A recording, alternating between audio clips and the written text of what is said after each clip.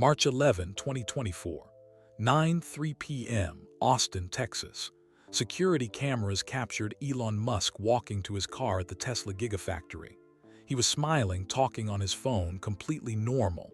He drove away into the night. He never arrived home. For 24 hours, the world's most famous entrepreneur vanished without a trace. His phone was found in an abandoned car. His family didn't know where he was. The FBI launched an investigation. Stock markets crashed. But Elon wasn't kidnapped. He wasn't lost. He was underground, trapped in a secret survival facility with 11 other people, fighting for his life while a saboteur tried to ensure none of them would ever escape. What was he doing there? Why did someone want him dead? And what did he discover during those 24 hours that would change everything, not just for him, but for all of humanity? This is the story of one woman's desperate search, one man's impossible mission, and the conspiracy that nearly killed them both. This is the story of how 24 hours changed the world. It begins with an empty office and a growing sense of dread. Marina Chen pushed through the glass doors of SpaceX headquarters at exactly 6:00 a.m. The California morning was still dark and cool. She carried 2 coffee cups, one for herself, one for her boss. Elon Musk always arrived before everyone else. Marina had worked as his executive assistant for 5 years. She knew his schedule better than anyone. He usually slept only 4 or 5 hours each night. By 6 in the morning, he was already at his desk, answering emails or drawing rocket designs on his whiteboard. But today, his office was dark. Marina flipped the light switch. The room was empty. Elon's desk looked exactly like it had yesterday evening, papers stacked neatly, computer screen black, chair pushed in. His coffee mug sat clean and unused on the corner. She checked her phone. No messages. No missed calls, nothing. That was strange. Marina set down the coffee cups and dialed Elon's personal number. It rang 4 times, then went to voicemail. "Hi, this is Elon. Leave a message." She tried his Tesla phone next. Same thing, straight to voicemail after 4 rings. Her stomach tightened. Something felt wrong. Marina walked quickly down the hallway to the security office. James Rodriguez, head of SpaceX security, was drinking coffee and watching the morning news on a small television. "James," Marina said, slightly breathless, "have you seen Elon this morning?" James looked up surprised. "No, isn't he in his office?" "His office is empty. He's not answering his phones." James set down his coffee cup. His face became serious. "Let me check the logs." He turned to his computer and typed rapidly. The last security scan shows him leaving the Gigafactory in Austin yesterday evening at 9:00 p.m. He signed out personally, walked to his car in the parking lot. "Did he arrive here after that?" Marina asked. James scrolled through more data. No entry scan at this building. No entry at his home in Austin either. He looked up at Marina. "As far as our systems show, Elon Musk hasn't been anywhere since 9:00 p.m. last night." Marina felt her heart beat faster. "That's 14 hours ago." "Almost 15, James corrected. He picked up his radio. "Let me call the Austin security team." While James made calls, Marina tried Elon's numbers again. Still nothing. She opened her email on her phone, scrolling back through yesterday's messages. Elon had sent his last email at 8:47 p.m. from the Gigafactory. It was about a battery design problem, nothing unusual, nothing that suggested he was planning to disappear. James finished his radio conversation. His expression was grim. Austin security confirmed. Elon left the Gigafactory at 9:03 p.m. Security cameras show him walking to his car alone. He was on his phone, smiling about something. He got into his Model S Plaid and drove out of the parking lot heading north toward his house in the hills. "But he never arrived home," Marina said. "Correct. The house security system shows no entry last night. His bed wasn't slept in. The alarm system is still armed from yesterday morning. Marina's hands trembled slightly. She tried to think clearly. Who else should we call? His brother, James said immediately, and Miss Shotwell. Kimball Musk answered on the second ring. Hello. Mr. Musk, this is Marina Chen from SpaceX. I'm sorry to call so early, but we can't locate Elon. Have you heard from him since yesterday? There was a pause. No, I talked to him Sunday afternoon. Why, what's wrong? Marina explained the situation as calmly as she could. Elon left work at 9 o'clock last night. His car drove away, but he never arrived home. No one had heard from him in 15 hours. That's not like him, Kimball said. His voice sounded tight, worried. Elon always answers his phone. Even at 3 in the morning, he never just disappears. I know, Marina said. That's why we're calling. I'll catch the next flight to Austin, Kimball said. Keep me updated on everything. Call the police if you need to, don't wait. Next, Marina called Gwynne Shotwell, the president of SpaceX. Gwynne had worked with Elon for 20 years. She knew him almost as well as his family did. This is very concerning, Gwynne said after hearing the details. Elon had meetings scheduled today, important ones. He wouldn't miss them without telling someone. She was quiet for a moment. Marina, I think we need to involve the authorities. If Elon has been missing for 15 hours and he's not responding to anyone, something serious might have happened. James Rodriguez nodded in agreement. I'm calling the Austin Police Department now. By 7:30 a.m., 2 Austin police officers arrived at the Gigafactory to review security footage. Marina drove from California to Austin on the first available flight, her mind racing with possibilities. Had Elon been in an accident? His car had GPS tracking, they could find it. Had he gotten sick and pulled over somewhere? But why wouldn't he call for help? Had someone taken him? The thought made her feel cold. Marina had known Elon for 5 years. In that time, she'd learned many things about him. He worked harder than anyone she'd ever met. He cared deeply about saving the planet and making humanity a multi-planet species. He could be impatient and demanding, but he was also incredibly generous. She thought about her daughter, Lily. 5 years ago, Lily had been diagnosed with a rare heart condition. The surgery to fix it cost $400,000. Marina's insurance wouldn't cover it. She'd been desperate, terrified of losing her only child. When Elon found out, he personally paid for the entire surgery. He never mentioned it publicly. He never asked for anything in return. He just quietly made sure Lily got the care she needed. Marina's daughter was alive because of him. Now Elon was missing, and Marina would do anything to find him. By noon, the police had important information. They'd located Elon's Tesla Model S Plaid. It was parked at Mount Bonnell, a popular viewpoint overlooking the city of Austin. People went there to watch sunsets and take photographs of the beautiful scenery. Marina drove to Mount Bonnell with James and the police officers. The parking lot was nearly empty. Elon's black Tesla sat alone near the edge, facing the view. The police approached carefully. They looked through the windows first. The car was locked. No one was inside. They used a special tool to unlock the door. Marina watched as they opened the driver's side door. On the seat sat Elon's phone. The battery was completely dead. There was nothing else. No note. No signs of a struggle. No blood or broken glass. Just an empty, locked car with a dead phone. This doesn't make sense, James said. Why would he leave his phone? Elon never goes anywhere without his phone. A police officer examined the parking lot. No security cameras in this area. It's a public park. We'll search the trails around here, but... He looked at the steep hillside covered in trees and rocks.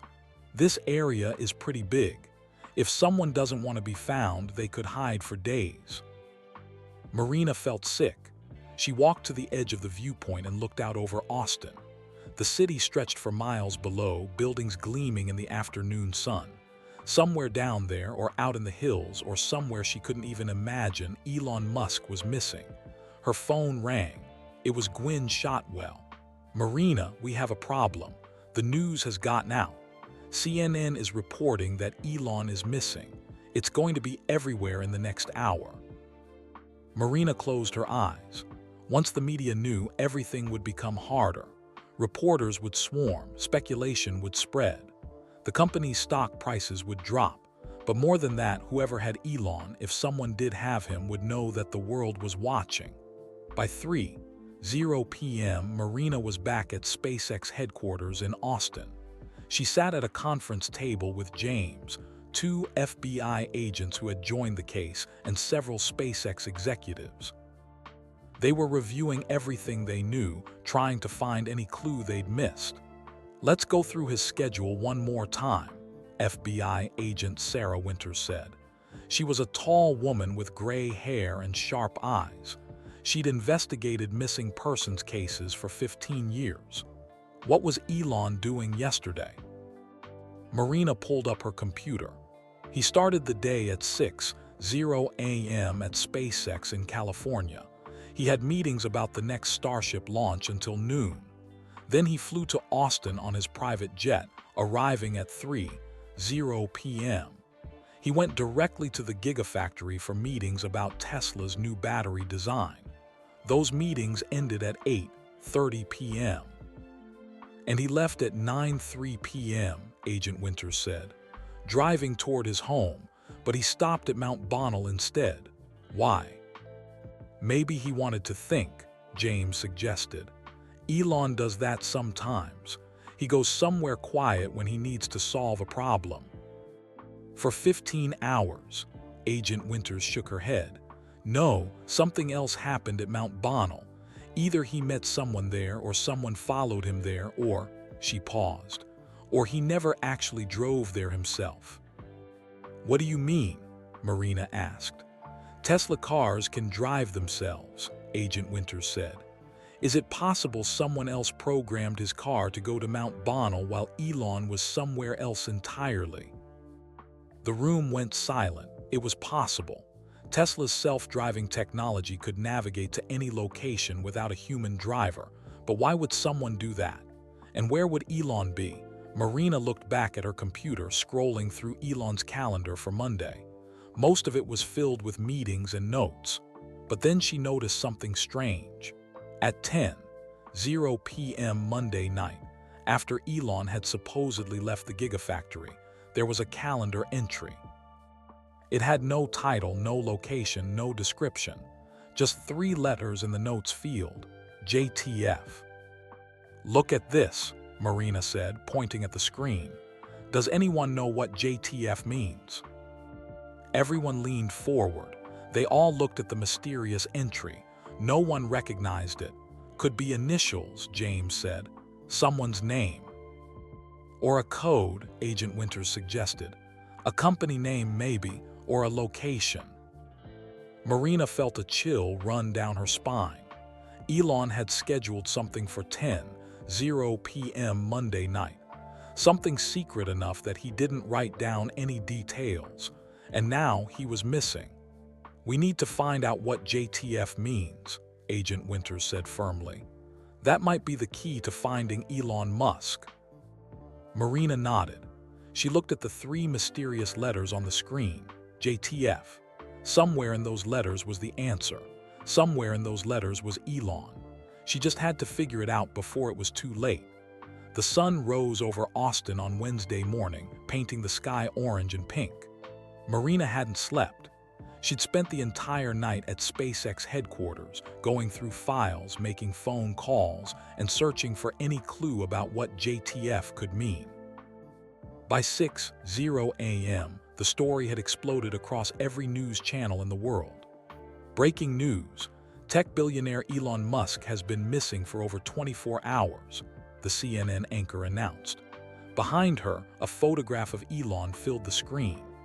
The CEO of Tesla and SpaceX was last seen Monday evening leaving the Tesla Gigafactory in Austin, Texas.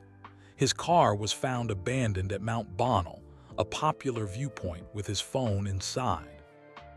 Authorities are asking anyone with information to come forward. Marina watched the news on a television in the conference room, her hands wrapped around a cold cup of coffee she'd forgotten to drink. Beside her, James Rodriguez was on his phone, coordinating with security teams across all of Elon's companies. "The stock market opened 15 minutes ago," James said quietly. "Tesla stock has dropped 12%. SpaceX investors are panicking." Marina barely heard him. She was thinking about Elon, about where he might be, about whether he was safe. She was thinking about Lily, her daughter, who had asked this morning, "Is Mr. Musk going to be okay, Mommy?" Marina had promised her daughter that yes, everything would be fine, but she didn't know if that was true. FBI agent Sarah Winters entered the conference room carrying a laptop and several folders. She looked as tired as Marina felt. Behind her came a younger agent, a man with dark hair and glasses. "This is Agent Marcus Cole," Winters said. "He specializes in digital forensics. He's been analyzing Elon's phone and computer activity." She gestured to chairs. "Please sit down. We have some updates." Marina and James sat quickly. Several SpaceX executives joined them, including Gwynne Shotwell, who had flown in from California overnight. Agent Cole opened his laptop and turned it so everyone could see the screen. "We've been looking at Mr. Musk's digital footprint for the past week. His emails, text messages, calendar entries, even his internet search history. Most of it is what you'd expect: work communications, technical discussions, news articles about space and technology." "But," Gwynne prompted. "But there are some anomalies," Agent Cole continued. He clicked to bring up a timeline on the screen. "On Friday, 5 days ago, someone accessed Mr. Musk's calendar from an IP address we can't trace. They added that 10:00 p.m. appointment, the one with JTF in the notes. The entry was created at 2:17 a.m. Friday morning." "Someone hacked Elon's calendar?" Marina asked, alarmed. "Not exactly hacked," Agent Cole said. "They had legitimate login credentials, but the IP address is routed through multiple servers in different countries. Someone went to great lengths to hide where they were when they made this calendar entry." "So someone contacted Elon secretly," Winters said. "They arranged a meeting for Monday night at 10:00 p.m., and they made sure no one could trace the message back to them." Marina's chest felt tight. "That sounds like a kidnapping plan." "Possibly," Winters agreed. "Or it could be something else. We're exploring all possibilities." She turned to Agent Cole. "Show them the rest." Agent Cole clicked to another screen. "We found something else interesting. On Sunday night, 2 days before he disappeared, Mr. Musk used his home computer to search for information about someone named Dr. Amara Akafor." Marina frowned. "I don't recognize that name. Is she someone he works with?" "No," Agent Cole said. "Dr. Akafor is a physicist. She used to work at CERN in Switzerland, studying particle physics. She left CERN 3 years ago and moved to the United States. Since then, she's been working independently on climate research." "Why would Elon search for a climate researcher?" Gwynne asked. "That's not really his primary focus." "We don't know yet," Winters admitted. "But we're trying to locate Dr. Akafor for questioning. The problem is, she's proven difficult to find. She doesn't have a permanent address listed anywhere. No social media accounts. No public phone number. It's like she doesn't want to be found." James leaned forward. "Could she be connected to JTF?" "It's possible," Winters said. "We're investigating every connection we can find." At that moment, Marina's phone buzzed. She glanced at the screen and her heart jumped. The message was from an unknown number. "Stop looking. He's safe. He'll return when he's ready." Marina's hands shook as she held up her phone. I just received this. Agent Winters grabbed the phone immediately. She read the message, her expression hardening. When did this come in? Just now, 2 seconds ago. Winters handed the phone to Agent Cole. Trace this number now. Cole took the phone and began typing on his laptop. His fingers moved rapidly across the keyboard. After 2 minutes, he looked up, frustrated. The number is a burner phone. It pinged off a cell tower near downtown Austin, but by the time we track it, the phone will probably be destroyed. These people know what they're doing. These people, Gwyn repeated. So you think there's more than one person involved? The sophistication suggests a group, Winters said. Someone who understands technology, digital security, and how to avoid law enforcement. She looked at Marina. Has anyone else received messages like this? Marina shook her head. Not that I know of. Why would they contact me specifically? Because you're his assistant, Winters said. You're the person coordinating the search. They want you to call off the investigation. That's not going to happen, Marina said firmly. Winters smiled slightly. I didn't think so. By mid-morning, the media presence outside SpaceX headquarters had grown enormous. News vans lined the street. Reporters stood in clusters, recording segments for their networks. Helicopters circled overhead. Marina watched from a window. This is getting out of control. The whole world is watching, James said. Elon is one of the most famous people on the planet. When someone like that disappears, everyone wants answers. Marina's phone rang again. This time it was May Musk, Elon's mother. Marina answered immediately. Marina, dear, May's voice was strained, worried. I just landed in Austin. I'm coming directly to the office. Have there been any updates? Marina quickly explained about the mysterious text message and the information about Dr. Acaffer. She tried to sound hopeful, but it was difficult. 24 hours had passed. With every hour, the chances of finding Elon safe decreased. I don't understand, May said. Why would my son just vanish? He has so much work to do. The Starship launch is scheduled for next month. Tesla is releasing a new car model. He wouldn't just abandon everything. I know, Marina said gently. We're going to find him, Ms. Musk, I promise. But even as she said the words, Marina wondered if she could keep that promise. An hour later, May Musk arrived at SpaceX headquarters. She was 75 years old, tall and elegant, with white hair and a face that showed both strength and worry. Marina had met her several times before. May was kind but direct, just like her son. Kimball Musk arrived shortly after, having flown in from Colorado. He looked exhausted. His eyes were red as if he'd been crying. My brother is the strongest person I know, Kimball told reporters who surrounded him in the parking lot. His voice shook with emotion. Elon doesn't give up. He doesn't quit. Something's wrong. Something happened to him. I'm asking anyone who knows anything, please come forward. Help us bring him home. The video of Kimball's statement went viral within minutes. People around the world shared it, adding comments of support and concern. #FindElon started trending on social media. Millions of people posted messages of hope. But Marina knew that hope alone wouldn't find Elon. They needed facts. They needed evidence. They needed to solve the mystery of what JTF meant and who had sent that anonymous text message. At 2:00 p.m., Agent Winters received a critical phone call. She listened intently, her expression changing from neutral to alert. When she hung up, she immediately turned to Marina and the others. They found something at Mount Bonnell, Winters announced. The crime scene team went back this morning to search more carefully. They discovered fresh tire tracks in the dirt near where Elon's car was parked. The tracks don't match his Tesla.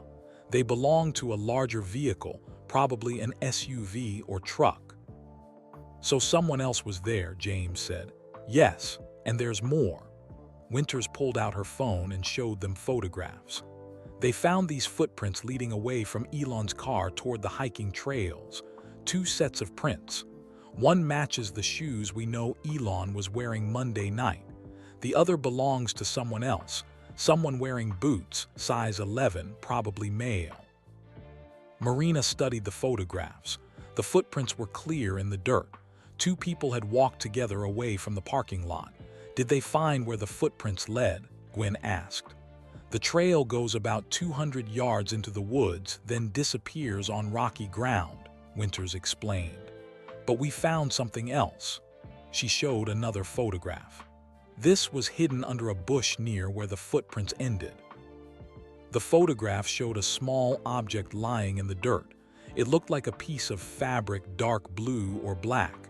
It's a piece of cloth, Winters said, torn from a jacket or shirt. We're running DNA tests on it now, but there's something interesting about it.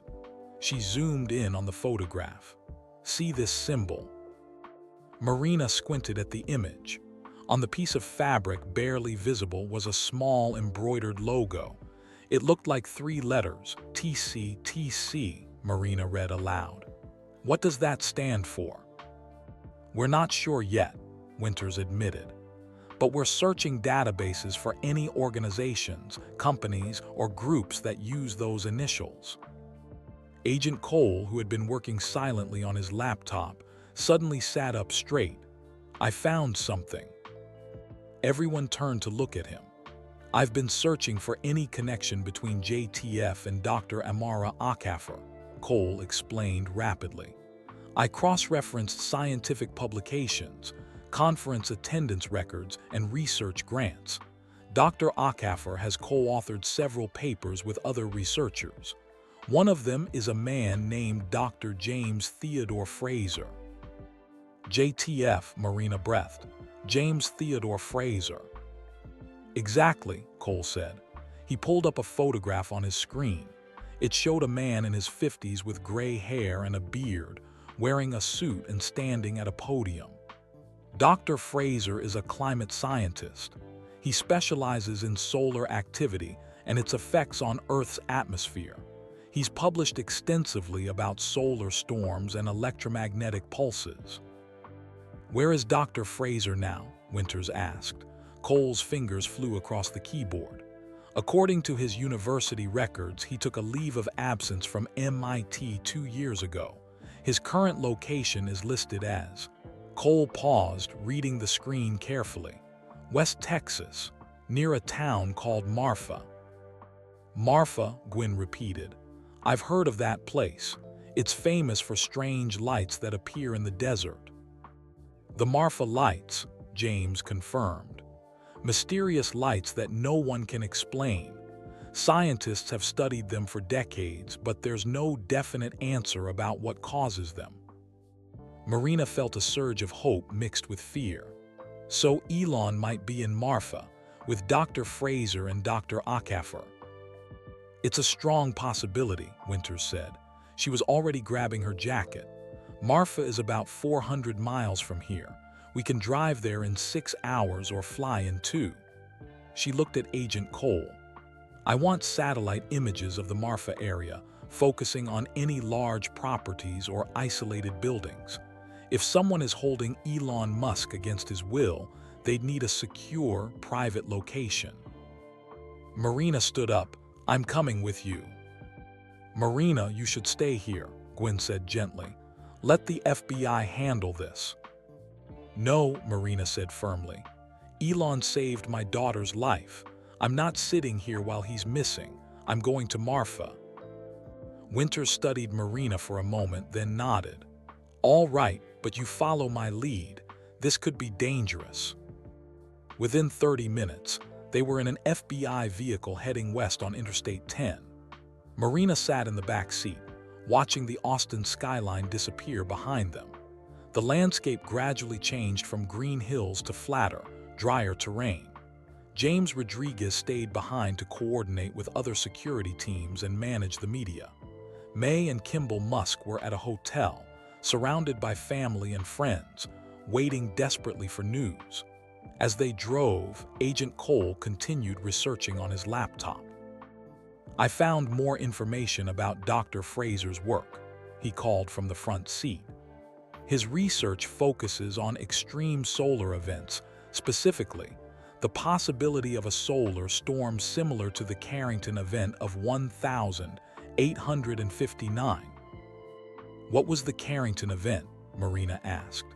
It was the most powerful solar storm ever recorded, Cole explained. It happened in September 1859. A massive burst of energy from the sun hit Earth's magnetic field. Telegraph systems around the world failed. Operators received electric shocks. Some telegraph papers caught fire. The aurora borealis, the northern lights, appeared as far south as the Caribbean and Hawaii. People could read newspapers outside at midnight from the aurora's light. That sounds catastrophic, Marina said. It was, Cole agreed. But in 1859, humans didn't depend on electricity the way we do now. We had no power grids, no satellites, no computers, no internet. If a Carrington-level event happened today, it could knock out electricity across entire continents. Satellites would fail. GPS wouldn't work. Power transformers would explode. We'd be thrown back to the 19th century in a matter of hours. Marina felt cold despite the warm car interior. And Dr. Fraser studies this. He's obsessed with it, Cole said, reading from his screen. He's written dozens of papers arguing that another major solar storm is inevitable and that humanity is completely unprepared for it. What does this have to do with Elon? Marina asked. Winters glanced back from the driver's seat. That's what we need to find out. But think about it. Elon Musk has built his entire career around preparing for catastrophes. Tesla makes electric cars and solar panels, technology that could help if oil supplies were disrupted. SpaceX is working on Mars colonization, a backup plan if Earth becomes uninhabitable. Maybe Dr. Fraser contacted Elon about the solar storm threat. Maybe he convinced Elon to help with something. But why disappear? Marina asked. Why not just work together openly? I don't know, Winters admitted, but we're about to find out. They drove through small Texas towns, Junction, Sonora, Ozona. The landscape became increasingly empty, just flat desert, distant mountains, and endless sky. They saw more cows than people. It was nearly sunset when Agent Cole made another discovery. I've been looking at satellite imagery of the Marfa area, he said. There's a large property about 50 miles outside town. It's listed as private land, purchased 3 years ago by a shell company called Threshold Holdings. Threshold Holdings, Winters repeated. That's an interesting name. What else can you find about them? Cole typed rapidly. Not much. The company was registered in Delaware, which makes it hard to trace the real owners. The only officer listed is a lawyer in Houston who specializes in setting up anonymous corporations. But look at this. He turned his laptop to show them a satellite image. The property has several buildings, solar panel arrays, and what looks like an underground facility. There are tire tracks leading to and from the property, but no public roads access it. Someone would need a four-wheel drive vehicle to get there. That's where we're going, Winters decided. How far is it from Marfa? About an hour's drive on dirt roads, Cole estimated. Marina stared at the satellite image on the laptop screen. Somewhere in those buildings, Elon might be waiting. Somewhere in that isolated property, she might finally get answers. But as they drove through the growing darkness, a new thought occurred to her. What if they were already too late? What if whoever had taken Elon had already hurt him? What if the text message, "He's safe," had been a lie? Marina pushed the thoughts away. She had to stay focused. She had to believe that Elon was alive and that they would find him. Her phone buzzed again. Another message from an unknown number. Turn back now. You're making a mistake. He chose this. Marina showed the message to Agent Winters. Winters read it, her jaw tightening. He chose this, Winters said slowly. That's an interesting phrase. It suggests Elon went voluntarily, but if that's true, why all the secrecy? Why abandon his car and phone? Maybe they're lying, Marina suggested, trying to throw us off. Maybe, Winters said, or maybe there's something going on that we don't understand yet. She increased the car's speed. Either way, we're not turning back. We're going to get answers. The sun disappeared below the horizon, leaving the desert in darkness. Stars appeared overhead, thousands of them brighter than Marina had ever seen in the city. The road stretched ahead, empty and endless. And somewhere in that darkness, 400 miles from where Elon Musk had last been seen, the truth was waiting. They arrived in Marfa just after 9:00 p.m. The town was tiny, one main street with a few restaurants, art galleries, and a small hotel. The population sign at the town entrance said 1,700 people. Marina had never been anywhere this remote. The darkness felt complete, almost heavy. The only lights came from the few businesses still open and the brilliant stars overhead. Agent Winters pulled into a gas station, the only one Marina had seen for miles. While Cole filled the vehicle with gas, Winters went inside to ask the attendant about the property they were looking for. Marina stepped out of the car to stretch her legs. The desert air was cool and dry. She could hear the wind moving through the scrubby plants along the roadside. In the distance, mountains rose like dark shadows against the starry sky. Her phone had no signal out here. She felt completely cut off from the world. Somewhere back in Austin, May and Kimball Musk were waiting for news. Somewhere in California, SpaceX and Tesla employees were wondering if their leader would ever return. And somewhere in this vast, empty desert, Elon might be just miles away. Winters came back from the gas station, shaking her head. The attendant says there's a property west of town that matches our description, but he got nervous when I asked about it. Said people go out there sometimes, but they don't talk about what happens inside. That's suspicious, Marina said. Or it could be nothing, Winters replied. Small-town people value privacy. They don't like outsiders asking questions. She checked her watch. It's too dangerous to drive out there in the dark on dirt roads. We'll get a hotel room, rest for a few hours, and head out at dawn. Marina wanted to protest. Every minute mattered, but she knew Winters was right. They couldn't help Elon if they got lost in the desert or drove off a cliff in the darkness. They checked into the only hotel in Marfa, a small building with 12 rooms. Marina's room was simple but clean. A bed, a desk, a bathroom. She tried to sleep but couldn't. Her mind kept racing with possibilities. What if Elon was hurt? What if whoever had taken him was dangerous? What if they arrived tomorrow and found nothing, just an empty property and more questions? At midnight, unable to sleep, Marina got up and opened her laptop. She started researching everything she could find about Dr. James Fraser and Dr. Amara Akafor. Dr. Fraser's academic record was impressive. He had degrees from Harvard and Cambridge. He'd published 47 papers on solar physics. But starting about 5 years ago, his work had changed. The papers became more urgent, more warning-focused. Titles like The Coming Solar Catastrophe and Why Humanity is Unprepared for Electromagnetic Disaster. In one interview from 2022, Dr. Fraser had said, "We're living on borrowed time. The sun goes through cycles of activity. We're approaching a solar maximum, a period when solar storms are most likely, and our computer models show we're overdue for a major event. Not in 100 years, not in 50 years, possibly in the next decade." Marina shivered reading those words. Could that be why Elon had gotten involved?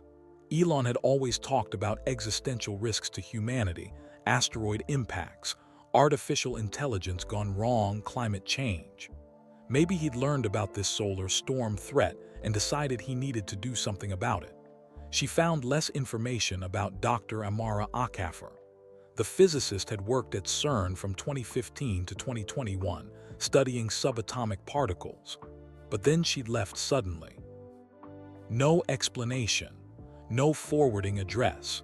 The last public record Marina could find was a brief interview where Dr. Ackafer had said, "Sometimes the most important work happens away from the spotlight. Some questions are too important to wait for committees and funding approval." Marina looked at photographs of both scientists. Dr. Fraser looked intense, serious. Dr. Ackafer looked kind but determined. Neither of them looked like kidnappers, but appearances could be deceiving. At 2:00 a.m., Marina finally fell into a restless sleep. She woke 3 hours later to knocking on her door. Agent Winters stood in the hallway, already dressed and ready. "We leave in 20 minutes, Winters said. "Get some coffee and meet us in the lobby." By 5:30 a.m., they were driving west from Marfa on a dirt road. The sky was starting to lighten, turning from black to deep blue. Agent Cole navigated using GPS coordinates and satellite maps on his laptop. "The property should be about 15 miles ahead," Cole said. "We'll see buildings once we get over that ridge." The road was rough, full of rocks and deep ruts. Winters drove carefully, the vehicle bouncing and swaying. Marina held onto the door handle, her stomach churning with nervousness and lack of sleep. They passed through empty desert for miles. Marina saw a few cattle, some wild horses in the distance, and once, a coyote that watched them from a small hill before disappearing. "There," Cole said suddenly, pointing ahead. Marina leaned forward to look. On the horizon, she could see structures, buildings with metal roofs glinting in the early morning light. As they got closer, she could make out details: solar panels covering every roof, a tall fence surrounding the property, security cameras mounted on poles. "This is definitely the place," Winters said. She slowed the vehicle as they approached a gate. The fence was at least 8 feet tall, topped with barbed wire. A sign on the gate read, "Private property, no trespassing." Winters stopped the car about 50 feet from the gate. "Let's observe for a minute before we announce ourselves." Through the fence, Marina could see several buildings. The largest was a long, low structure that looked like a warehouse or laboratory. 2 smaller buildings nearby might be living quarters. Everything looked new and well-maintained. The solar panels gleamed in the morning sun. "Someone invested serious money in this place," Cole observed.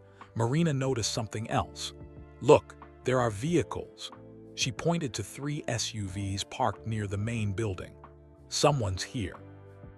As if on cue, a speaker mounted on the gate crackled to life. "This is private property. State your business or leave." Winters rolled down her window. "This is FBI Special Agent Sarah Winters. We're investigating a missing person case. We need to speak with Dr. James Fraser or Dr. Amara Ackafer." Silence. The speaker clicked off. Marina's heart pounded. Were they about to be turned away? Would they have to get a warrant and come back later? Every delay felt like torture. Then the speaker crackled again. "Wait there. Someone will come to speak with you." They waited. 5 minutes, 10 minutes, 15. "Maybe we should just go in," Cole suggested. "No," Winters said firmly. "We have no warrant. This is private property. If we force our way in, anything we find could be thrown out in court. We do this properly." Finally, Marina saw movement. A truck appeared from behind the main building and drove toward the gate. It stopped on the inside and a woman stepped out. She was tall and black, probably in her late 30s, wearing jeans and a work shirt. Her hair was pulled back in a tight bun. She walked to the gate with confident, measured steps. "I'm Dr. Amara Ackafer," the woman said through the fence. "Why is the FBI looking for me?" Winters held up her badge. "We're investigating the disappearance of Elon Musk. We have reason to believe he may be connected to you or Dr. Fraser. When did you last have contact with Mr. Musk?" Dr. Ackafer's expression didn't change. "I'm not answering questions without a lawyer present." "We're not accusing you of anything," Winters said. "We're just trying to find a missing person. If you know anything that could help us locate Mr. Musk, you have a legal obligation to tell us." Dr. Ackafer seemed to consider this. She looked at the three people in the vehicle, her gaze lingering on Marina. "You're his assistant," she said. "I've seen your photograph. Marina Chen." "Yes," Marina said, surprised. "How do you know that?" "Elon talked about you," Dr. Ackafer said. Then she seemed to realize she'd revealed too much. She pressed her lips together. "So you have seen him," Winters said quickly. "When? Where is he now?" Dr. Ackafer looked back toward the buildings behind her, then at the FBI agents. Marina could see her struggling with a decision. "You shouldn't have come," Dr. Ackafer finally said. "But since you're here, you deserve to know some of the truth." She pulled out a key and unlocked the gate. "Park your vehicle and come with me. But understand this. What I'm about to show you is classified. Not government classified, but information that could cause worldwide panic if released improperly." They drove through the gate and parked near the main building. Dr. Ackafer led them to a small visitors area with windows that looked into a larger facility. Through the windows, Marina could see impressive equipment, computers, monitors, scientific instruments she didn't recognize. "This facility is called Stargate Ranch," Dr. Ackafer began, "though that's not the name we use officially. 3 years ago, a group of scientists, climatologists, physicists, AI researchers, and engineers came together because we'd all reached the same conclusion through different research. Human civilization is facing multiple existential threats within the next 20 years. "What kind of threats?" Cole asked, taking notes. "Climate change, obviously," Dr. Ackafer said, "but also potential pandemics worse than COVID-19, advanced artificial intelligence that might become uncontrollable, and solar activity." She pulled up a screen on a nearby computer and showed them graphs and charts. "The sun goes through 11-year cycles of magnetic activity. During solar maximum, the peak of each cycle, solar flares and coronal mass ejections become more common. Most are harmless, but occasionally the sun produces something extraordinary." Dr. Ackafer pulled up a historical image. On September 1st, 1859, this happened, the Carrington event. A massive solar storm hit Earth. Telegraph systems worldwide failed. Operators got shocked. Papers caught fire. The aurora borealis appeared in places that never see it, Cuba, Jamaica, even Colombia near the equator. Marina remembered Agent Cole mentioning this during the drive. "But that was before we had modern technology," she said. "Exactly," Dr. Ackafer confirmed. "In 1859, the impact was limited because humanity barely used electricity. Today," she shook her head, "today, a Carrington-level event would be catastrophic. Our entire civilization runs on electronics. Power grids, computers, satellites, GPS, the internet, medical equipment, water treatment plants, food supply chains. All of it depends on electricity and electronic systems that would be destroyed by a massive solar electromagnetic pulse." She pulled up more data. In 2012, a Carrington-level solar storm missed Earth by just 9 days. If our planet had been in that position in its orbit, we would have been hit. Scientists later estimated the economic damage would have been over $2 trillion, with recovery taking years, maybe decades. "And you think another one is coming," Winters said. "We don't think. We know," Dr. Ackafer said firmly.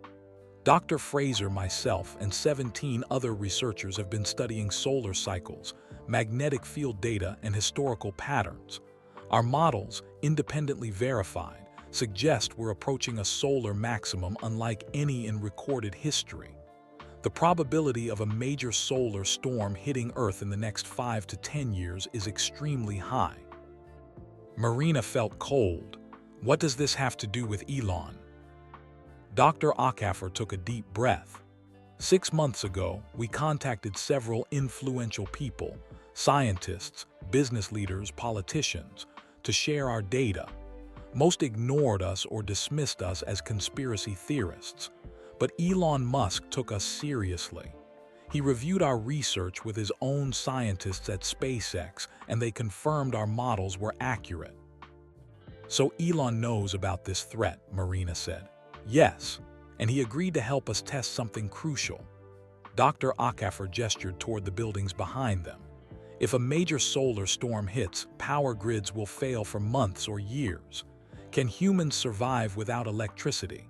Can a small group of people sustain themselves completely off-grid using only current technology, solar power, water filtration, preserved food, basic tools?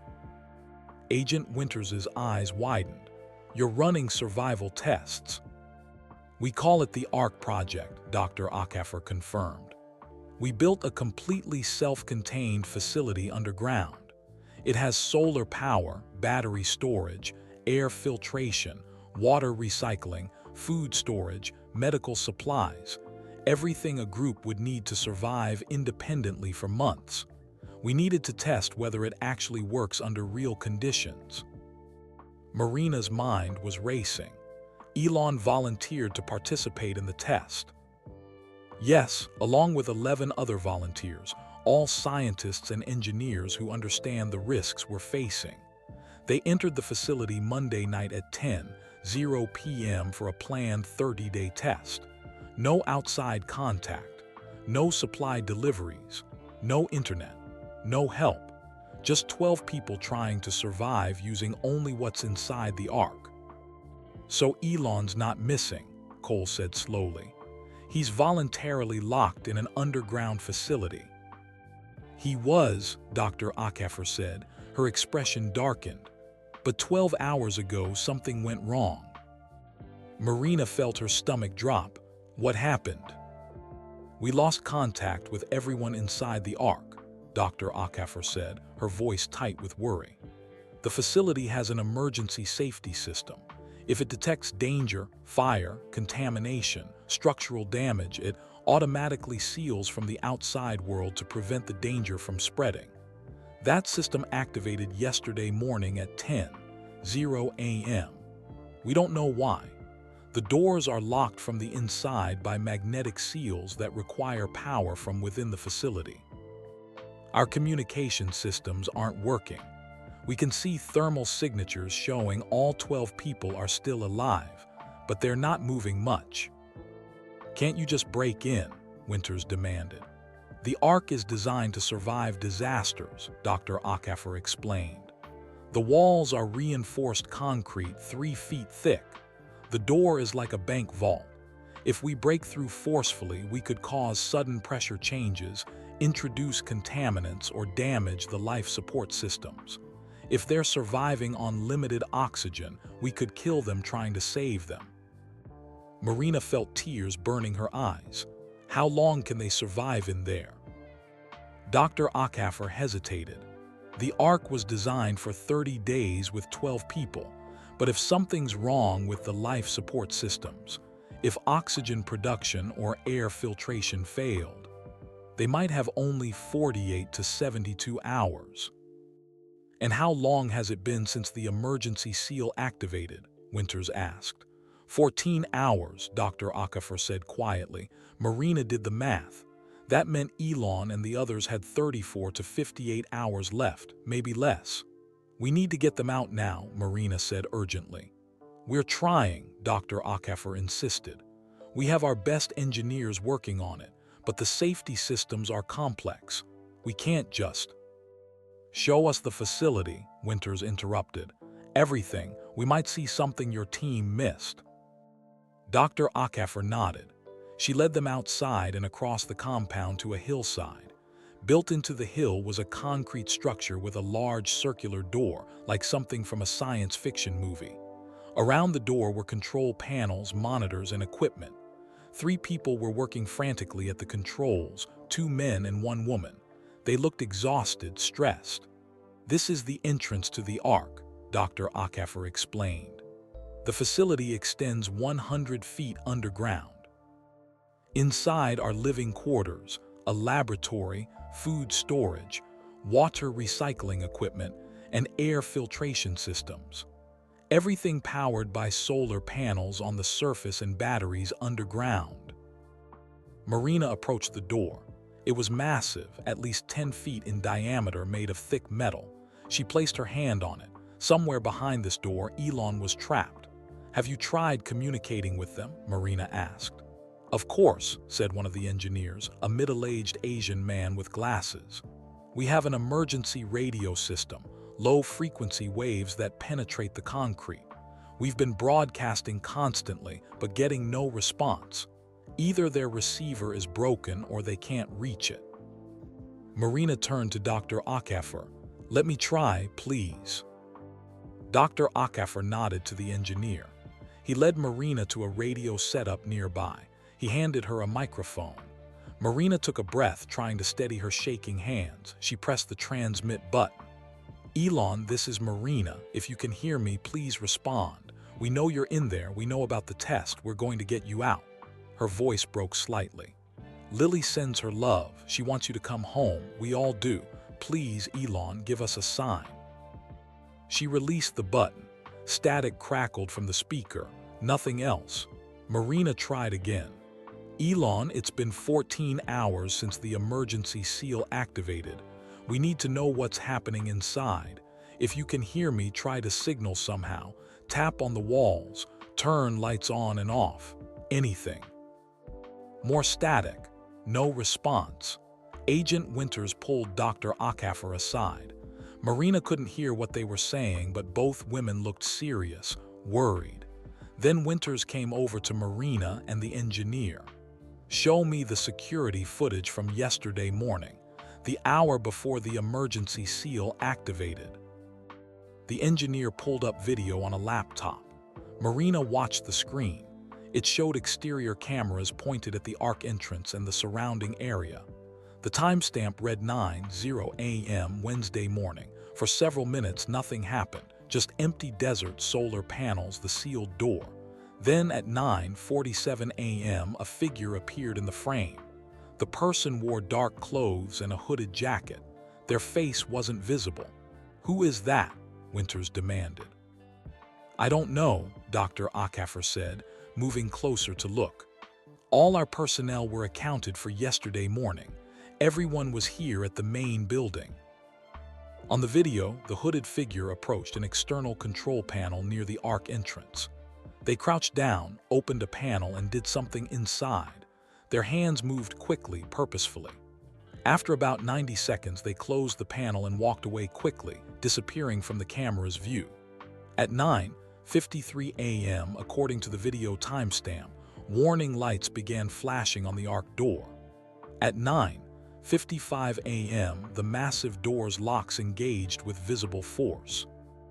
"Someone sabotaged this," Winters said, her voice hard with anger. "This wasn't an accident. Someone deliberately triggered the emergency seal." Dr. Akafer looked stunned. "But why? Who would do this?" Marina's phone buzzed. Another message from an unknown number. "He wasn't supposed to be there. This is your fault. Fix it or everyone inside dies in 36 hours when the oxygen runs out." She showed the message to Winters. The FBI agent's jaw tightened. "We have a saboteur," Winters said, "and they're telling us we have 36 hours, now probably 35, before the 12 people inside run out of air." She turned to the engineers. "Is there any way to access the facility without using the main door?" The Asian engineer, his name badge said Marcus Zhang, pulled up building schematics on his tablet. He studied them carefully, his finger tracing lines on the screen. "There might be one way," Marcus said slowly. "An emergency ventilation shaft. It's narrow, only about 24 inches wide. It goes 100 feet down from a hidden entrance on the hillside before reaching the Ark's interior ventilation system." "Could someone climb down it?" Winters asked. Possibly, Marcus said, but it would be dangerous. The shaft is vertical. There are metal rungs built into the walls for maintenance, but some might be loose or corroded. If someone got stuck halfway down, he shook his head. We couldn't rescue them easily. Marina looked at the schematic. The ventilation shaft was their only option. Without it, they'd have to wait while engineers tried to override the door's electronic locks, and they might not succeed before the oxygen ran out. She thought about Lily, about how Elon had saved her daughter's life. She thought about the promise she'd made to find him. "I'll do it," Marina said. "I'll climb down the shaft." Everyone turned to look at her. "Marina, you're not trained for this," Dr. Akafor said. "It's extremely dangerous." "I'm small, 5'3" and 125 pounds, Marina said. "I'll fit in the shaft more easily than most people, and I'm not waiting here while Elon suffocates." She looked at Agent Winters. "You said yourself we have less than 36 hours. How long will it take your rescue teams to get here and plan an operation? 6 hours. 12. Winters didn't answer, which was answer enough. "I'm going," Marina said firmly. "Show me the entrance to the shaft." Marcus Zhang led them up the hillside behind the main arc entrance. The morning sun was fully up now, heating the desert air quickly. Marina could feel sweat forming on her back as they climbed over rocks and through scrubby bushes. The ventilation shaft was designed as an emergency backup, Marcus explained as they walked. If the main systems failed, fresh air could still circulate through this shaft, but we never intended for anyone to actually climb through it. They reached a flat area about 50 yards up the hill. Marcus pushed aside some brush to reveal a metal grate set into the ground. It was square, about 3 feet on each side, secured with heavy bolts. "This is it," Marcus said. He knelt and began removing the bolts with a wrench from his tool bag. Agent Winters pulled Marina aside. "Are you absolutely sure about this? Once you're down there, we can't help you if something goes wrong." Marina looked at the metal grate, then back toward the arc entrance far below. Somewhere beneath all that rock and concrete, Elon was trapped, maybe unconscious, maybe hurt, maybe dying. "I'm sure," Marina said. Marcus removed the last bolt and lifted the grate. Marina looked down into the opening. She could see only darkness, a black hole that seemed to go on forever. Cold air drifted up from below, smelling of dust and metal. "The shaft drops straight down 100 feet, Marcus explained. He pulled equipment from his bag, a climbing harness, rope, a helmet with a built-in light, and a small radio headset. "You'll wear this harness and clip onto this rope. We'll lower you slowly using a pulley system. There are metal rungs built into the shaft walls every few feet. Use them to steady yourself as you descend." He helped Marina put on the harness, adjusting the straps to fit her small frame. The helmet was too big, but they stuffed some cloth inside to make it snug. Marcus showed her how to use the radio headset. "Keep talking to us as you go down," he said. "Tell us if you see anything unusual or if you need help. The shaft has 3 small platforms at 40 feet, 70 feet, and 95 feet. You can rest there if needed." "What happens at the bottom?" Marina asked. "There's a hatch that leads into the ark's ventilation system," Marcus said. "It opens with a wheel lock like on a submarine. Once you're through, you'll be in a narrow tunnel. Follow it until you find a larger opening. That should lead you into the mechanical room inside the ark." Agent Winters handed Marina a small backpack. "This has water, a flashlight, basic tools, and a first aid kit. Also a phone, though it probably won't have a signal through all that concrete." Dr. Akafor stepped forward. She looked worried. "When you find them, assess the situation first. Don't try to move anyone who's seriously injured. And be careful. If the life support systems are damaged, the air quality might be bad. If you feel dizzy or sick, get out immediately." Marina nodded, trying to absorb all the instructions. Her heart was pounding. She'd never done anything like this before, but she couldn't let fear stop her. She thought about Lily's face when the doctors had said she needed heart surgery. The terror Marina had felt knowing she couldn't afford to save her daughter. Then Elon had appeared, this strange, famous man she barely knew, and he'd simply made it happen. No hesitation, no strings attached, just, "Your daughter will get the surgery. I'll handle it." Now it was Marina's turn. Now she would do whatever it took to help him. "I'm ready," she said. Marcus clipped her harness to the rope and tested the pulley system. 2 other engineers had joined them to help control the descent. Agent Winters double-checked all the connections. "Okay," Marcus said. "Sit on the edge of the opening with your feet dangling down. When you're ready, we'll start lowering you. Use your feet against the walls to keep yourself steady. And remember, if anything feels wrong, tell us immediately. We'll pull you back up." Marina sat on the edge of the shaft opening. Her legs disappeared into the darkness below. She took a deep breath. "Lower me down," she said. The rope went taut. Marina felt herself sliding over the edge and into the shaft. The helmet light clicked on, illuminating rough concrete walls all around her. The shaft was narrower than she'd expected. She could touch both sides with her outstretched hands. "How are you doing?" Marcus's voice crackled in her headset. "Okay," Marina said. "Going down." She descended slowly. Every few feet she grabbed one of the metal rungs built into the wall to steady herself. The rungs felt solid, reassuring. The rope above her paid out smoothly. 10 feet down, 20 feet, 30 feet. The temperature dropped as she went deeper. The air felt damp. Her helmet light created strange shadows on the walls. Marina tried not to think about how much weight was above her, tons of rock and soil pressing down. 40 feet, Marcus said through the radio. "You should see the first platform." Marina looked down. Her light caught metal, a small ledge jutting out from the wall. She lowered herself onto it carefully. The platform was tiny, barely 2 feet wide, but it felt good to have something solid under her feet. "I'm at the first platform," Marina radioed up, taking a short break. "Good," Marcus said. "How's the shaft looking? Any damage or problems?" Marina examined the walls around her. The concrete looked old but solid. Some of the metal rungs had rust on them. "Everything looks stable," she reported.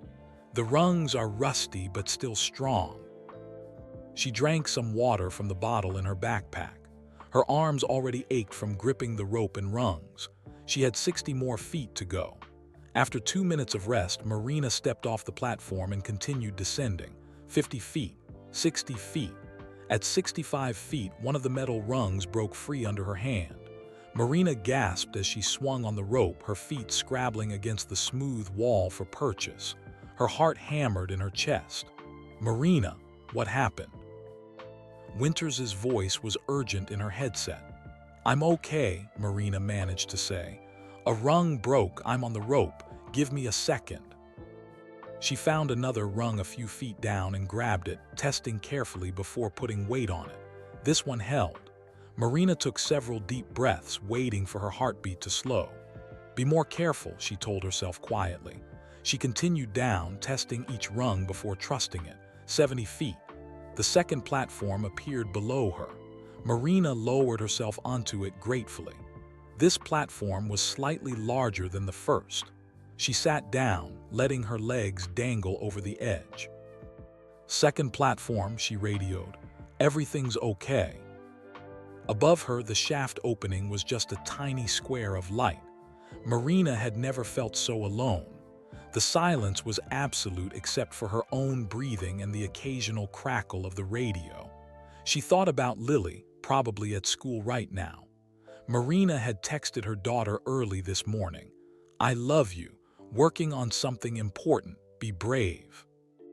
Lily had replied with a heart emoji and the words, "You're the bravest person I know, Mom." Marina smiled at the memory. She would get through this. She would find Elon and get him out. She would make Lily proud. Continuing down, Marina said into the radio. The final 30 feet were the hardest. Marina's shoulders burned. Her fingers felt raw inside her gloves. The shaft seemed to narrow slightly, making it harder to maneuver. At 80 feet, she heard a strange sound, a deep humming that seemed to come from the walls themselves. Machinery, maybe, or air moving through pipes. 90 feet. Marina could see the bottom now, a metal hatch set into the floor of the shaft, almost there. At 95 feet, she reached the third and final platform. She stood on it, breathing hard, and looked down at the hatch just 5 feet below her. "I can see the bottom," Marina radioed. "The hatch is right there." "Excellent work," Marcus said. "Lower yourself to the hatch and turn the wheel lock counterclockwise. It might be stiff." Marina descended the last 5 feet. Her feet touched solid metal, the bottom of the shaft. She unclipped from the rope so she could move freely. The hatch was circular, about 2 feet in diameter. A wheel lock in the center looked like something from an old ship. Marina grabbed it with both hands and tried to turn it. It didn't budge. She tried again, pulling with all her strength. The wheel moved slightly, making a grinding sound, then stopped. "It's stuck," Marina said into the radio. "Use the wrench in your backpack," Marcus instructed. "You can get more leverage." Marina pulled out a heavy adjustable wrench. She fitted onto the wheel lock and pulled. The metal groaned. Slowly, with aching effort, the wheel began to turn. 1 full rotation, 2, 3. Finally, Marina heard a click. The hatch loosened. She turned the wheel the rest of the way by hand, then pulled the hatch open. Warm air rushed up from below, carrying smells of dust and machinery and something else, something chemical or electrical. The air made Marina cough. "The hatch is open," she radioed. "I'm going in." "Be careful," Winters said. "We'll lose radio contact once you're inside. The concrete will block the signal." Marina looked down through the open hatch. Her helmet light showed a narrow tunnel extending horizontally. She would have to crawl through it. "I understand," Marina said. "I'll come back to this spot to radio when I have information." "Good luck, Marina," Dr. Acker's voice said. "Bring them home safe." Marina lowered herself through the hatch into the tunnel below. It was cramped. She had to crawl on her hands and knees. The tunnel smelled strongly of dust. Cobwebs brushed her face, making her shudder. She crawled forward. The tunnel seemed to go on forever, 20 feet, 30 feet. Her knees hurt from the hard metal floor. Then the tunnel opened into a larger space. Marina emerged into a room filled with machinery, huge metal boxes, pipes, filters, and control panels with blinking lights. This must be the mechanical room Marcus had mentioned.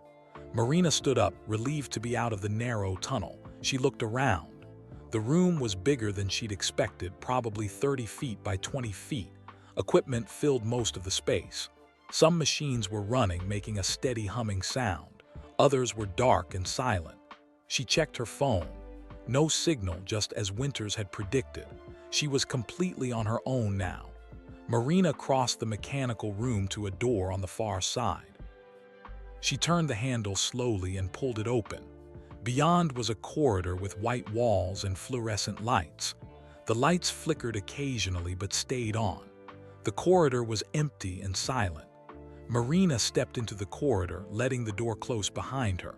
She could see other doors along the hallway, some open, some closed. At the far end, perhaps 50 feet away, was a larger door marked Main Chamber. She walked quietly down the corridor, her footsteps echoed. The silence felt wrong, heavy. Where was everyone? Through an open door on her left, Marina glimpsed what looked like a bathroom. Through another door, she saw a storage room with shelves of food and supplies. She kept walking toward the main chamber door. As she got closer, Marina heard something. Voices. Low, worried voices coming from inside the main chamber. Relief flooded through her. They were alive. They were talking. Marina pushed open the main chamber door and stepped inside. The room was large, maybe 40 feet square, with several tables, chairs, computers, and equipment. 11 people were there. Some sat at tables. Others stood in small groups. All of them looked exhausted, worried, and dirty. They turned to stare at Marina in shock. "Who are you?" a tall man with glasses demanded. "How did you get in here?" Marina's eyes scanned the room looking for Elon. She spotted him immediately. He was lying on a cot against the far wall. A woman in a white coat, probably a doctor, knelt beside him, checking his pulse. Elon's eyes were closed. His face was pale and covered in sweat. He wasn't moving. Marina's heart sank. "What happened to him?" she asked urgently, running across the room. The doctor looked up. She was Asian, probably in her early 40s, with kind but worried eyes. "He collapsed about 8 hours ago. High fever, difficulty breathing, confusion. I think it's pneumonia, bacterial infection in his lungs. I've been giving him antibiotics from our medical supplies, but he's not improving." The doctor's voice was strained. "Without proper hospital care, without stronger medications and oxygen therapy, I don't know if..."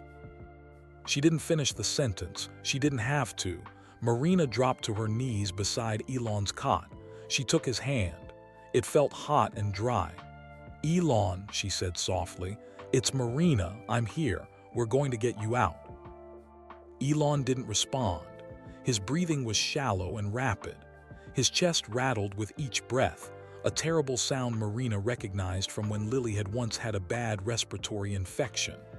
"How long can he survive like this?" Marina asked the doctor. "I don't know," the doctor admitted. "Hours maybe less. He needs a hospital, real medical equipment. We have nothing here, just basic supplies and antibiotics that aren't strong enough." The tall man with glasses approached. "I'm Dr. Alan Vickers. Who are you? How did you get past the emergency seal?" Marina quickly explained. She was Elon's assistant. The FBI was investigating his disappearance. They'd found this facility. She'd climbed down the ventilation shaft because the main door was sealed and they couldn't open it. "Someone sabotaged the facility," Marina said. "Someone triggered the emergency seal on purpose. We have security footage showing a person tampering with the external controls yesterday morning." The 11 people in the room exchanged shocked looks. "But why?" a younger woman asked. She had short dark hair and wore a SpaceX t-shirt. "Why would someone trap us in here?" "We don't know yet," Marina admitted. "But the FBI is working on it. Right now, we need to focus on getting everyone out, especially Elon. He needs medical care immediately." "The door won't open," Dr. Vickers said. "We've tried everything, manually overriding the locks, cutting power to reset the system, even trying to break through. Nothing works." Marina remembered what Marcus had told her. "There's a communications expert outside, Carlos Rivera, one of you." She looked around the room. A young Latino man raised his hand. "That's me." "Marcus Zhang said you might be able to find a jamming device," Marina explained. "Something blocking the door's electronic locks from resetting." Carlos's eyes widened. "A jammer, of course. That would explain why nothing we tried worked." He looked around at the others. "The saboteur must have planted a device inside the Ark before we entered. It's been broadcasting interference this whole time." "Can you find it?" Marina asked urgently. "I can try," Carlos said. He grabbed a tablet from one of the tables and started working. "If there's an electromagnetic jammer nearby, I should be able to detect its signal with the right equipment." While Carlos worked, Marina stayed beside Elon.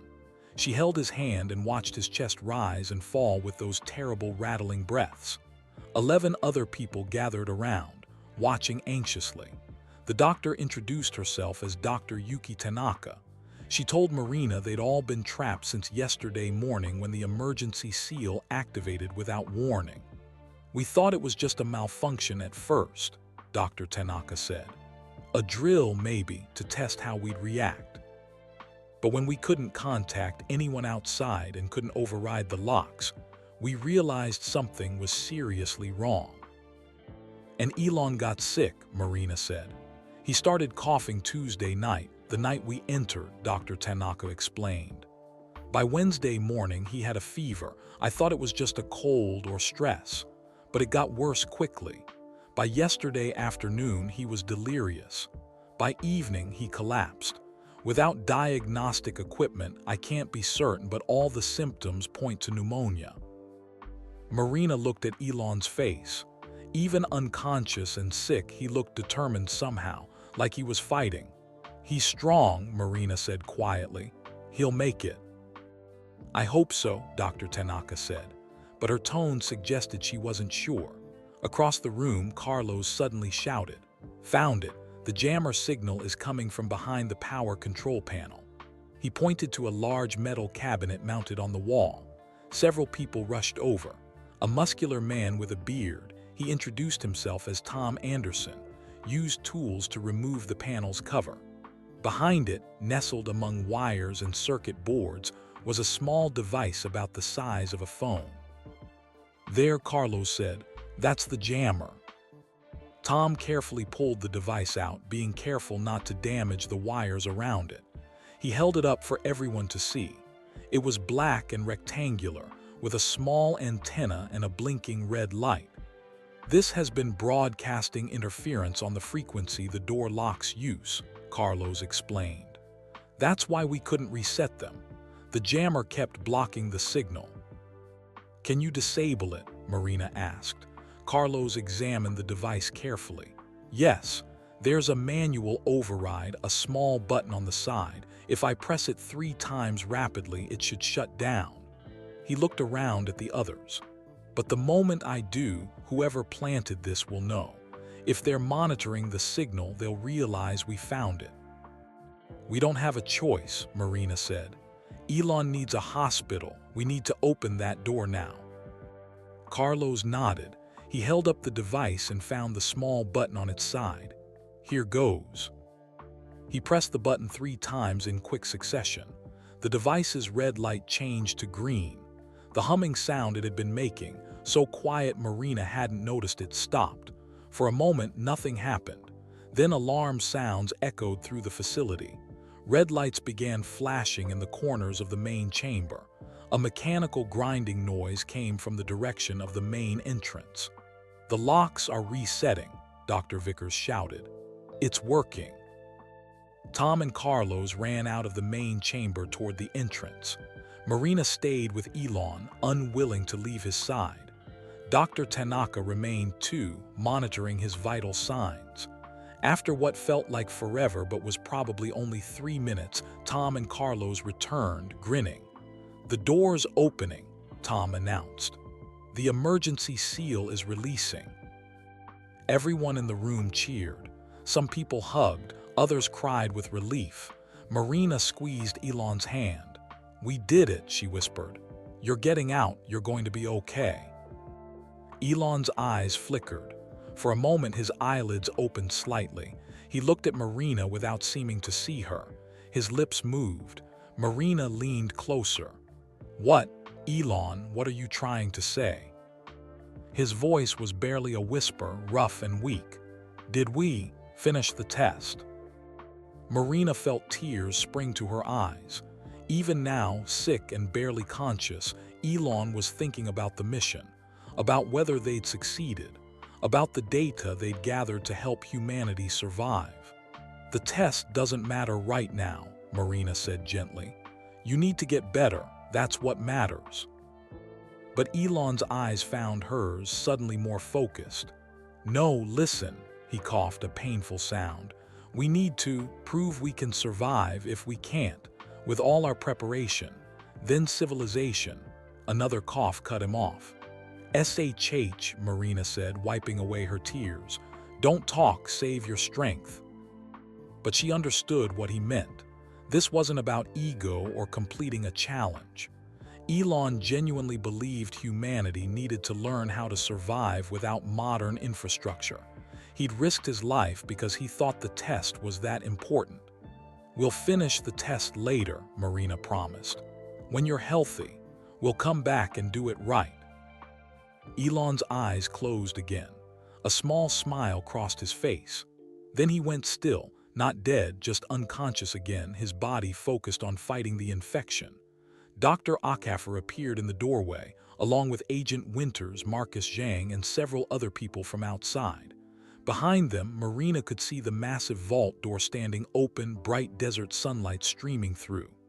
"Thank God," Dr. Akafer said, looking around at all the survivors. "Is everyone all right?" "We need a medical helicopter immediately," Dr. Tanaka said, standing up from beside Elon's cot. "Mr. Musk has severe pneumonia. He needs emergency care." Winters was already on her radio. "This is Agent Winters. We need medical evacuation at our location. 1 critical patient, 11 others stable. Send the helicopter from El Paso. Flight time should be about 20 minutes. Marina stayed beside Elon, holding his hand as people moved around preparing for the evacuation. Through the open door, she could see the beautiful West Texas desert, endless sky, distant mountains, the morning sun climbing higher. They'd been trapped underground for 40 hours. Now they were free. But Marina couldn't celebrate yet. Not until Elon opened his eyes and talked to her. Not until she knew for certain he would survive. She looked down at his pale face and whispered, "Don't you dare die on me, Elon Musk. Lily still needs to thank you in person, and I need you to keep changing the world, so you fight. You hear me? You fight." As if in response, Elon's fingers tightened slightly around hers. It was enough. The sound of helicopter blades cutting through the air grew louder. Marina looked up through the open vault door and saw it approaching. A medical helicopter with bright red markings, descending toward a flat area near the main buildings. 2 paramedics rushed in with a stretcher. They moved quickly and efficiently, checking Elon's vital signs while Dr. Tanaka briefed them on his condition. "Severe bacterial pneumonia, high fever, dehydration, possible sepsis," Dr. Tanaka said rapidly. "He's been on basic antibiotics for 8 hours with minimal improvement. Respiratory rate is elevated. Oxygen saturation is dropping." The paramedics worked fast. They started an IV line in Elon's arm, placed an oxygen mask over his face, and carefully lifted him onto the stretcher. Through it all, Elon remained unconscious. Marina walked beside the stretcher as they carried him out into the bright sunlight. The desert heat hit her immediately after the cool underground facility. She squinted against the glare. "Are you family?" one of the paramedics asked Marina. "I'm his assistant," Marina said. "But I'm the closest thing to family here right now. His mother and brother are in Austin." The paramedic nodded. "We're taking him to University Medical Center in El Paso. It's the closest level 1 trauma center. You can follow in a vehicle or," he paused, looking at her dirt-covered clothes and exhausted face. "Actually, you look like you could use medical attention yourself. When's the last time you slept?" "I'm fine," Marina insisted. But the truth was, she felt dizzy and weak. The adrenaline that had carried her through the descent and rescue was fading fast. Agent Winters appeared at her side. "Marina, let them check you out. Make sure you didn't injure yourself climbing down that shaft. I'll coordinate everything here and keep you updated." Marina wanted to argue, but another wave of dizziness hit her. She nodded reluctantly. The paramedics loaded Elon into the helicopter. Marina watched it lift off, dust swirling in all directions. The helicopter banked east toward El Paso and disappeared over the mountains. Dr. Tanaka checked Marina's blood pressure and examined her hands, which were scratched and bruised from the climb. "You're dehydrated and exhausted," the doctor said, "but otherwise healthy. Drink water, eat something, and rest. You did an incredibly brave thing today." The 11 survivors from the Ark gathered outside, blinking in the sunlight. They looked tired and dirty but alive. Dr. Akafer was going from person to person, checking on everyone. Agent Winters pulled Dr. Akafer aside, and Marina could hear their conversation. "We need to talk about who sabotaged this facility," Winters said firmly. "I want a list of everyone who had access to the Ark before the test started, everyone who knew about the project, everyone who could have planted that jamming device." Dr. Acaffer looked uncomfortable. The Threshold Collective is small, only about 20 people. We all trust each other. Someone broke that trust, Winters said. Someone put 12 lives at risk, including Elon Musk's. We need to find out who and why. Marina walked over to join them. What is the Threshold Collective exactly? You mentioned it before, but I don't really understand. Dr. Acaffer sighed. She gestured for them to follow her to a shaded area outside the main building where they could talk privately. The Threshold Collective started 3 years ago, Dr. Acaffer began. I founded it with Dr. James Fraser and a few other scientists who shared our concerns about civilizational risks. We're not doomsday preppers or conspiracy theorists. We're legitimate researchers who believe humanity faces serious threats that most people aren't taking seriously enough. Like solar storms, Marina said. Yes, but not only that, Dr. Acaffer continued. Climate change is accelerating faster than most public predictions suggest. Artificial intelligence is advancing rapidly with very little safety testing. Pandemic diseases could emerge at any time. COVID-19 was just a preview. And yes, solar activity could cause catastrophic damage to our infrastructure. She pulled out her tablet and showed them graphs and data. We call these threshold events, moments when human civilization crosses a line and can't go back. Like the invention of nuclear weapons, or the Industrial Revolution, or the Internet. We're approaching multiple thresholds simultaneously, and we're not prepared. So you built this facility to test survival strategies, Marina said. Exactly.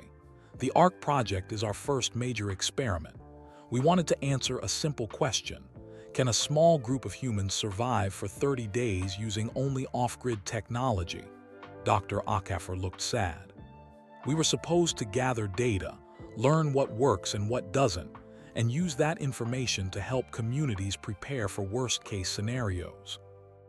Instead, someone sabotaged it and nearly killed everyone inside. Agent Winters was taking notes. Tell me about the people in your group who had access to the ARC facility. All 20 members of the collective helped build it, Dr. Acaffer said. Engineers, scientists, technicians, we all contributed our expertise. The ARC took 2 years to construct and another year to test before we felt ready for human trials. That means 20 people could have planted the jamming device, Winters said. We need to narrow that down. Who was here at the facility Monday, the day the test began? Dr. Acaffer thought for a moment. About 15 of us were here, helping the 12 volunteers get settled. We did final equipment checks, loaded supplies, made sure everything was working properly. The volunteers entered at 10:00 p.m. Monday night. We sealed the door, started the monitoring systems, and then most people left. Who stayed behind? Winters asked. Myself, Marcus Zhang.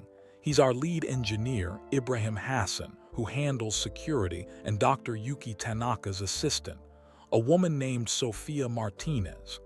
The 4 of us have been here continuously since Monday night, monitoring the test and trying to fix the problem when the emergency seal activated. Marina remembered something. The security footage showed someone tampering with the external control panel at 9:47 a.m. Wednesday morning. Where were you 4 at that time? Dr. Acaffer looked uncomfortable. We were all inside the main building in the control room. We would have been watching the monitors, checking data from inside the ARC. Could someone have slipped outside without you noticing? Winters asked. Possibly, Dr. Acaffer admitted. We were focused on the screens. If someone said they were going to the bathroom or getting coffee, we wouldn't have questioned it.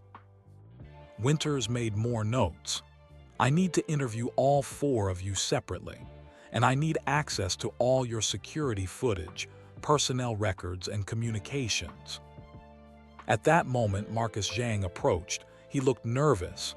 "Agent Winters, I need to tell you something." Everyone turned to look at him. Marcus took a deep breath.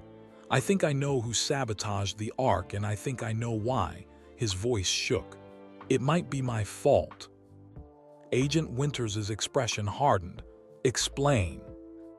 Marcus seemed to struggle with where to begin. 3 weeks ago, I had a conversation with someone, another engineer named David Chen. David used to be part of the Threshold Collective, but he left 6 months ago. We had a disagreement about the ethics of the Ark project. "What kind of disagreement?" Dr. Ackefer asked, surprised. "I didn't know David had concerns." "He thought the project was dangerous," Marcus said. "He argued that locking people underground for 30 days was reckless. He said if something went wrong, people could die, and then the whole concept of survival preparedness would be discredited. He wanted us to do more computer simulations and shorter tests first." "But the rest of you disagreed," Marina said. "We thought we'd done enough preparation," Marcus said defensively. "We'd tested every system multiple times. We had safety protocols and emergency procedures. And honestly, David's objections seemed overly cautious. We voted, and the majority wanted to proceed with the full 30-day test." "So David left the group," Winters said. "Was he angry?" "Very angry," Marcus admitted. "He said we were being irresponsible. He said someone would get hurt and we'd regret ignoring his warnings." Marcus looked at the ground. 3 weeks ago, he contacted me, asked me about the test schedule. I told him we'd finally recruited enough volunteers, including Elon Musk, and we were planning to start in early March. He seemed, I don't know, upset, but I didn't think much of it at the time." "Did David have access to this facility?" Winters asked sharply. "He helped build it," Marcus said. "He knows every system, every control panel, every emergency protocol.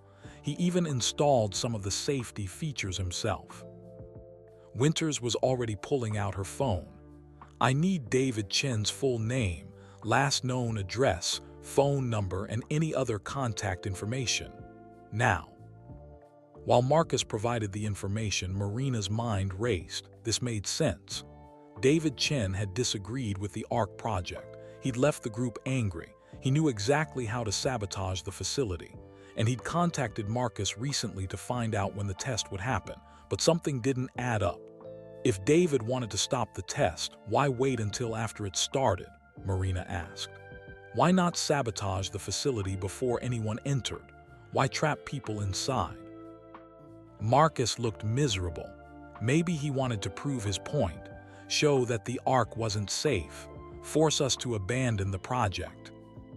"But he nearly killed 12 people, Dr. Ackefer said, her voice rising with anger, "including Elon Musk. If that was David's goal, he went way too far." Agent Winters was already on her phone calling someone. "This is Agent Winters. I need an immediate location check on a person of interest, David Chen, last known address." She walked away, speaking rapidly into the phone. Marina turned to Dr. Ackefer. "You said David helped build the Ark. Would he have known about the ventilation shaft I used to get inside?" Dr. Ackefer thought about it. Probably not. The ventilation shaft was added late in the construction process, after David had already left the group. It was my idea, an extra safety feature in case the main systems failed. "So David thought there was no way to get inside once the emergency seal activated," Marina said slowly, working through the logic. "He expected everyone to be trapped until we figured out how to override the door from outside, which could have taken days." "Days that Elon doesn't have," Marcus said quietly. They all fell silent, thinking about how close they'd come to disaster.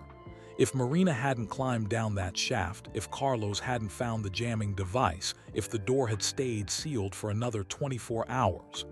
Agent Winters returned, her expression grim. "David Chen's phone is turned off. His apartment in Houston appears to be empty. Neighbors say they haven't seen him in days." I've issued a BOLO, be on the lookout, to law enforcement across Texas. If he's still in the area, we'll find him." "What about his vehicle?" Dr. Ackefer asked. "He drives a gray Toyota 4Runner." "Already included in the BOLO," Winters confirmed. She looked at Dr. Ackefer seriously. "I need you to think carefully. Is there anywhere David might go? Family, friends, other properties? Does he have connections to any other groups or organizations?" Dr. Ackefer shook her head slowly. "David was always private. He never talked much about his personal life.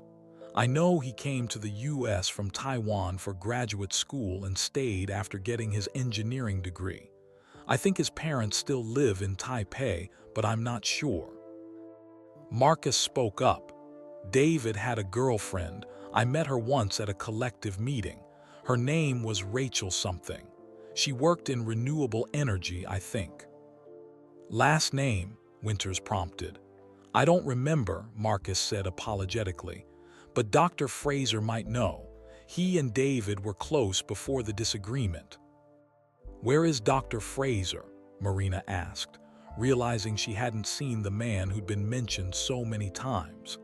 "He's on a research trip in Alaska," Dr. Ackefer said, "studying aurora borealis patterns. He's been gone for 2 weeks and isn't scheduled to return until next month.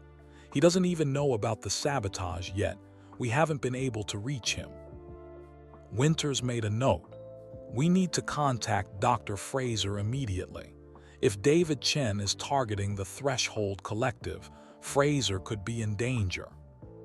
Marina's phone buzzed. She pulled it out and saw a text from an unknown number. "You saved them, but this isn't over. He wasn't supposed to be there. Tell Ackefer to end this project before someone really dies." Marina showed the message to Winters. "That's the 3rd message from this number," Winters said, examining the phone. "First warning you to stop looking. Second saying Elon wasn't supposed to be there and everyone had 36 hours of oxygen. Now this, admitting responsibility and threatening more action if the project continues." "So it definitely is David," Marcus said. "Probably," Winters agreed. "But we need proof. I'm going to have our tech team trace these messages. Even with a burner phone, there are ways to track patterns and locations." She looked at everyone. "In the meantime, I want full security at this facility.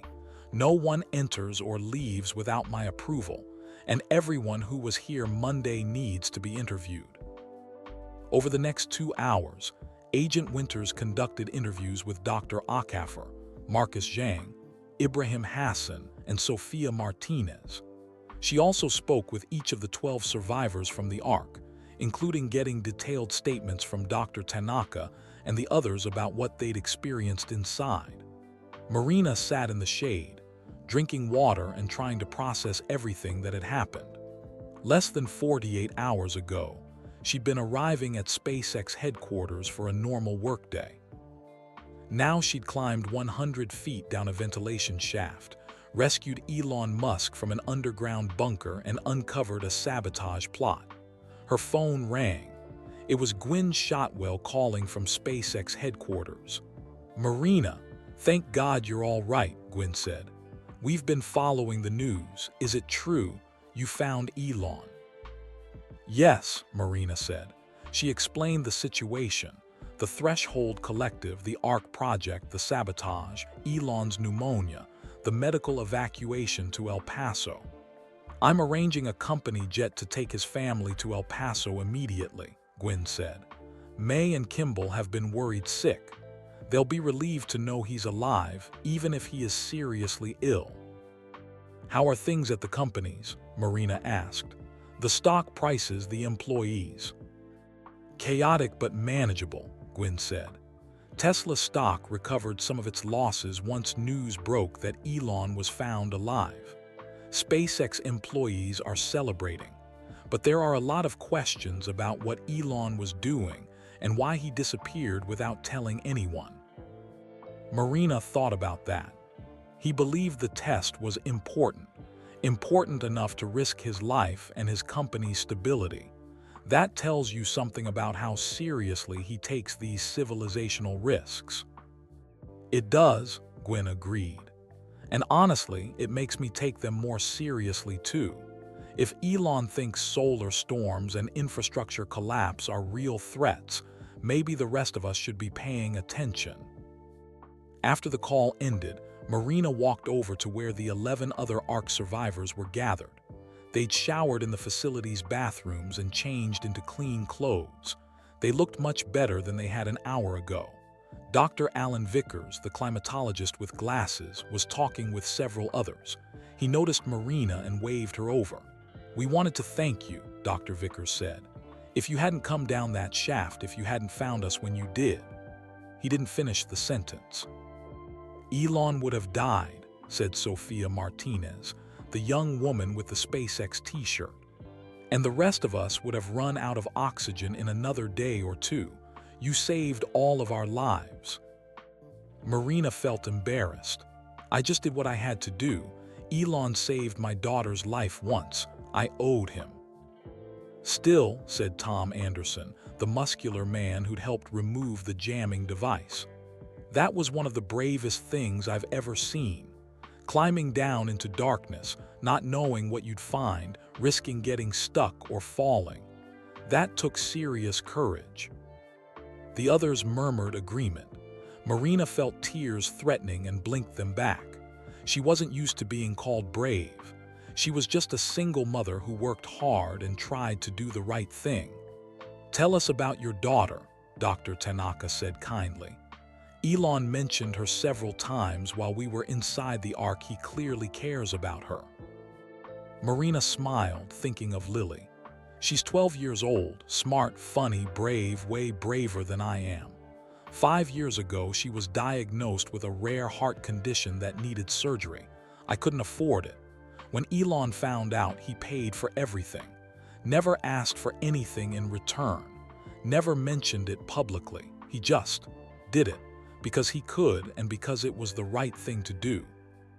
"That sounds like Elon," Dr. Vickers said. "He talks a big game about Mars and electric cars and changing the world. But he also does quiet things like that, helping people, solving problems, making things better without looking for credit." "That's why we all volunteered for this test," Sophia Martinez added. "Because when Elon Musk says something is important, when he puts his own life on the line for an idea, you pay attention. If he thinks humanity needs to learn how to survive off-grid, then maybe we do." Marina looked at these 11 people, scientists, engineers, researchers, who'd risked everything because they believed in preparing for catastrophe. They weren't crazy. They weren't paranoid. They were smart, educated people who'd looked at the data and decided to take action. Maybe they were right. Maybe the world did need to take these threats more seriously. Agent Winters approached the group. "I just got word from the hospital in El Paso. Elon has arrived and is being treated. He's still unconscious, but his vital signs have stabilized. The doctors are optimistic." Relief flooded through Marina. "Can I go there? I want to be there when he wakes up." "There's a helicopter flying back here in 30 minutes to transport some of the survivors who need medical evaluation," Winters said. "You can ride with them." She paused. "But Marina, you should know, the media has figured out where we are. By tonight, this place will be swarmed with reporters. The story is going to be huge. Elon Musk trapped in underground survival bunker, rescued by his assistant, sabotage plot. It's going to be on every news channel in the world." Marina groaned. She hated publicity, but there was no avoiding it now. "Also," Winters continued, "I need you to be careful. David Chen is still out there. He sent you multiple threatening messages. Until we catch him, you could be in danger." That thought was frightening. Marina had never been threatened before. She was just an assistant, a mother, a regular person.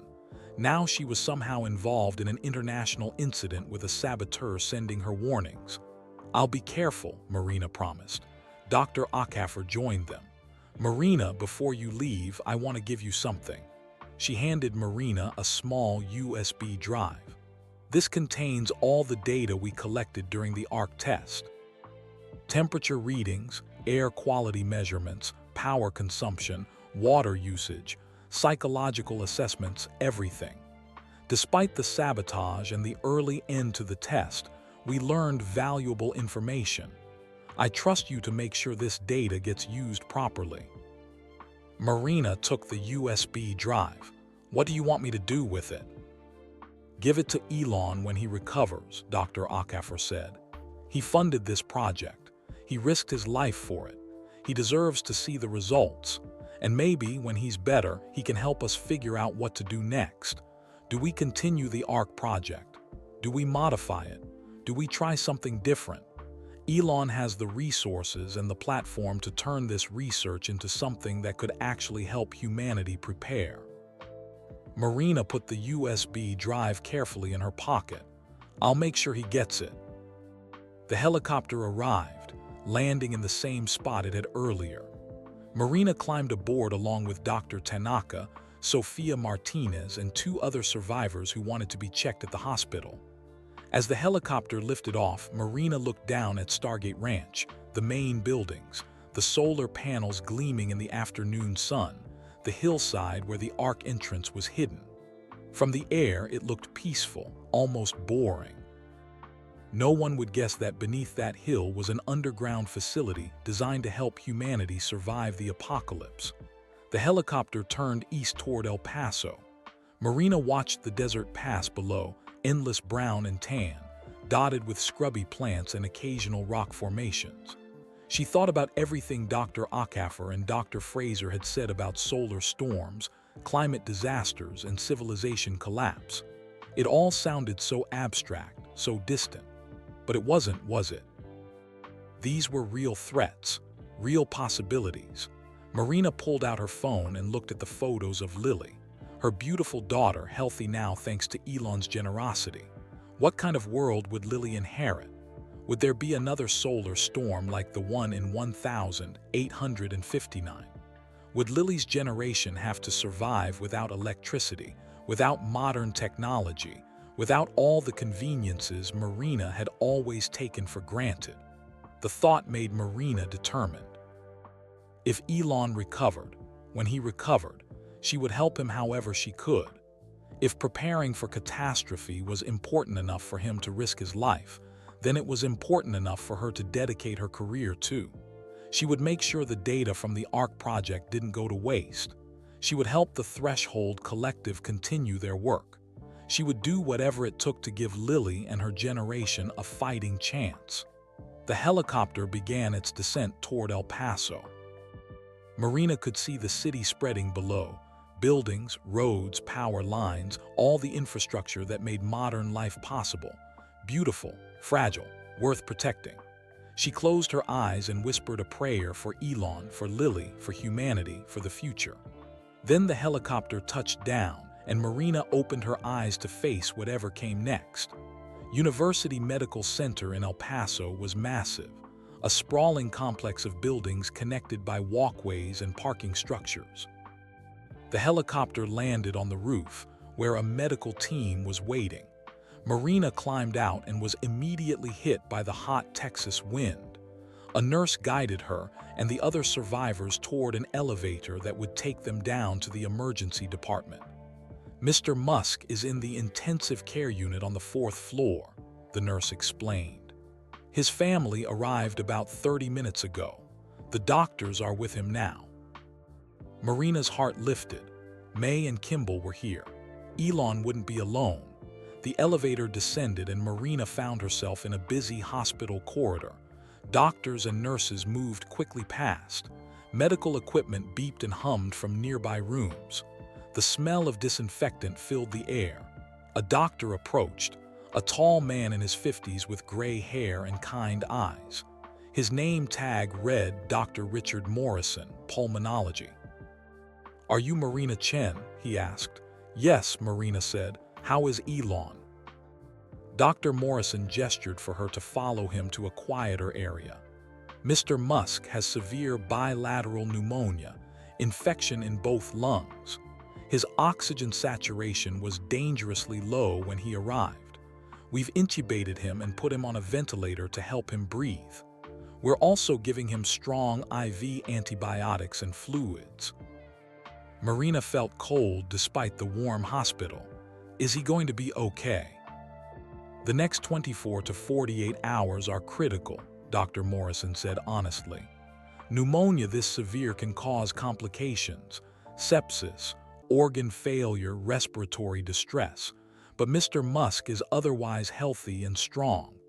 If the antibiotics work and his body fights off the infection, he should recover fully. It will just take time. Can I see him? Marina asked. His mother and brother are with him now. ICU rules normally limit visitors, but given the circumstances, Dr. Morrison smiled slightly. I think we can make an exception. Follow me. They walked through several corridors to the intensive care unit. Dr. Morrison swiped his badge to open the secure doors, and they entered a quiet area with private rooms lining both sides of a central nursing station. He led Marina to room 412. Through the window, she could see Musk sitting in a chair beside Elon's bed, holding his hand. Kimball stood on the other side, his expression tight with worry. Elon lay motionless, a breathing tube in his mouth connected to a ventilator. Multiple IV lines ran into his arms. Monitors displayed his heart rate, blood pressure, and oxygen levels. His face was still pale, but he looked peaceful, no longer struggling to breathe on his own. Dr. Morrison knocked gently and opened the door. Ms. Musk, your son has another visitor. May looked up. Her eyes were red from crying, but when she saw Marina, her face brightened. Marina, thank God you're here. She stood and pulled Marina into a tight hug. They told us what you did. Climbing down that shaft, finding Elon, saving everyone. You're a hero. I just did what I had to, Marina said, hugging her back. How are you holding up? I've been better, May admitted.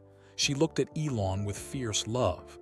But he's alive, that's what matters. He's alive because of you. Kimball came around the bed and shook Marina's hand. Thank you, he said simply. His voice was thick with emotion. My brother means everything to me. If you hadn't found him when you did. Let's focus on now, Marina said gently. He's getting the best care. The doctor said he's strong. He'll fight through this. They all stood around Elon's bed, watching the monitors, listening to the steady rhythm of the ventilator breathing for him. Marina had never seen Elon Musk look vulnerable before. He was always moving, talking, gesturing, full of energy and ideas. Seeing him like this, still and silent, was deeply unsettling. The doctors explained about the pneumonia, Kimball said. But they didn't really explain what Elon was doing in that underground facility. Something about a survival test. Marina realized the family probably didn't know the full story. She explained about the Threshold Collective, Dr. Acaffer and Dr. Fraser's research on solar storms and civilizational risks, the ARC project designed to test off-grid survival, and Elon's decision to participate as a volunteer. That sounds exactly like something Elon would do, May said, shaking her head with a mix of frustration and pride. Always trying to save the world, never thinking about the personal cost. He talked about you before he lost consciousness, Marina told May. Even delirious with fever, he wanted you to know he loved you. Tears rolled down May's face. He's always been like that. Even as a little boy in South Africa, he thought about big problems, world hunger, space exploration, the future of humanity. Most children play with toys. Elon read encyclopedias and planned how to change the world. Kimball smiled sadly. And then he actually did it. Started companies, built rockets, changed the car industry. But it came at a cost. He works too hard, sleeps too little, pushes himself beyond what any human should. That's why this happened, May said quietly. His immune system was probably weakened from exhaustion. When he was exposed to bacteria in that underground facility, his body couldn't fight it off properly. Dr. Morrison returned with a nurse. They checked Elon's vital signs and adjusted some of his medications. His oxygen levels are improving, Dr. Morrison reported. That's a good sign. The antibiotics are starting to work. If this trend continues, we might be able to remove the breathing tube in 24 to 36 hours. Relief flooded the room. Marina felt some of the tension leave her shoulders. "Can we stay with him?" May asked. "Of course," Dr. Morrison said. "Family can stay as long as they want. We'll bring in more chairs and some blankets if you're planning to spend the night." After the doctor left, Marina pulled out her phone to check messages. She had dozens from SpaceX employees, Tesla staff, reporters asking for interviews, and friends who'd seen the news. One message caught her attention. It was from Agent Winters. "Update, still no sign of David Chen, but we found something interesting. His apartment in Houston was searched. He'd been researching Elon Musk extensively, news articles, photos, schedule information. Also found radical environmental writings suggesting he believes humanity's technology is destroying the planet. Think he might be more dangerous than we initially thought." Marina showed the message to Kimball. "The FBI thinks the man who sabotaged the facility might be unstable. They warned me to be careful." Kimball's expression hardened. "I'm hiring private security for you, and for my mother. If this David Chen person is targeting people connected to Elon, we're not taking chances."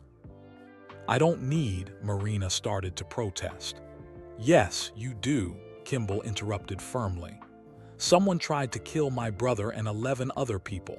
That same person has been sending you threatening messages. You're not arguing about this. Security is non-negotiable." Marina wanted to say she'd be fine, but looking at Elon's motionless body on the bed, she realized Kimball was right. This was serious. David Chen had proven he was willing to risk lives to make his point. "Okay," Marina agreed. "Thank you." Over the next several hours, more people arrived at the hospital. Gwynne Shotwell came to check on Elon and coordinate with the family about company matters. Several SpaceX engineers who'd worked closely with Elon showed up, wanting to see him. Security had to turn away dozens of reporters trying to sneak into the ICU. Marina stepped out to get coffee and found Dr. Tanaka in the hallway. The doctor had been checked by hospital staff and cleared. No injuries or health issues from her time in the Ark. "How is he?" Dr. Tanaka asked. "Stable. Improving slowly," Marina said. "The doctors are optimistic." "I keep replaying everything in my mind," Dr. Tanaka said quietly. "Wondering if I should have recognized how sick he was sooner. If I should have insisted we abort the test and get him out immediately." "You did everything you could with limited resources," Marina assured her. "You kept him alive long enough for us to rescue everyone. That's what matters." Dr. Tanaka nodded, but she still looked troubled. The Ark project was supposed to prove we could survive disasters. Instead, it almost killed Elon Musk. "I'm not sure the Threshold Collective will recover from this." Marina thought about the USB drive in her pocket, the data from the test. "Dr. Ackhaffer gave me all the data you collected. She wants Elon to review it when he recovers. Maybe the test wasn't a complete failure. Maybe you learned important things." "Maybe," Dr. Tanaka said, "but at what cost?" It was a fair question. Marina didn't have an answer. That evening, Marina sat with May and Kimball in Elon's ICU room. A television on the wall was tuned to CNN with the sound muted. The news showed footage of Stargate Ranch, interviews with local residents of Marfa, and graphics explaining the Ark project. The headline read, "Elon Musk fighting for life after underground survival test goes wrong." The media is going to have a field day with this, Kimball said bitterly. They'll paint Elon as reckless or crazy. They won't understand why he thought this was important. Some will understand, May said. She pointed at the screen where a climate scientist was being interviewed.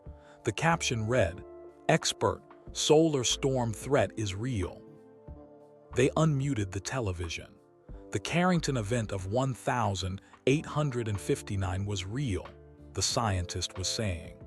And we know that solar storms of that magnitude happen approximately once every 150 to 200 years. We're overdue. The question isn't if another major solar storm will hit Earth, but when. Mr. Musk was right to take this threat seriously. See, May said, not everyone thinks he's crazy. Some people recognize he was trying to prepare for a legitimate danger. Marina's phone buzzed with another message. She glanced at it and her blood ran cold.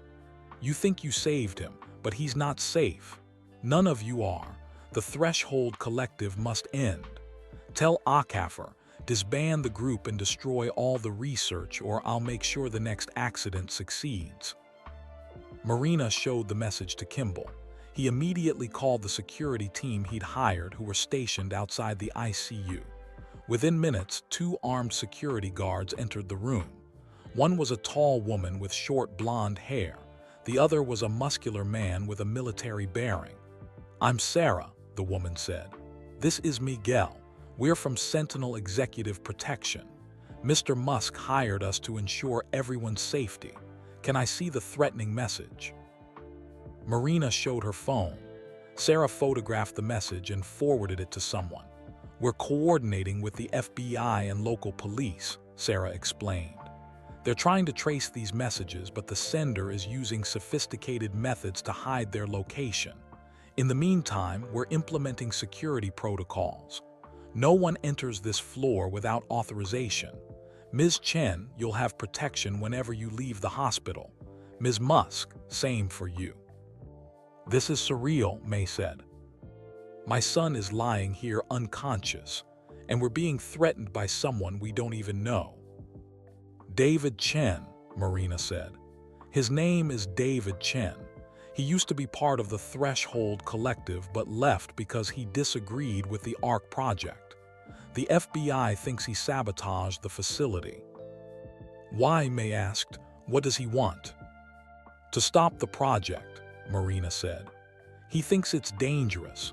He thinks the Threshold Collective is misguided. And now he's demanding that Dr. Akaffer disband the entire group and destroy their research." "That's not going to happen," Kimball said firmly. "We don't negotiate with terrorists." Miguel, the male security guard, spoke up. "With respect, Mr. Musk, this person has already proven they're willing to risk lives.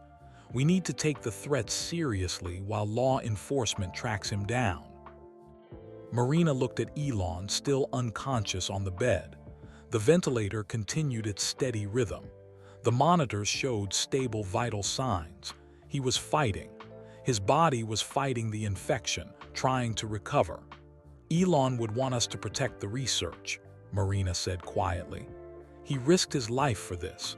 He wouldn't want David Chen to win by destroying everything the Threshold Collective has learned." "Agreed," Kimball said. "But we also need to be smart. If David is watching us, and these messages suggest he is, we need to be careful about what we say and do publicly." Agent Winters called Marina's phone. Marina answered on speaker so everyone could hear. "Marina, we've traced David Chen to a location in northern New Mexico," Winters said urgently. "A small town called Taos, about 280 miles north of El Paso. Local police are surrounding a motel where his vehicle was spotted. We're coordinating with them now to make an arrest." "Is it safe?" Marina asked. "Will he try to hurt anyone?" "We're treating this as a high-risk situation," Winters admitted. "David Chen has demonstrated technical sophistication and a willingness to endanger lives. But we have trained negotiators and tactical teams. We'll do everything possible to take him into custody peacefully. Keep us updated, Kimball said. We want to know the moment he's caught. I will, Winters promised and ended the call. The room fell silent. Everyone was thinking the same thing. What if David Chen didn't surrender peacefully? What if he had planned more sabotage? What if there were other members of the Threshold Collective who agreed with him? Marina walked to the window and looked out at El Paso at night. The city sparkled with lights, streetlights, building lights, car headlights, all powered by electricity. All vulnerable to the kind of solar storm Dr. Acaffer had warned about. The irony struck her.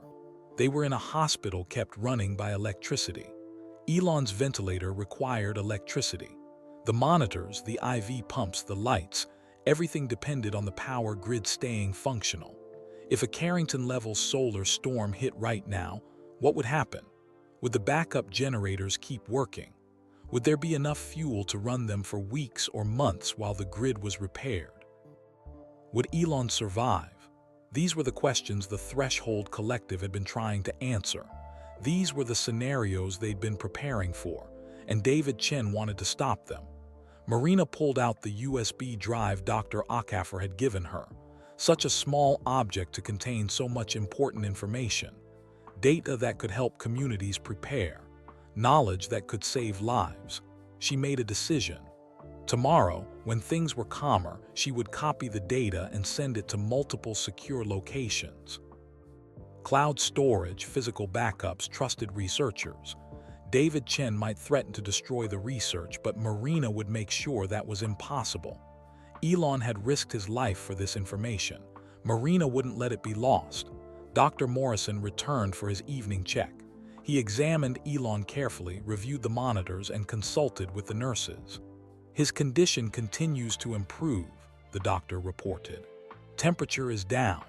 Oxygen saturation is up. Lung sounds are slightly better. If this continues overnight, we'll try removing the breathing tube tomorrow morning. Tomorrow morning, May repeated, hope filling her voice. He might wake up tomorrow. Possibly, Dr. Morrison said cautiously. We'll reduce his sedation gradually and see how he does breathing on his own. But even after we remove the tube, he'll need several more days in the hospital. Pneumonia is serious. Full recovery takes time. After the doctor left, Kimball put his arm around his mother. Did you hear that, Mom? Elon's getting better. He's going to be okay. May nodded, tears streaming down her face. I know he is. He's strong. He's always been strong. Marina thought about what Kimball had said earlier, that Elon had always pushed himself too hard, worked too much, slept too little. Maybe this experience would change him. Maybe almost dying would teach him to take better care of himself. Or maybe not. Maybe Elon would recover and immediately throw himself back into work, into saving the world, into the next impossible project. Because that's who he was. That's who he'd always been. Marina's phone buzzed. A text from Agent Winters. David Chen is in custody, surrendered without incident. We have him, it's over. Marina let out a breath she didn't know she'd been holding. They got him, she announced to the room. David Chen is arrested, it's over. Kimball closed his eyes in relief. May made a small sound, half sob, half laugh. Miguel and Sarah, the security guards, exchanged satisfied nods. Thank God, May said. Thank God it's over. But Marina wasn't sure it was over. David Chen might be arrested, but the questions he'd raised remained. Was the ARC project too dangerous? Should the Threshold Collective continue their work? How could they test survival strategies without risking lives? And the biggest question, what would Elon want to do when he recovered? Marina looked at him lying there, the ventilator breathing for him, machines keeping him alive. He looked peaceful, almost like he was just sleeping. Get better, Marina whispered. The world needs you, your family needs you, and I need to know you're okay. As if hearing her words, one of Elon's monitors beeped, a slight change in heart rate. Dr. Morrison had said his body was fighting, healing, getting stronger. Marina believed it. She had to believe it. Elon Musk had survived being trapped underground for 40 hours with pneumonia.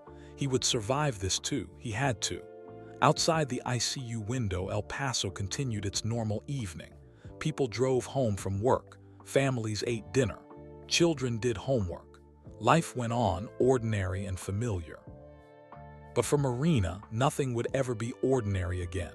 She'd climbed into darkness to save someone. She'd faced danger she'd never imagined. She'd learned about threats to civilization that most people never thought about. Her perspective had changed forever.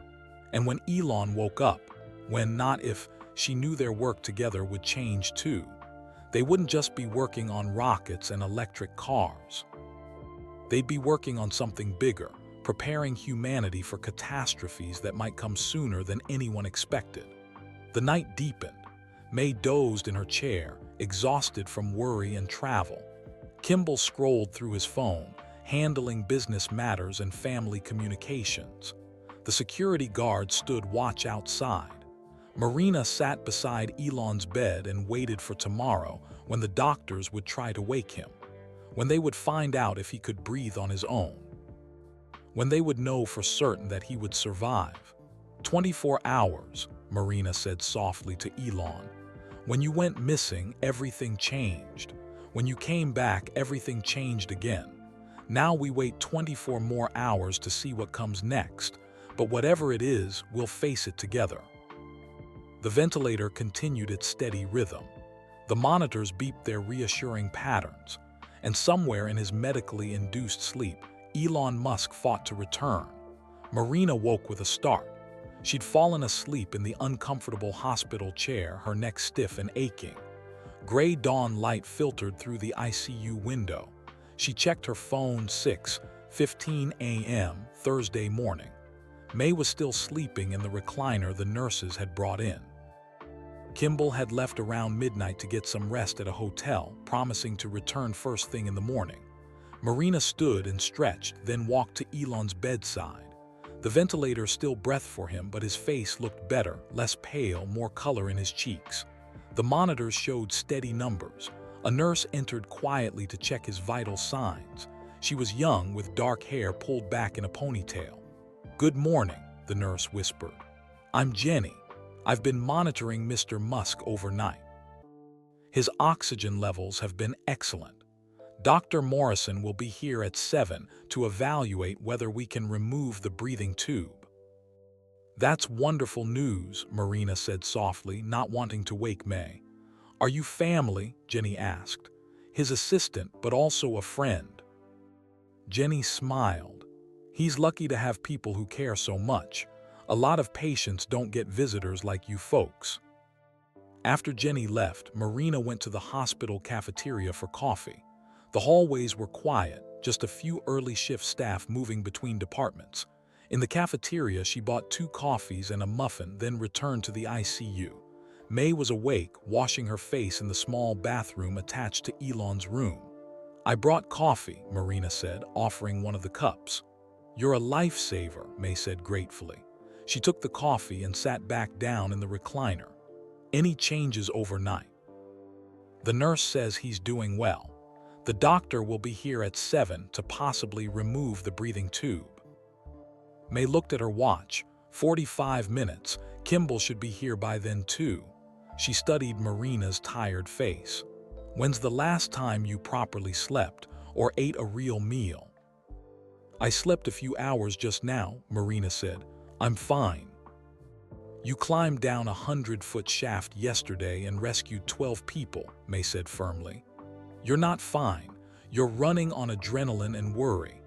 After the doctor sees Elon this morning, I want you to go get real rest. A hotel room with a proper bed, a shower, a meal. You won't help anyone if you collapse from exhaustion." Marina wanted to argue, but May had that motherly expression that said arguing was useless. "Maybe," Marina conceded. Kimball arrived at 6:50 a.m. bringing breakfast sandwiches and orange juice. "Any updates?" he asked. "Doctor's coming at 7, May said. They might remove the breathing tube." They all gathered around Elon's bed, eating quietly and waiting. At exactly 7:00 a.m., Dr. Morrison arrived with two other doctors and two nurses. "Good morning," Dr. Morrison said. "Let's take a look at our patient." He examined Elon thoroughly, checking his lungs with a stethoscope, reviewing overnight data, and consulting with the other doctors in medical terms Marina didn't fully understand. Finally, Dr. Morrison turned to the family. "Mr. Musk has shown excellent improvement. His oxygen saturation is stable, his infection markers are decreasing, and his lungs sound significantly better. I believe we can attempt extubation, removing the breathing tube." "What happens then?" Kimball asked.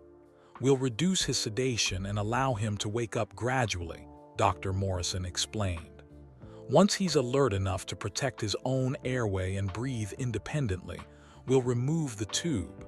He'll be on supplemental oxygen through a mask, but he should be able to breathe on his own." "Should," May said nervously. "What if he can't?" "Then we re-intubate and give him more time," Dr. Morrison said calmly. "But I'm optimistic.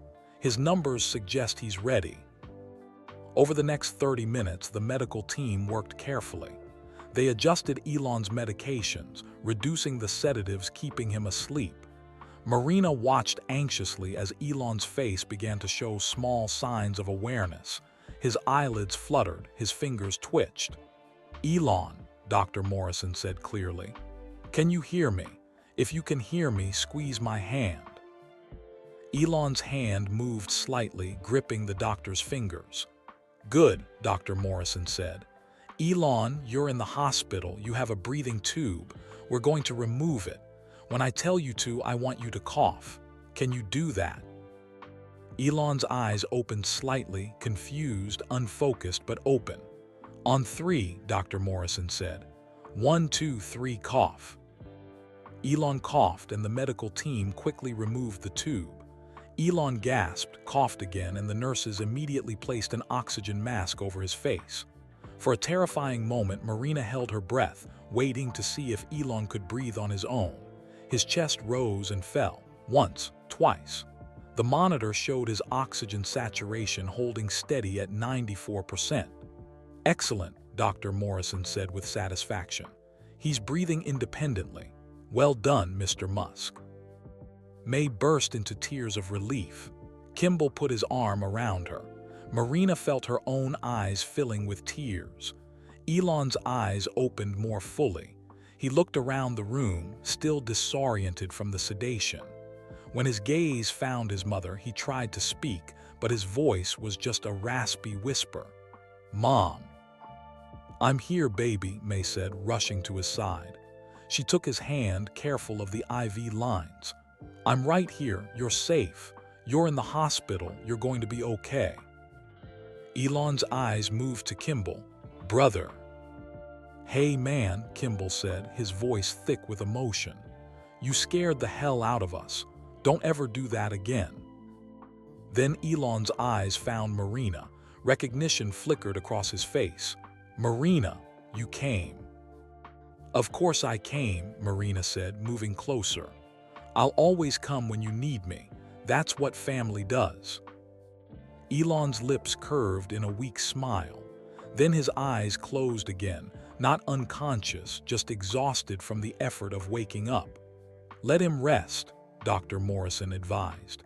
"He'll drift in and out of consciousness for the next few hours as the sedation fully wears off. That's normal. By this evening, he should be more alert." The doctors and nurses left, and the family settled back into their vigil. But now the atmosphere was different, lighter, hopeful. Elon had woken up. He'd recognized them. He was going to survive. Around 9:00 a.m., Agent Winters called Marina's phone. "I wanted to update you on David Chen," Winters said. "We've been questioning him overnight. He's confessed to sabotaging the ARC facility." "Why did he do it?" Marina asked. "It's complicated," Winters said. "David truly believed the ARC project was dangerous and unethical. He thought locking people underground was reckless. But it goes deeper than that. David has been struggling with mental health issues, anxiety, depression, related to climate change and what he sees as humanity's inevitable collapse. He became convinced that the Threshold Collective was giving people false hope, pretending we could survive disasters that he believes are unsurvivable. So he sabotaged the test to prove his point, Marina said. Yes, he wanted the test to fail to show that off-grid survival was impossible, that the collective's ideas were fantasy. But he swears he didn't intend to hurt anyone. He thought the emergency seal would force an early end to the test, that Dr. Ackafer would find a way to override it within a few hours. He had no idea Elon Musk would be inside, or that Elon would get sick, or that the door would stay sealed for so long. But he kept sending threatening messages even after he knew people were in danger, Marina pointed out. He panicked, Winters said. Once he realized how badly things had gone wrong, he didn't know how to fix it. So he sent those messages trying to convince everyone to give up on the project entirely. In his mind, if the Threshold Collective disbanded, at least no one else would be endangered. That's not an excuse, Marina said angrily. No, it's not, Winters agreed. David Chen will face serious charges, reckless endangerment, sabotage, making terroristic threats. He'll likely spend years in prison. But I wanted you to understand his mindset. He's not a monster. He's a troubled man who made terrible choices. After the call ended, Marina thought about David Chen. Part of her was furious at him for nearly killing Elon and the others.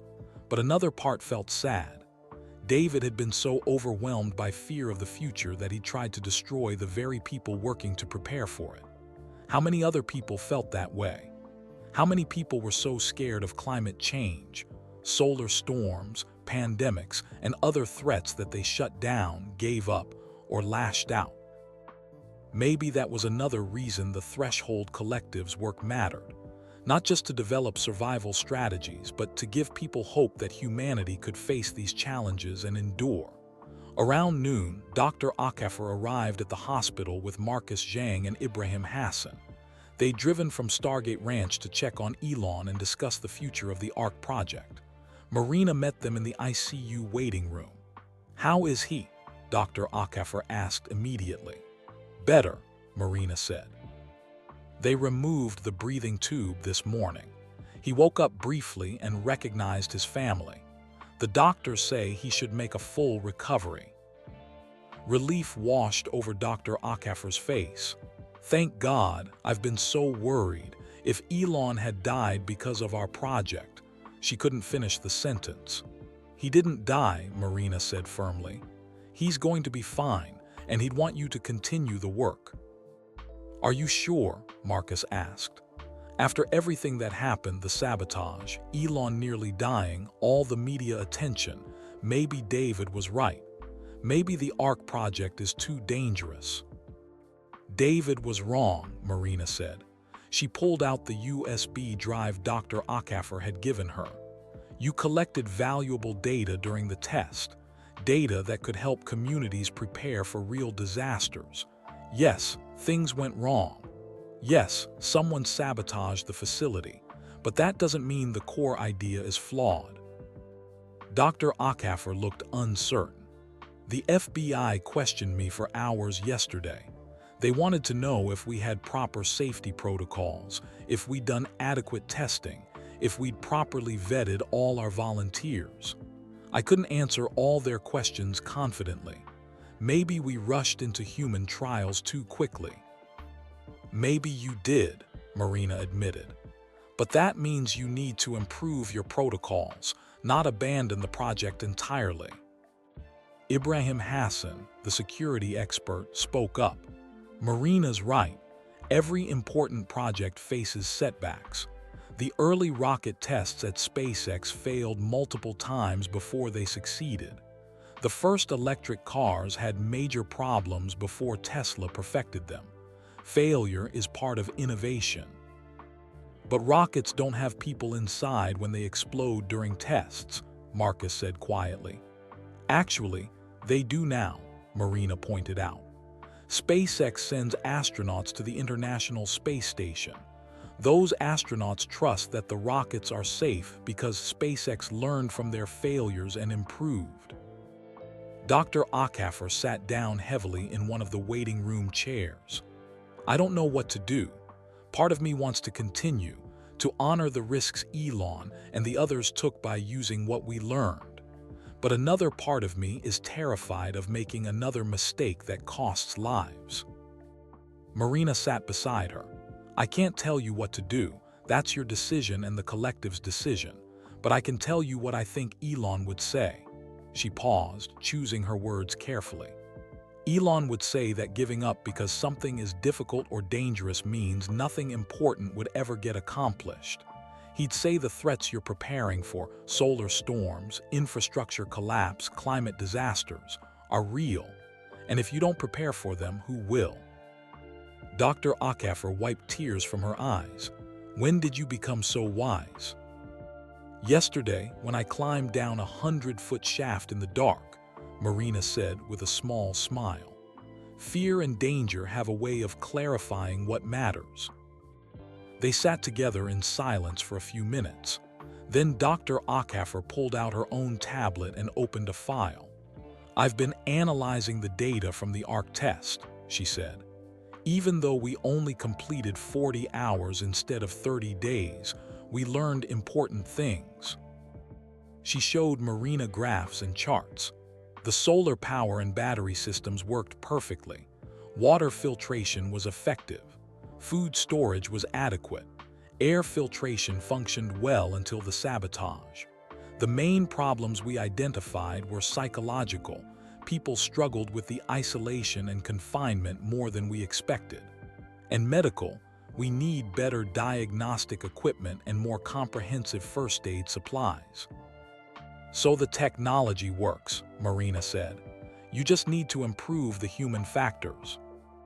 Exactly, Dr. Ackafer said, which means the ARC concept is valid. We just need to refine the execution. Marcus leaned forward. If we continue the project, we need major changes. Better security to prevent sabotage, more rigorous volunteer screening, shorter initial tests, maybe 1 week instead of 30 days, to identify problems before committing to longer durations. And we need independent safety oversight, not just our own team. All of that makes sense, Marina agreed. She looked at Dr. Ackafer. The question is, do you want to do all that work, or would you rather walk away? Dr. Ackafer took a deep breath. If Elon is willing to continue supporting the project after what happened to him, then yes, I want to continue. But I need to know he's on board. I won't move forward without his blessing. Then let's ask him, Marina said. When he's stronger, when he can think clearly, we'll present him with everything. The data, the lessons learned, the proposed improvements, and we'll let him decide. Dr. Ackafer nodded. Agreed. In the meantime, we'll review all our protocols and develop a comprehensive safety plan. If we do this again, we'll do it right. They talked for another hour about technical details, safety improvements, and the media attention the ARC project had received. Surprisingly, public response was mixed but not entirely negative. Many people were criticizing the project as reckless, but others were praising the Threshold Collective for taking preparedness seriously. Some scientists are even reaching out to us, Dr. Ackafer said. Researchers from universities, government agencies, and private organizations. They want to collaborate, share data, contribute to the work. This incident has brought attention to civilizational risks that were being ignored. So maybe some good came from it, Marina said. Maybe, Dr. Ackafer agreed. Though I wish we hadn't needed Elon Musk to nearly die to get that attention. Around 3:00 p.m., Marina finally followed May's advice and left the hospital. Kimball had arranged a hotel room for her at a nearby Marriott. Marina checked in, took the longest, hottest shower of her life and collapsed on the bed. She meant to rest for just an hour, but exhaustion claimed her. She slept deeply and dreamlessly for 6 hours straight. When Marina woke, it was 9:00 p.m.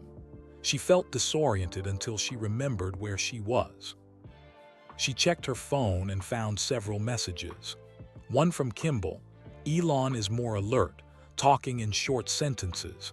Still very weak but definitely improving. Don't rush back, Mom and I are here." One from Lily: "Mom, I saw you on the news, you're famous. Everyone at school is talking about how brave you are. I'm so proud of you. Red." One from Agent Winters: "David Chen has been formally charged. Trial will be in a few months. Your testimony will likely be needed. Thanks for your cooperation." And one from an unknown number that made Marina's blood run cold: "David was just the beginning. The Threshold Collective has made powerful enemies. Watch your back." Marina immediately called Agent Winters and forwarded the message. "This is a different number than David was using," Winters said after examining it. "We'll trace it, but if it's from an accomplice or supporter of David's, they're probably using similar masking techniques. I'm informing your security detail immediately." "Do you think I'm in real danger?" Marina asked. "I don't know," Winters admitted. "David seemed to be acting alone, but that message suggests otherwise. Until we know more, please be very careful. Don't go anywhere without security, and report anything suspicious immediately." After the call, Marina felt uneasy. She thought the danger was over when David was arrested, but maybe it wasn't. Maybe there were other people who opposed the Threshold Collective's work, people who were willing to use violence to stop it. Marina ordered room service, she was starving, and ate while watching the news. The story about Elon and the ARC project was still dominating coverage. Experts debated whether the project was brilliant preparation or dangerous fantasy. Pundits argued about whether billionaires should fund private survival research or leave it to governments. One segment caught Marina's attention. A former NASA scientist was being interviewed. "What people don't understand is that Mr. Musk wasn't being reckless," the scientist said. "He was being prudent. Solar storms are real. The threat to our infrastructure is real, and no government is adequately preparing for it. Private initiatives like the Threshold Collective might be our best hope for developing survival strategies before disaster strikes." Maybe public opinion would shift, Marina thought. Maybe Elon's near-death experience would wake people up to the dangers that researchers like Dr. Acaffer had been warning about. Her phone rang. It was May calling from the hospital. "Marina, Elon is asking for you," May said. "He's much more alert now and wants to talk. Can you come back?" "I'll be there in 15 minutes, Marina promised. She quickly changed clothes, informed her security detail, and headed back to the hospital. The two guards, Sarah and Miguel, flanked her through the hotel lobby and into their vehicle. They took a different route to the hospital than Marina had used earlier, constantly checking mirrors for anyone following. The security felt surreal. Just a week ago, Marina's biggest worry had been whether Elon would approve her revised schedule for the SpaceX launch. Now she had armed guards protecting her from potential threats. At the hospital, they took a service elevator to avoid media attention. The ICU was quiet in the late evening. Only immediate family was supposed to be allowed in after visiting hours, but the nurses made an exception when May explained that Elon had specifically requested Marina. Elon was sitting up slightly in bed, the oxygen mask replaced by a small nasal cannula. He still looked pale and weak, but his eyes were clear and focused. "Marina," he said, his voice rough but stronger than this morning, "you climbed down the shaft." "I did," Marina confirmed, moving to his bedside. "Someone had to come get you." "Crazy," Elon said with a weak smile. "Brave and crazy." "I learned from the best," Marina said. Elon laughed, then coughed, a painful sound that made everyone wince. When he recovered, he looked at Marina seriously. "Lily," he said, "how is she?" "She's fine, proud of her crazy mother, and very glad you're okay." "Good kid," Elon said. "Lucky kid to have you."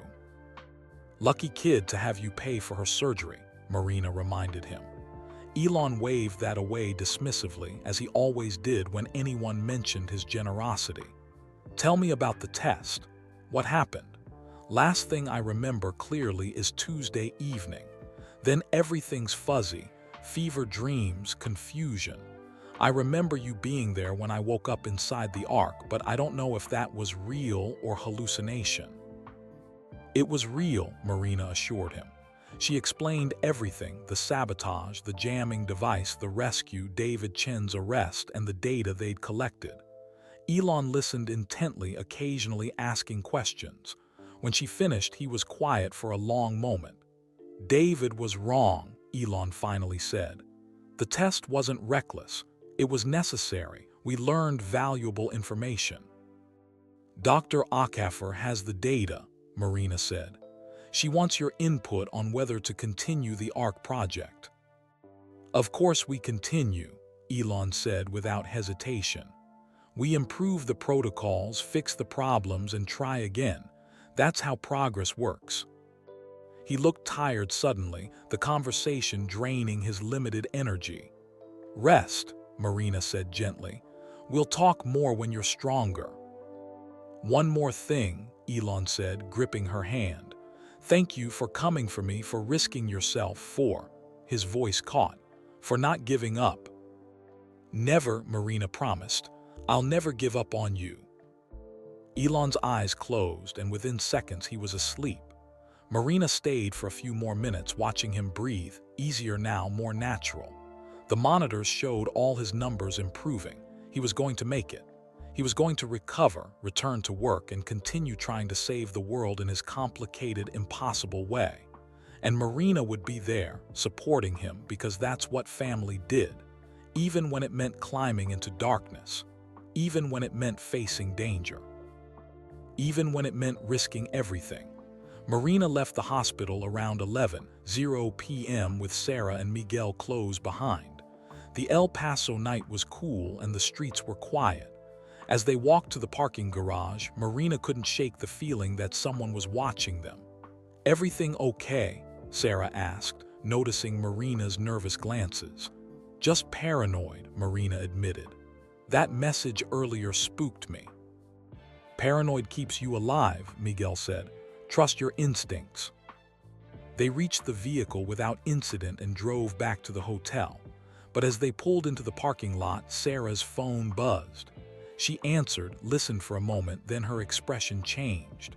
"Understood. We're on it," she said, then turned to Marina. "Agent Winters just called. There's been a development. Someone broke into Dr. Akaffer's office at Stargate Ranch 2 hours ago. Stole several hard drives containing research data." Marina's heart sank. "But David Chen is in custody. How could?" "That's why Winters is concerned," Sarah interrupted. "Either David had an accomplice or someone else is targeting the Threshold Collective. Either way, you need to be extra careful." At the hotel, Sarah and Miguel insisted on checking Marina's room before letting her enter. They searched the closet, bathroom, under the bed, everywhere someone could hide. "All clear," Miguel finally said. "But we're posting someone outside your door all night. Keep your phone on and the door locked. Call us if you hear anything suspicious." Marina tried to sleep but couldn't. Her mind kept replaying everything: the climb down the shaft, finding Elon unconscious, David Chen's arrest, and now this new threat. Who else wanted to stop the Threshold Collective? And why? Around 2:00 a.m., unable to sleep, Marina opened her laptop and started going through the data on the USB drive Dr. Akaffer had given her. She wanted to understand exactly what the Ark project had discovered. The files were organized by category: power systems, water management, food storage, air quality, psychological assessments, and medical observations. Marina read through Dr. Tanaka's medical notes about treating Elon's pneumonia with limited supplies. The doctor had been meticulous, recording symptoms, treatments, and responses every few hours. One entry caught Marina's attention. Tuesday, 11:45 p.m., patient's fever spiked to 103.2 degrees F. Administered additional antibiotics. Patient became delirious, speaking about the data and making sure they know. Patient insisted we protect the research no matter what, sedated for rest. Even delirious with fever, Elon had been thinking about the research, about making sure the data survived. He'd known how important it was. Marina clicked on another folder labeled External Threats Assessment. Inside was a document Dr. Akaffer had written analyzing potential opposition to the collective's work. Marina read with growing concern. The Threshold Collective has identified several groups that may oppose our research. 1. Fossil fuel interests who see our solar battery work as threatening. 2. Government agencies that don't want private citizens preparing for disasters without official oversight. 3. Religious groups that view preparation for catastrophe as showing lack of faith. 4. Competing research organizations jealous of our funding and progress. 5. Radical environmentalists who believe humanity should accept collapse rather than try to survive it. David Chen falls into category 5. However, we have received anonymous threats that suggest involvement from other categories as well. Someone with significant resources is monitoring our work and may be planning interference. The document was dated 3 weeks ago, before the ARC test, before David's sabotage, before everything went wrong. Dr. Akaffer had known there were threats. She'd known someone might try to stop them, but she'd proceeded with the test anyway. Marina felt a chill. If Dr. Akaffer had known about potential threats, why hadn't she increased security? Why hadn't she warned Elon and the other volunteers more explicitly about the dangers? Marina's phone buzzed with a text from an unknown number. Read the threat assessment document yet? Akaffer knew. She knew it was dangerous. She let Elon walk into a trap. Ask yourself, who really benefits from his near death? Who's getting all the media attention and sympathy now? Marina stared at the message in shock. Was someone suggesting that Dr. Akaffer had deliberately endangered Elon for publicity? That was insane. Dr. Akaffer clearly cared about the research and the people involved, but doubt crept in. The Threshold Collective had been unknown before this incident. Now they were international news. Scientists were reaching out to collaborate. Funding would probably pour in. And all because Elon Musk had nearly died in their facility. Marina called Agent Winters even though it was 2:30 a.m. Winters answered immediately. "Marina, what's wrong?" Marina explained about the message and the threat assessment document. Is it possible Dr. Akaffer knew more about the danger than she told us? Could she have, I don't know, allowed the sabotage to happen? Winters was quiet for a moment. We've been investigating that possibility. Dr. Akaffer's communications show she was genuinely surprised by the emergency seal activation. But you're right that the threat assessment document raises questions. Why didn't she implement stronger security if she knew there were potential threats? Maybe she didn't take them seriously enough, Marina suggested. Or maybe she did, and we haven't found the evidence yet, Winters said. I'm heading back to Stargate Ranch at first light to investigate the break-in and question Dr. Akaffer more thoroughly. In the meantime, forward me that message. We need to trace whoever's sending these. After ending the call, Marina tried to think logically. Dr. Akaffer had been nothing but helpful and concerned. She'd given Marina the research data. She'd rushed to the hospital to check on Elon. She'd been visibly relieved when he survived. Those weren't the actions of someone who deliberately endangered him. But then who was sending these messages? Who broke into Dr. Akaffer's office? who wanted to make the Threshold Collective look bad. Marina returned to the threat assessment document and read more carefully. One section discussed Category 2, government opposition. Several anonymous contacts claiming to be from federal agencies have suggested that private survival research undermines official emergency preparedness programs. One contact explicitly stated that billionaires playing survivalist makes the government look incompetent and could cause public panic. We may face regulatory challenges or investigations designed to shut down our work. Marina sat back, thinking, what if someone in the government was behind this? Someone who saw the Threshold Collective as a threat to official authority. Someone who wanted to discredit their work by making it look dangerous and irresponsible. That would explain the sophisticated nature of the sabotage and the continued threats even after David Chen's arrest. It would explain how someone got past security at Stargate Ranch to steal research data. Government agencies had resources that individuals didn't. Marina's phone rang, making her jump. It was Kimball Musk. "Sorry to call so late," Kimball said, "but Elon's awake and asking for you again. He says it's urgent." "I'll be right there," Marina said. 20 minutes later, Marina was back in Elon's ICU room with Sarah and Miguel stationed outside. Elon looked more alert than before, sitting up with several pillows supporting him. "You look better," Marina said. "Feel like I got hit by a truck," Elon admitted. "But I'm thinking clearly now.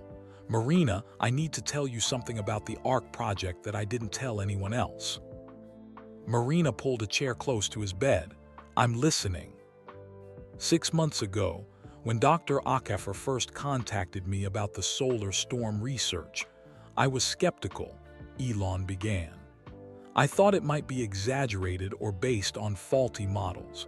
So I had my own scientists at SpaceX independently verify the data. And, Marina prompted, they confirmed it. In fact, they found something Dr. Akafer's team had missed. Elon's expression was grave. The solar maximum we're approaching isn't just potentially dangerous. According to our models, it's likely to be the most severe in over 300 years. The probability of a Carrington-level event hitting Earth in the next 6 to 8 months is over 70%. Marina felt cold. 70%, but Dr. Akafer said 5 to 10 years.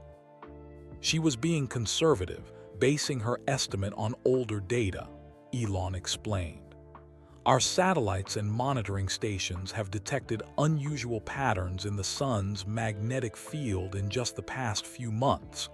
The storm is building faster than anyone expected.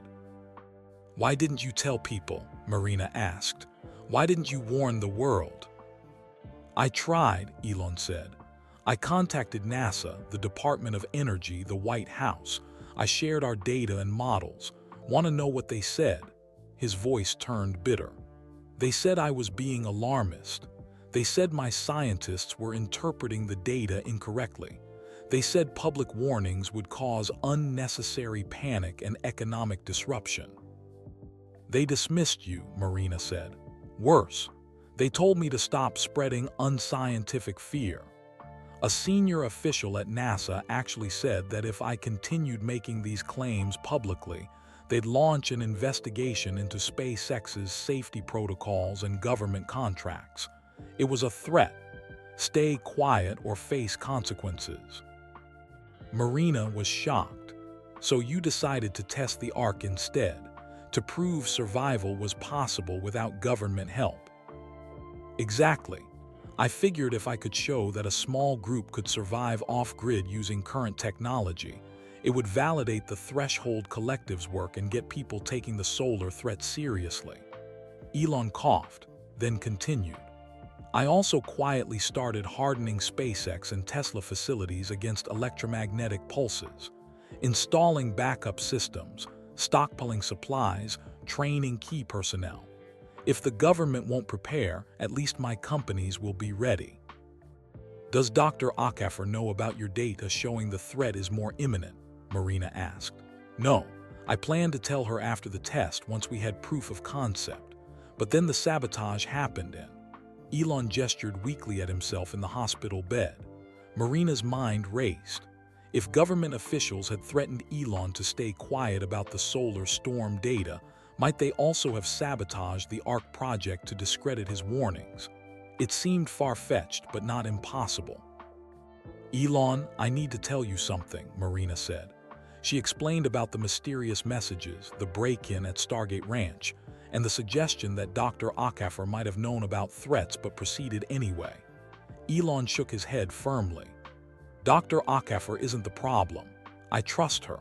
But someone with access to inside information is definitely working against the collective. Someone who knew about the test timing, the facility layout, the security systems." "David Chen had all that information," Marina pointed out. "But David's in custody and the threats are continuing," Elon countered. "Which means either he had help or someone else entirely is behind this." He paused, breathing hard from the exertion of talking. "Marina, I need you to do something for me." "Anything," Marina said. "Contact Dr. Fraser in Alaska. He needs to know what's happening. And more importantly, he has additional data about the solar threat that he hasn't shared with the rest of the collective yet. If something happens to him, that data could be lost." "Why hasn't he shared it?" Marina asked. "Because it's even more alarming than what Dr. Akafor knows," Elon said. "Fraser discovered that the 2012 solar storm, the one that missed Earth by 9 days, might not have been random chance. His analysis suggests there may be a pattern to major solar events that correlates with Earth's magnetic field fluctuations. If he's right, we could potentially predict major storms weeks or months in advance instead of just hours." "That would be huge," Marina said. "It would change everything. We could evacuate people, shut down vulnerable systems, prepare. But Fraser's work is controversial. Other scientists think he's wrong. That's why he went to Alaska, to collect more data from Aurora monitoring stations to prove his theory." Elon gripped Marina's hand. "You need to reach him before whoever's targeting the collective does." At that moment, the ICU door burst open. Agent Winters rushed in, looking urgent. "I'm sorry to interrupt, but we have a major problem," Winters said. "Dr. James Fraser was found unconscious in his research station near Fairbanks, Alaska, 2 hours ago. Local authorities think it might be carbon monoxide poisoning from a faulty heater. He's alive but in critical condition, and all his research notes and equipment are missing." Elon closed his eyes in frustration. "Not coincidence. Someone got to him." "I agree," Winters said. "I've contacted the FBI field office in Anchorage. They're treating it as a possible attempted murder and robbery. But here's what really concerns me. Fraser's assistant, a graduate student named Rachel Kim, is also missing. Her coat and boots are at the research station, but she's nowhere to be found. In Alaska's winter without proper gear. She'll die of exposure," Marina finished. "Unless someone took her," Winters said grimly. "Which is what I suspect. Whoever attacked Fraser probably took Rachel to force her to give them information about his research." Marina's mind flashed back to something Marcus Zhang had said days ago. David Chen had a girlfriend named Rachel who worked in renewable energy. Could it be the same person?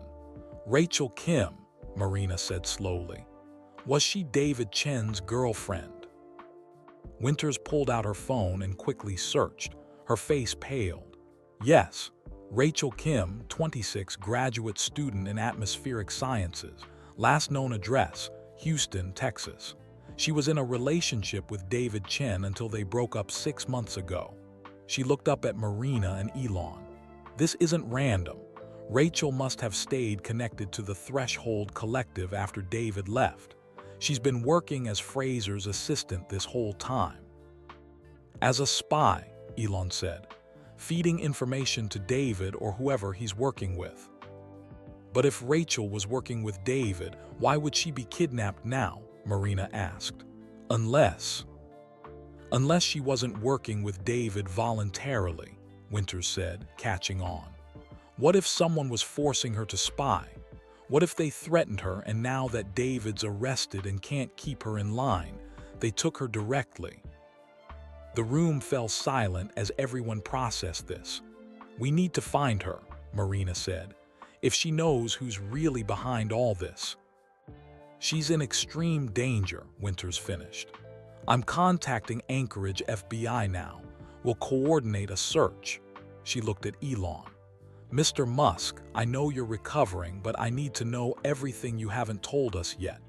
Every detail about the solar storm data, the government threats, any enemies you might have made by pursuing this research.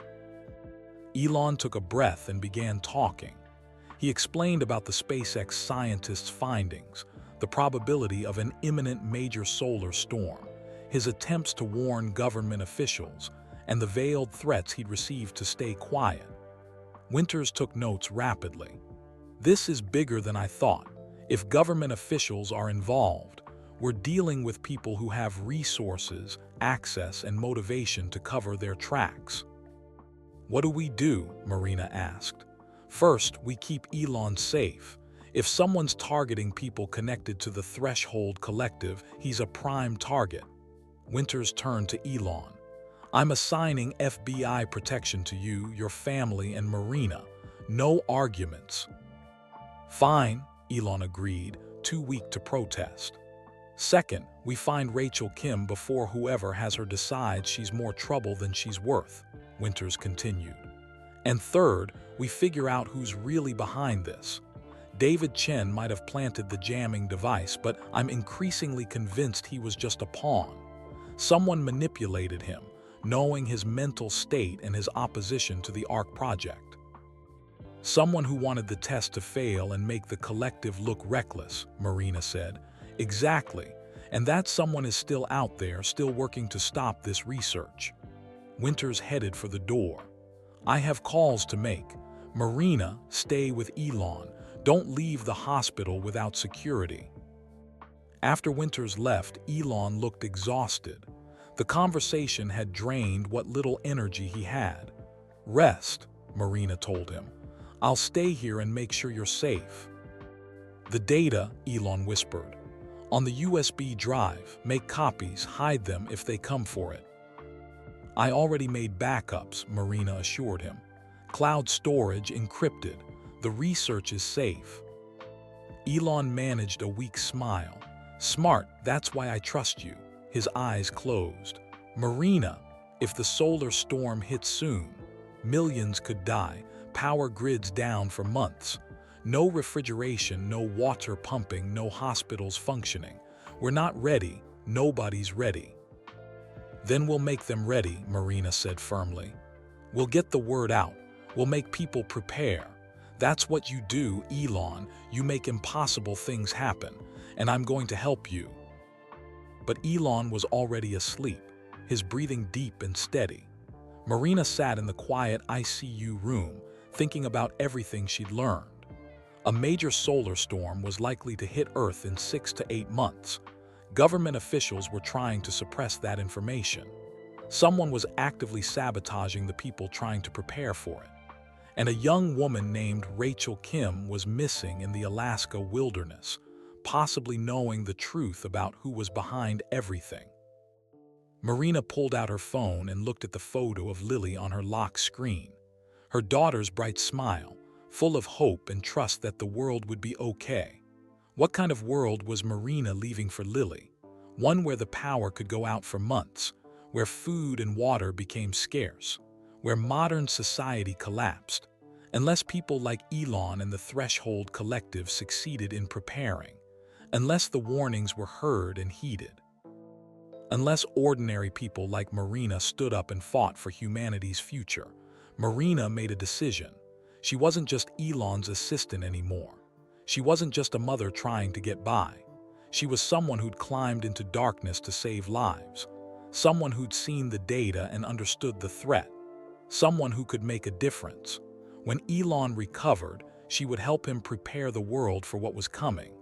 She would help the Threshold Collective continue their work.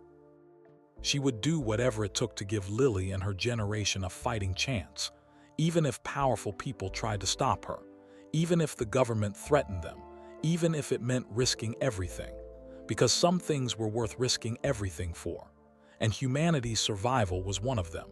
Outside the ICU window, the El Paso night slowly gave way to dawn. The sky lightened from black to gray to pink. A new day was beginning, and with it, new challenges, new dangers, and new hope. Marina watched the sunrise and whispered a promise to Elon, to Lily, to herself, to everyone counting on them. "We won't give up. No matter what comes, we'll be ready." Friday morning brought a shift in Elon's recovery. Dr. Morrison arrived at 7:00 a.m. with encouraging news. "Mr. Musk's lung function has improved significantly," the doctor announced after examining him. "His fever is gone. Blood work shows the infection is responding well to antibiotics. If this continues, we can move him out of ICU to a regular room by this afternoon." May clasped her hands together in relief. "That's wonderful news." Elon was awake and alert, sitting up without difficulty. "When can I leave the hospital completely?" he asked. Dr. Morrison smiled. "Not for several more days. Pneumonia recovery takes time, Mr. Musk, but you're doing remarkably well, all things considered." After the doctor left, Gwynne Shotwell arrived with updates from SpaceX and Tesla. She carried a tablet loaded with business reports that needed Elon's attention. "The Starship launch is still on schedule for 3 weeks from now," Gwynne reported. "The team has been working around the clock. They want you to know they're dedicated to making it successful." "Good," Elon said, his voice stronger than yesterday. "I'll be back before the launch. I'm not missing it." "Elon, you nearly died," Kimball protested. "Maybe you should take time to fully recover before jumping back into work." "I'll have 3 weeks," Elon countered. "That's plenty of time." Marina recognized that stubborn expression. There was no point arguing when Elon had made up his mind. She'd learned that years ago. Around 10:00 a.m., Agent Winters called with an update. "We found Rachel Kim," Winters said, and Marina heard relief in her voice. "She was discovered early this morning by a park ranger about 15 miles from Fraser's research station. She was hypothermic and disoriented but alive. She's at Fairbanks Memorial Hospital being treated." "Thank God," Marina said. "Has she told you anything about what happened?" "Not yet. She's been unconscious or barely coherent since they found her, but the doctors say she should be able to talk by this afternoon. I'm flying to Fairbanks to interview her personally." "What about Dr. Fraser?" Marina asked. "Also improving. The carbon monoxide levels in his blood are dropping. He woke up briefly this morning and confirmed that someone attacked him, knocked him unconscious, and tampered with his heater to make it look like an accident. He didn't see his attacker's face, but he said it was a man, about 6 feet tall, wearing a ski mask." "So definitely not David Chen working alone," Marina said. "Definitely not. David's still in custody and has been cooperating fully. He swears he acted alone, but the evidence keeps proving otherwise." Winters paused. "Marina, there's something else. When the park ranger found Rachel, she was clutching a waterproof bag. Inside were several USB drives and a handwritten note that said, 'Give to Elon Musk. He'll know what to do.'" Marina's pulse quickened. "Fraser's research data." "That's what we think. Rachel must have grabbed it before whoever attacked Fraser could find it. Then she ran into the wilderness to protect it." "That was incredibly brave," Marina said, "and incredibly dangerous." "She nearly died of exposure," Winters agreed. "But she saved critical research data. Once she's able to talk, we'll get the full story. In the meantime, I'm having the FBI lab analyze the USB drives to see what's on them." After the call ended, Marina told Elon about Rachel and the recovered data. Elon's eyes lit up despite his exhaustion. Fraser's pattern analysis. If it survived, if we can verify his findings. He struggled to sit up straighter. Marina, this could change everything. We might be able to predict major solar storms weeks in advance instead of hours. We could give communities time to prepare, to protect critical infrastructure, to save lives. But only if we can get the information out without being shut down, Marina reminded him. Someone powerful doesn't want this research public. Then we'll have to be smarter than them, Elon said with a hint of his usual confidence returning. By afternoon, Elon was moved to a private room on the third floor. It was larger and more comfortable than the ICU, with a couch for visitors and windows that let in natural light. Security guards were posted outside 24 hours a day. Marina finally went back to her hotel to shower and change clothes. She'd been wearing the same outfit for nearly 2 days. When she emerged from the bathroom, she found a voicemail from Dr. Akafer. Marina, it's Amara. I need to talk to you privately, not on the phone. Can you meet me somewhere away from the hospital? There are things about the Threshold Collective that you need to know. Things I haven't told anyone, not even Elon. Please call me back. The message made Marina uneasy. Why the secrecy? What could Dr. Akafer need to tell her that couldn't be said over the phone or in front of Elon? Marina called Agent Winters to ask for advice. I don't like it, Winters said immediately. It could be legitimate or it could be a trap. If you meet her, do it in a very public place with your security team present. Do you really think Dr. Akafer would hurt me? Marina asked. I think someone wants to stop the Threshold Collective's work badly enough to attempt murder, Winters said bluntly. Until we know who that someone is, we trust no one completely, not even Dr. Akafer. Marina arranged to meet Dr. Akafer at a busy coffee shop in downtown El Paso at 4:00 p.m. Sarah and Miguel accompanied her, sitting at a nearby table with clear sightlines to Marina and the exits. Dr. Akafer arrived exactly on time. She looked tired and stressed, with dark circles under her eyes. She ordered coffee and sat across from Marina. Thank you for meeting me, Dr. Akafer said quietly. I know you have no reason to trust me after everything that's happened. I want to trust you, Marina said honestly, but I need you to be completely honest with me. No more secrets. Dr. Akafer nodded. She pulled out a folder and slid it across the table. This is what I couldn't say on the phone, what I haven't told Elon or the FBI or anyone else. Marina opened the folder. Inside were financial documents, emails, and what looked like contract agreements. 3 years ago, when I first started the Threshold Collective, I needed funding, Dr. Akafer explained. Government grants weren't available for this kind of research. Most private investors thought it was too controversial or too speculative. But one organization was willing to fund us, a private foundation called the Continuity Institute. I've never heard of them, Marina said. Most people haven't. They operate very quietly. They're a think tank focused on civilizational resilience and disaster preparedness. On the surface, they seemed perfect. Their goals aligned with ours. They had significant resources, and they didn't demand public credit for their funding. But, Marina prompted, sensing there was more. But 6 months ago, I started discovering things about them that troubled me, Dr. Akafer continued. She pointed to one of the documents. The Continuity Institute is funded by a complex web of shell corporations.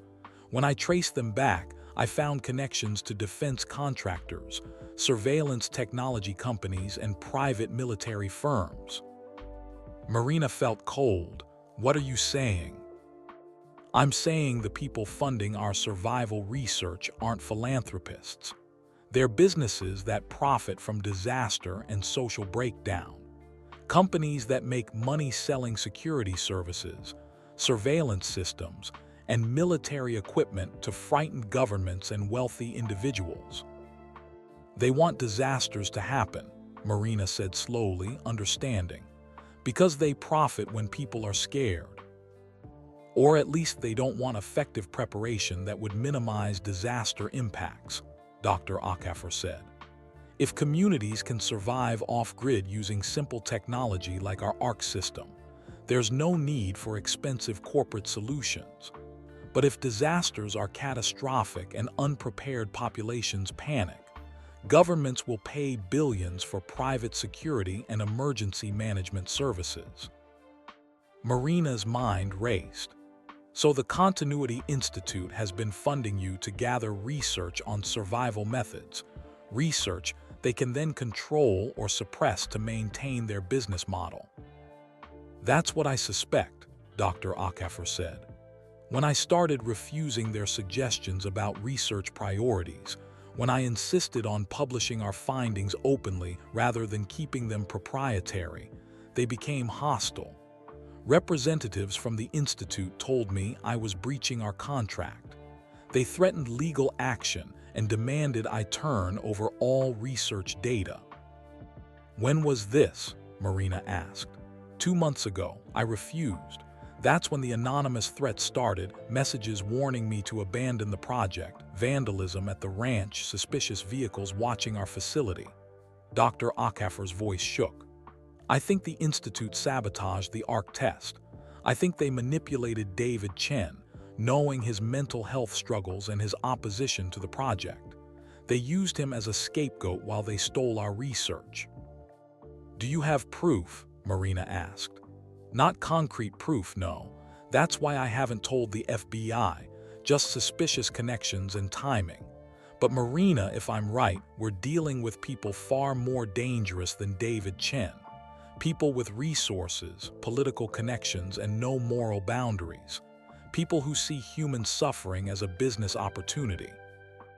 Marina looked at the documents spread across the table. If Dr. Akafor was right, this explained everything. The sophisticated sabotage, the continued threats after David's arrest, the attack on Dr. Fraser, Rachel's kidnapping.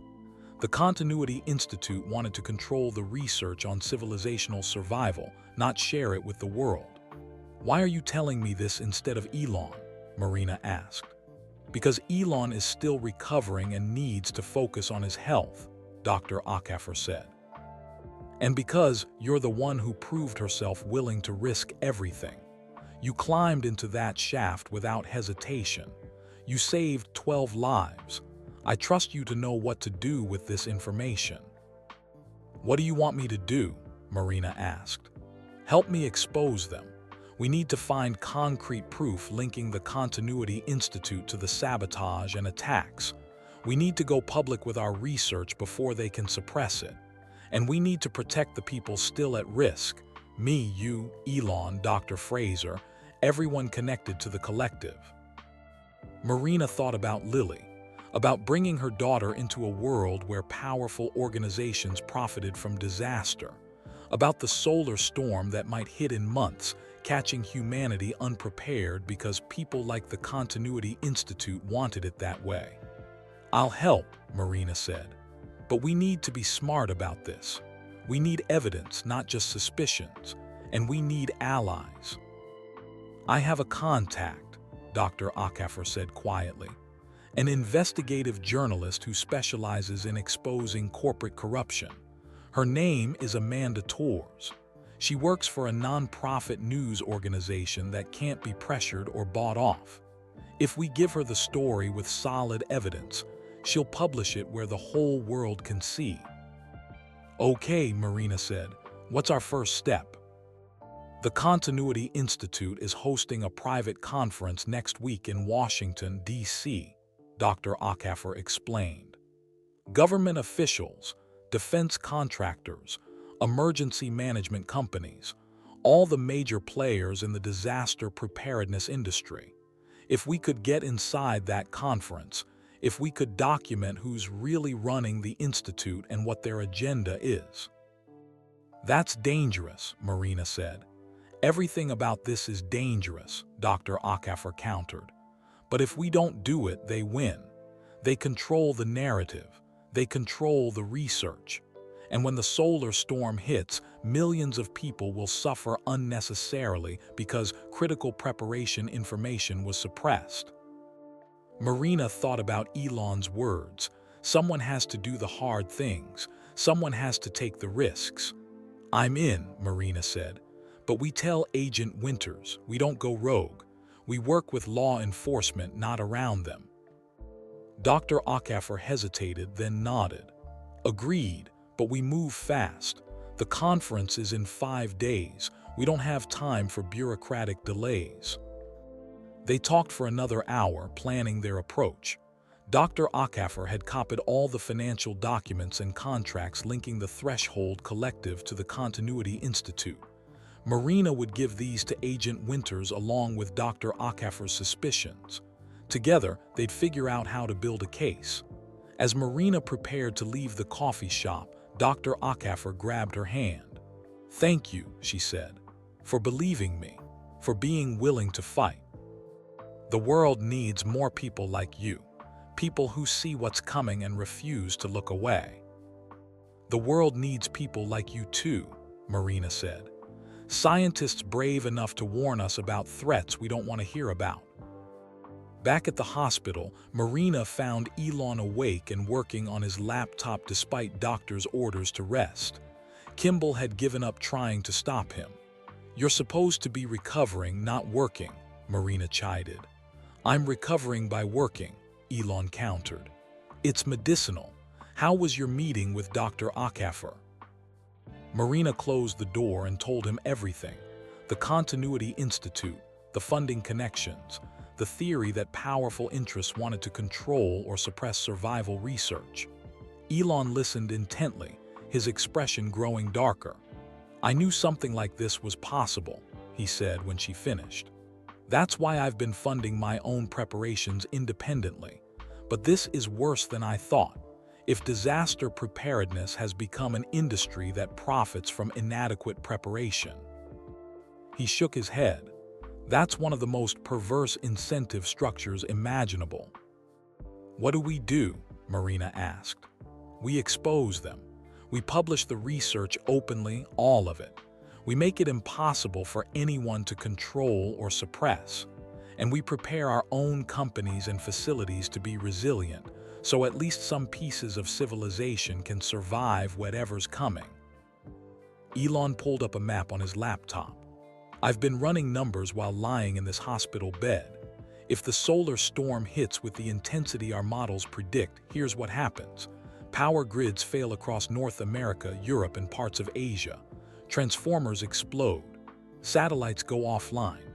GPS stops working. Within hours, water stops flowing because pumps need electricity. Within days, food supplies run out because distribution relies on electronics. Within weeks, millions die from lack of clean water, medical care, and food." "That's apocalyptic," Marina said quietly. "It's realistic," Elon corrected. "The 1859 Carrington event hit a world with barely any electrical infrastructure, and it still caused massive disruptions.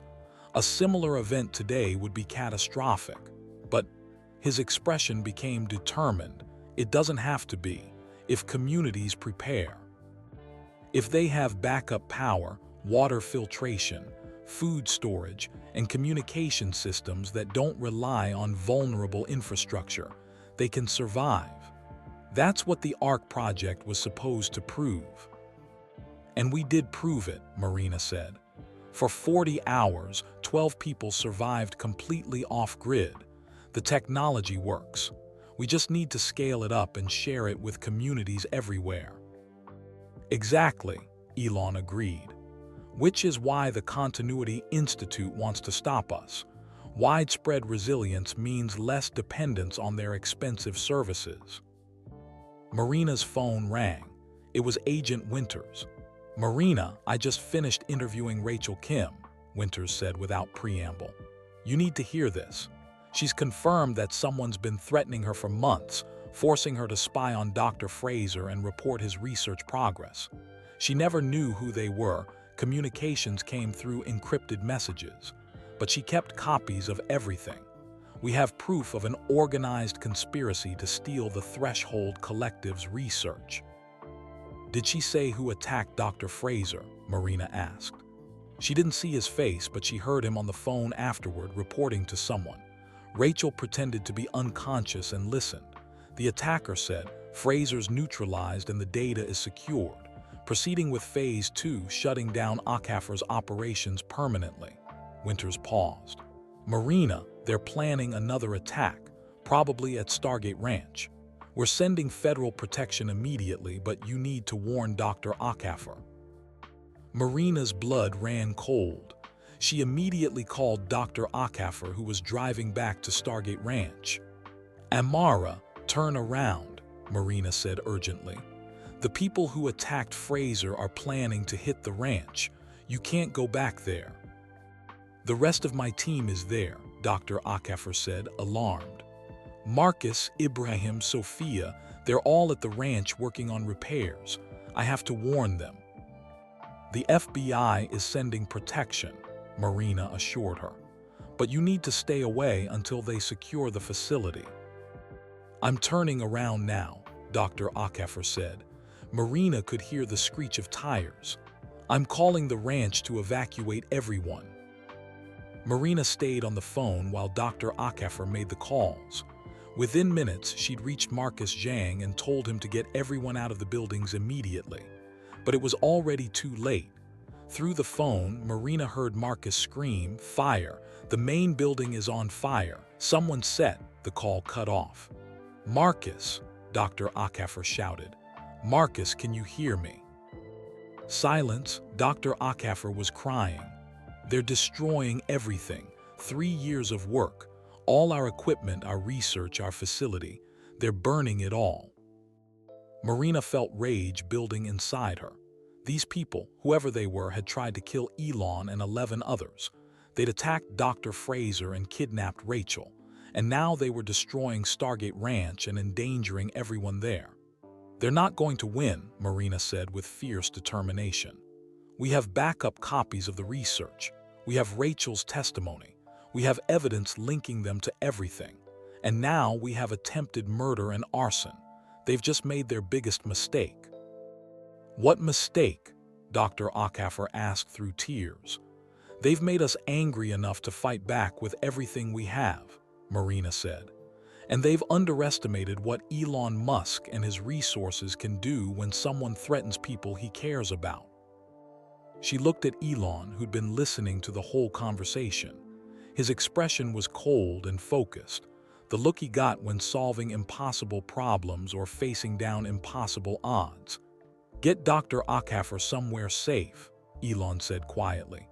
"Then get Agent Winters everything we have, every document, every piece of evidence, every connection.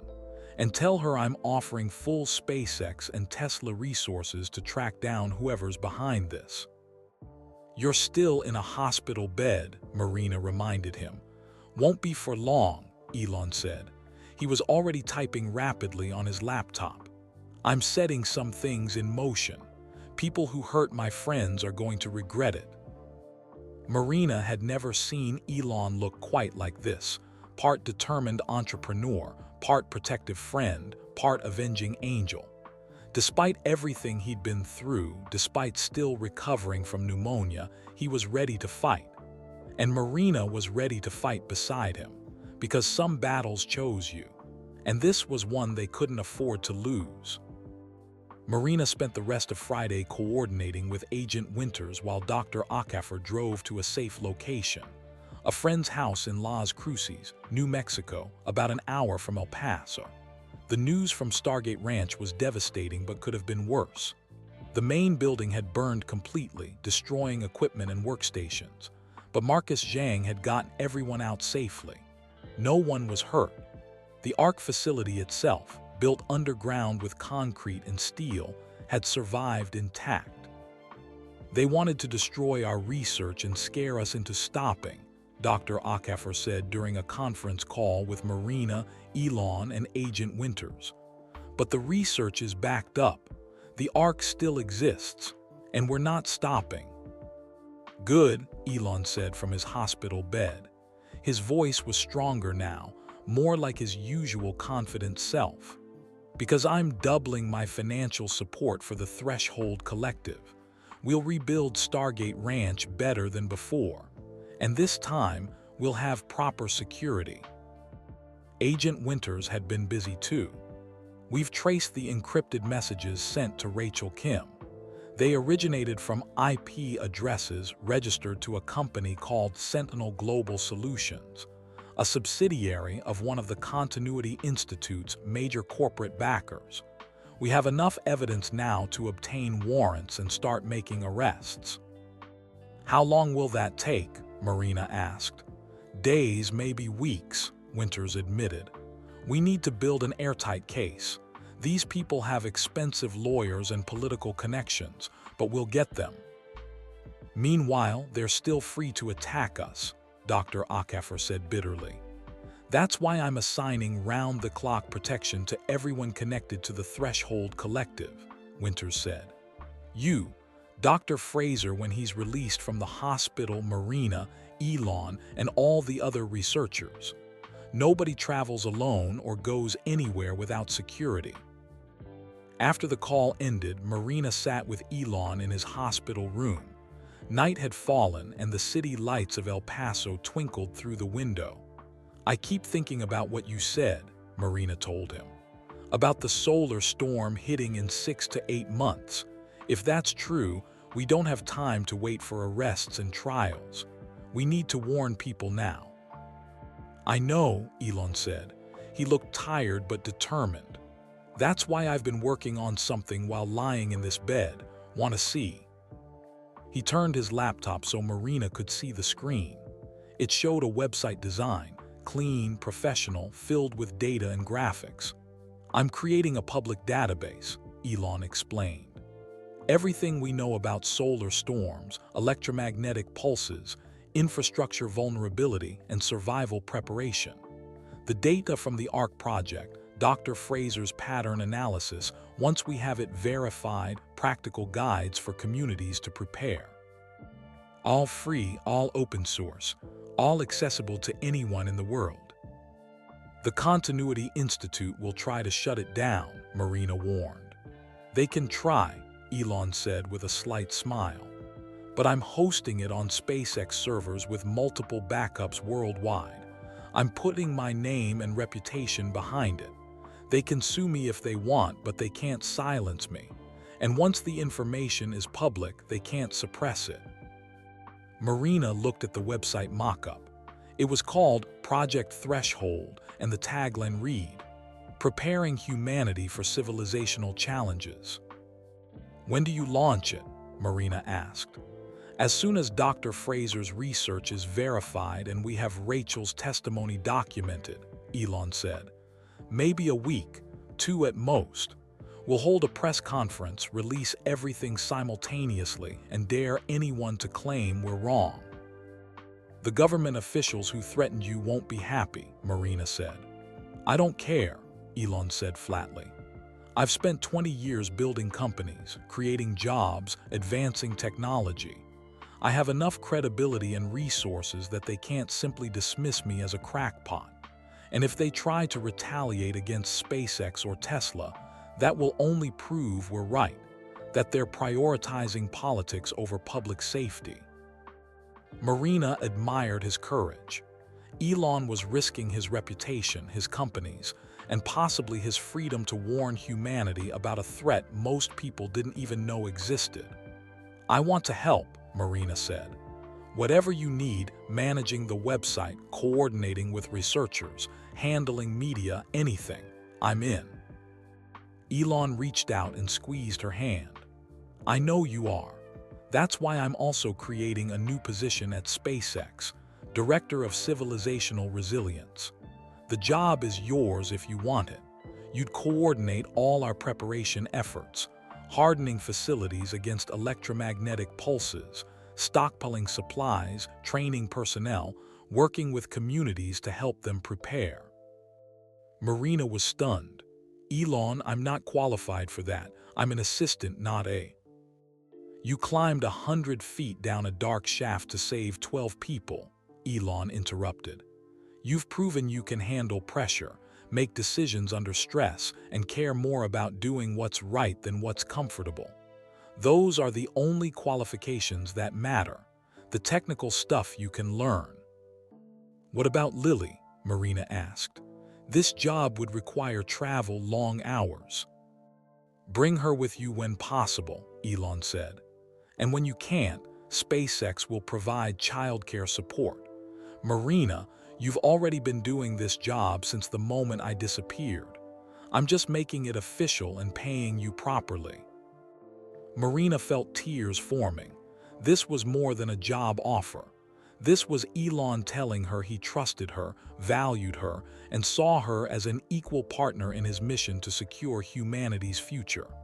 Yes, Marina said. I accept. Elon smiled, a genuine, warm smile that reminded Marina why she'd always believed in him despite his flaws and impossible demands. Good, Elon said, because there's a lot of work to do and not much time to do it. Over the weekend, Elon continued improving rapidly. By Saturday afternoon, he was walking the hospital corridors with a nurse supervising.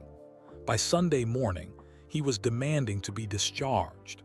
Mr. Musk, you've made remarkable progress, Dr. Morrison said during his final examination. But I strongly recommend staying another few days for observation. Pneumonia can relapse if you push yourself too hard too quickly. I'll rest at home, Elon promised. Or at least I'll rest more than I normally do. But I need to be working. I have 3 weeks until the Starship launch and a lot to prepare before then. Dr. Morrison reluctantly agreed to discharge him with strict instructions. Limited activity, continued antibiotics, follow-up appointments, and immediate return to the hospital if any symptoms worsened. I mean it, Mr. Musk, the doctor said sternly.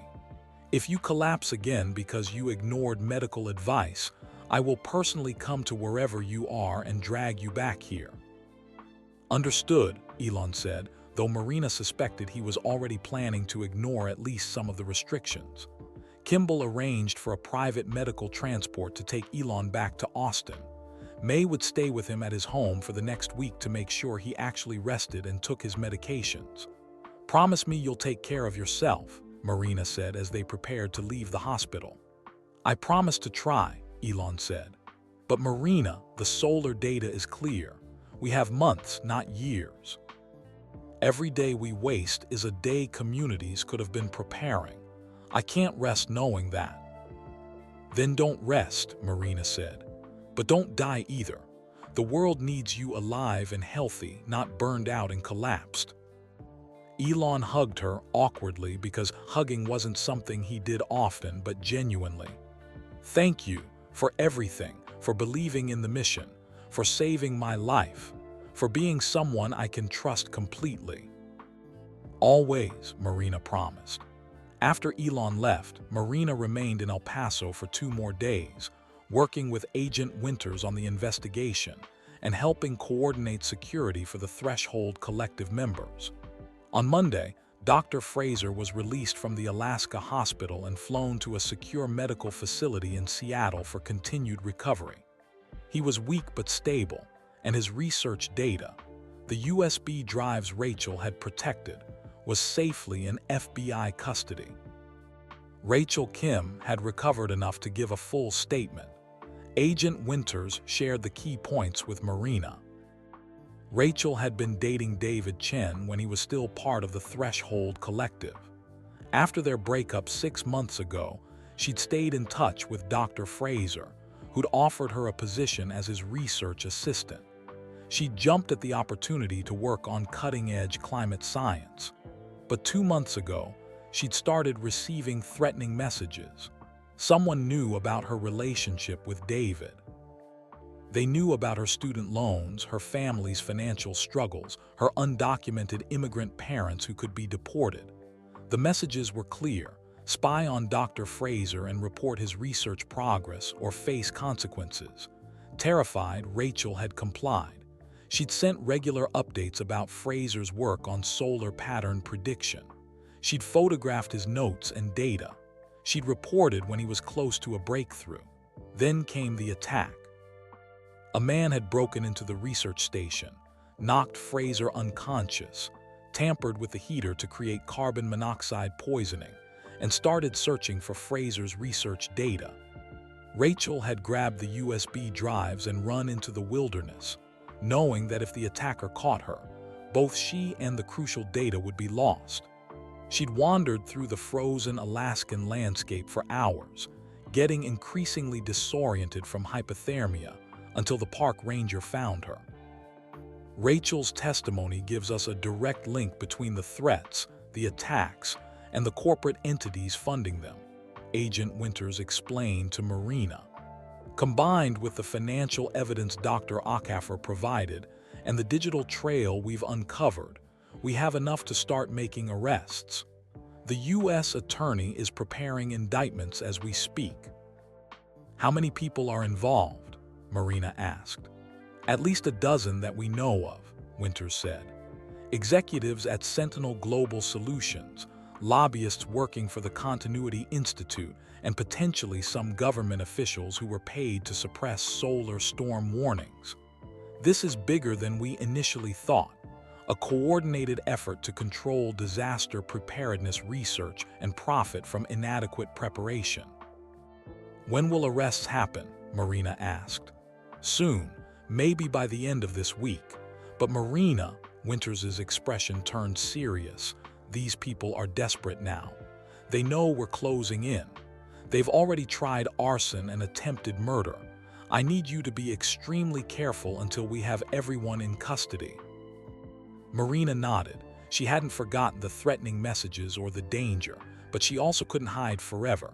There was too much work to do. On Tuesday, Marina finally flew home to Austin. Lily met her at the airport with Marina's mother, both of them running forward for hugs. "Mom, you're on the news every day," Lily exclaimed. "My teacher said you're a hero. Is it true you climbed down a 100-foot hole in the dark?" "It's true," Marina admitted. "Though it didn't feel heroic at the time, it felt terrifying." "That's what makes it brave," Lily said seriously. "Being scared but doing it anyway." Marina hugged her daughter tightly, breathing in the familiar scent of Lily's shampoo. This was why she'd risked everything. This was why she'd keep fighting, for Lily's future, for all children's futures. That evening, after Lily went to bed, Marina sat at her kitchen table reviewing documents on her laptop. The solar storm data, the ARC project results, Dr. Fraser's pattern analysis that the FBI had finally sent her, all pointing to the same conclusion. Earth was approaching a period of extreme solar activity. A major storm was highly probable within the next 6 to 9 months, and if it hit, millions of lives and the entire modern infrastructure could be at risk. But unlike previous generations facing existential threats, humanity now had knowledge, technology, and people willing to act. Marina opened a new document and began writing. It would become the introduction to Elon's Project Threshold website, a clear, simple explanation of the threat and what communities could do to prepare. She wrote, "For most of human history, we were at the mercy of nature. Storms, earthquakes, floods, we could not predict them or protect against them. We simply endured and rebuilt. Today, we have knowledge our ancestors lacked. We can predict solar storms days or weeks before they hit. We understand how electromagnetic pulses affect infrastructure. We have technology to protect critical systems and keep communities functioning during disasters. The question is not whether we can prepare. The question is whether we will prepare." This website contains everything we know about the solar threat facing Earth and practical steps to improve resilience. The information is free, open source, and verified by scientists from multiple institutions. We share it because preparation should not be a privilege for the wealthy. Every community, regardless of resources, deserves a chance to survive and thrive. The challenges ahead are real, but so is human ingenuity, courage, and determination. Together, we can build a more resilient civilization, one that doesn't just survive disasters but emerges stronger from them. The future is not written. We write it with the choices we make today. Marina read it over, made a few edits, and sent it to Elon for approval. His response came back within minutes. Perfect. This is exactly right. Launch in 4 days. 4 days until Project Threshold went public. 4 days until the world learned what was coming. 4 days until everything changed again. Marina looked at the calendar on her wall. March 29, 2024. The Starship launch was scheduled for April 8. Spring was arriving, bringing warmer weather, longer days, and increased solar activity as the sun approached its maximum. The storm was building, both literally in space and metaphorically on Earth. But Marina wasn't afraid anymore. She climbed through darkness and emerged into light. She'd faced danger and survived. She'd found purpose and meaning beyond just working a job and raising her daughter. She was ready for whatever came next, and so she believed was humanity. They just needed to be warned, given the tools, shown the path. The rest would be up to them. Marina closed her laptop and went to check on Lily one more time before going to bed herself. Her daughter was sleeping peacefully, one arm around her favorite stuffed animal, her face relaxed and content. "Sweet dreams, baby," Marina whispered. "I'm going to make sure you have a future worth waking up to." She meant it with every fiber of her being. The fight was just beginning, but Marina Chen was ready. 1 week after Elon's rescue, March 22, 2024, Marina stood in SpaceX headquarters watching the final preparations for Project Threshold's launch. The website would go live at noon Eastern Time, synchronized with a press conference Elon would hold from Austin. Dr. Ackafer arrived at 10:00 a.m. with Marcus Zhang and several other Threshold collective members. They'd spent the past week verifying Dr. Fraser's research data and preparing final reports. "It's confirmed," Dr. Ackafer announced, pulling up charts on the conference room screen. "Fraser's pattern analysis is accurate. We've cross-referenced it with historical data, current solar observations, and independent models.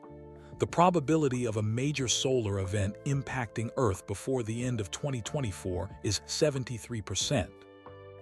Marina felt the weight of that number. Not a possibility, not a maybe.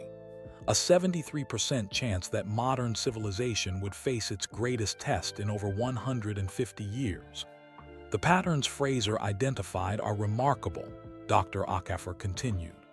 "Major solar storms correlate with specific fluctuations in Earth's magnetic field. By monitoring these fluctuations, we can predict extreme solar activity 3 to 6 weeks in advance instead of just hours." "That's incredible," Marina said. "That's enough time to shut down vulnerable power grids, ground aircraft, move satellites to safe orbits." "Exactly," Dr. Ackafer interrupted. "This changes everything. We're not helpless. We can prepare." Marcus pulled up another presentation. "We've also finalized improvements to the Ark design based on what we learned during the test. Better air filtration, enhanced medical facilities, improved psychological support systems. If we built a network of these facilities, say 100 across North America, we could provide secure shelter for 10,000 people during an extended power grid failure." "How much would that cost?" Marina asked. "About $2 billion, Marcus said, "which sounds like a lot until you compare it to the estimated $3 trillion in economic damage from an unprepared grid collapse. It's one of the best investments humanity could make." "Will anyone actually build them?" Marina wondered aloud. "That's what today is about," Dr. Ackafer said, "making the case so compelling that governments, communities, and private organizations feel they have no choice but to act." At 11:45 a.m., Marina joined a video conference with Elon, Agent Winters, and several key advisors. Elon looked much healthier, still thinner than usual, but his eyes were clear and his energy was returning. "Status check," Elon said. "Is everything ready?" "Website is ready to launch," confirmed a SpaceX engineer. "Press conference venue is set up in Austin," Kimball reported. He'd organized the event at the Gigafactory where this whole journey had begun 2 weeks ago. FBI has arrested 4 executives from Sentinel Global Solutions and 2 officials from the Continuity Institute, Agent Winters said. Charges include conspiracy, sabotage, attempted murder, and fraud. More arrests are expected in the coming days. Media response, Elon asked. "We have commitments from every major news outlet to cover the announcement live," Gwynne Shotwell said. CNN, BBC, Reuters, Al Jazeera, everyone. "The story of your disappearance and rescue has created massive public interest in what you're going to reveal." "Good," Elon said with satisfaction. "Then let's do this. Marina, any final concerns?" "Just one," Marina said. "Are you sure you're healthy enough for a press conference? You were literally on a ventilator 10 days ago." "I'm fine," Elon insisted. "A little tired, but fine. Besides, this is too important to delay. The solar data shows activity increasing faster than predicted. We don't have the luxury of waiting." At exactly noon Eastern Time, 9:00 a.m. Pacific, the Project Threshold website went live. Within minutes, it started getting traffic, hundreds of visitors, then thousands, then tens of thousands as news outlets picked up the story and shared the link. The website was beautifully designed and accessible. The homepage showed a simple animation of the Sun, Earth, and the electromagnetic forces between them. Text explained in clear, grade 5 reading level language. "The Sun is a powerful star. It gives us light and warmth. But sometimes the Sun has storms, huge explosions of energy that shoot into space. These solar storms can reach Earth and damage the electrical systems we depend on. In 1859, a massive solar storm hit Earth. It was called the Carrington Event. Telegraph wires sparked and caught fire. The northern lights appeared as far south as Cuba. But back then, people didn't depend much on electricity, so life continued. Today is different. We depend on electricity for everything: hospitals, water systems, food storage, communication, transportation. If a storm like 1859 happened now, it could cause catastrophic damage. The good news: we can prepare. We can protect critical systems. We can help communities survive even if power grids fail. This website shows you how." The site included sections on understanding solar storms, warning signs and prediction, protecting home and community, essential supplies and preparation, the ARC project and off-grid survival, resources for government and organizations. Everything was free. Everything was downloadable. Everything was designed to be shared as widely as possible. At 12:30 p.m. Eastern, 9:30 a.m. Pacific, Elon's press conference began.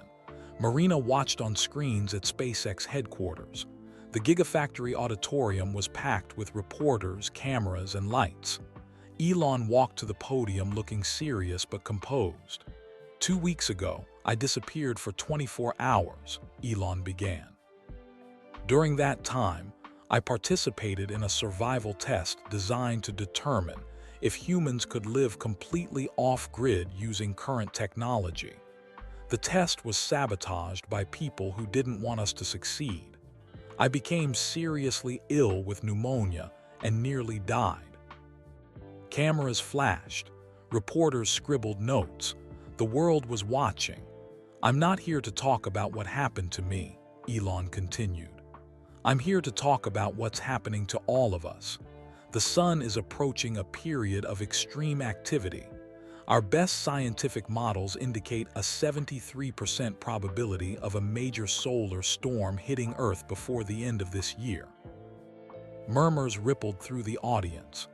Elon pulled up a slide showing solar data and predictions. If this storm hits with the intensity we expect, it will cause widespread damage to power grids, satellites, and electronic infrastructure. Millions of people could lose access to electricity, clean water, and basic services for weeks or months. The economic damage could exceed $3 trillion. And lives will be lost, not from the storm itself, but from the secondary effects of infrastructure collapse. Another slide appeared showing projections of impact. This is not science fiction. This is not speculation. This is the most likely scenario based on current data. And yet, most governments and organizations are doing almost nothing to prepare. Elon paused, letting that sink in. I've tried warning officials privately. I was told to stay quiet, that public warnings would cause panic. But panic from knowledge is better than death from ignorance. That's why today, I'm releasing everything we know, all the research, all the data, all the preparation strategies, completely free and open to the world. He gestured to the screen behind him, which showed the Project Threshold website. Some will call me alarmist. Some will say I'm being reckless. But I'd rather be wrong and have people prepared than be right and have millions suffer unnecessarily. The information is now public. What you do with it is up to you. Questions erupted from reporters. Mr. Musk, are you saying the government has been covering up this threat? I'm saying some officials have prioritized avoiding panic over promoting preparation, Elon replied carefully. That's a mistake. How confident are you in these predictions? Confident enough to have spent the past year quietly hardening all SpaceX and Tesla facilities against electromagnetic pulses. Confident enough to have risked my life testing survival protocols. Confident enough to stake my reputation on this warning. What should ordinary people do? Visit the website. Read the guides. Start with basics. Water storage, non-perishable food, battery backups, first aid supplies. Talk to your local government about emergency preparedness. Don't panic, but don't ignore this either. Preparation is insurance. We hope we never need it, but we'll be glad we have it if we do. The press conference lasted an hour. Elon answered every question thoughtfully and directly. He showed vulnerability when discussing his near-death experience and determination when explaining why preparation mattered. Marina watched with pride. This was Elon at his best, using his platform, his resources, and his credibility to tackle a problem most people were ignoring. By 2:00 p.m. Eastern, Project Threshold had received over 1 million website visits. By 5:00 p.m., over 5 million. News coverage was extensive and mostly positive. Some criticized Elon for fear-mongering, but many more praised him for raising awareness of a legitimate threat. Climate scientists, astronomers, and emergency management experts began weighing in. Most supported the warning, confirming that solar storm risk was real and preparation was inadequate. A few government officials pushed back. A NASA spokesperson issued a statement.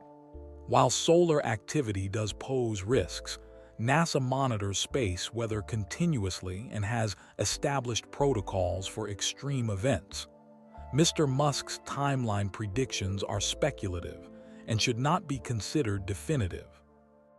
But the statement felt defensive and failed to address the core question. Was humanity prepared for a Carrington-level event? The answer, everyone knew, was no. That evening, Marina received a call from Amanda Torres, the investigative journalist Dr. Acaffer had mentioned. "I've been reviewing the documents Dr. Acaffer provided," Torres said. "This story about the Continuity Institute and corporate interests suppressing disaster preparation research, it's explosive. I want to publish a full investigation in 2 days, but I need to verify a few more facts. Can you help?" "Absolutely," Marina said. "What do you need?" They talked for an hour. Marina provided additional context, connected tours with Agent Winters for FBI verification, and shared her own experiences with the threats and sabotage. "This is bigger than just solar storms," Tours said. "This is about how disaster capitalism works, how some organizations profit from keeping people unprepared and dependent. Your story, climbing down that shaft to save Elon and the others, it humanizes the issue.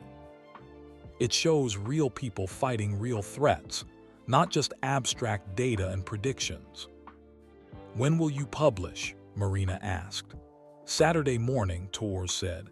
"Front page of our website, cross-published with partner outlets. Title is The Business of Disaster: How Corporate Interests Suppressed Life-Saving Research. It's going to make a lot of powerful people very angry." "Good," Marina said. "Let them be angry. People deserve to know the truth." On Thursday, March 23, Marina started her new role officially. Director of Civilizational Resilience for SpaceX. Her first task was coordinating with the Threshold Collective to expand the ARC project. "We're not building 100 facilities immediately," Marina explained during a team meeting. "That's too ambitious and too expensive. But we can build 10 demonstration sites across North America over the next 6 months. We document everything, costs, challenges, successes, and share that information publicly so other communities can replicate the model. 10 sites would house about 1,000 people during an emergency," Marcus Zhang calculated. "Not enough for a real catastrophe, but enough to prove the concept works at scale. And once it's proven, governments and private organizations will fund more," Dr. Akafer added. "That's how you change systems. Show what's possible, make it replicable, then let it spread organically." Dr. Fraser joined the meeting via video from Seattle, where he was still recovering. He looked weak but alert. "My pattern prediction system is ready for deployment," Fraser announced. "We can set up monitoring stations at 10 locations worldwide, places with good aurora visibility and minimal electronic interference. The system will give us 3 to 6 weeks advance warning of major solar events." "How much does that cost?" Marina asked. "About $50 million for the full network," Fraser said. "But Elon's already offered to fund it through SpaceX. Will be operational within 2 months." Marina felt hope building. Yes, the threat was real. Yes, the timeline was short, but people were taking action. Resources were being mobilized. Humanity was preparing. That evening, Marina had dinner with Lily at their favorite restaurant, a small Italian place near their apartment. "Mom, everyone at school is talking about solar storms now," Lily said between bites of pasta. "My science teacher showed us the Project Threshold website. Is it really true? Could the power go out for months?" Marina chose her words carefully. "It's possible, sweetie. Not certain, but possible. That's why Mr. Musk and I and lots of other people are working to prepare.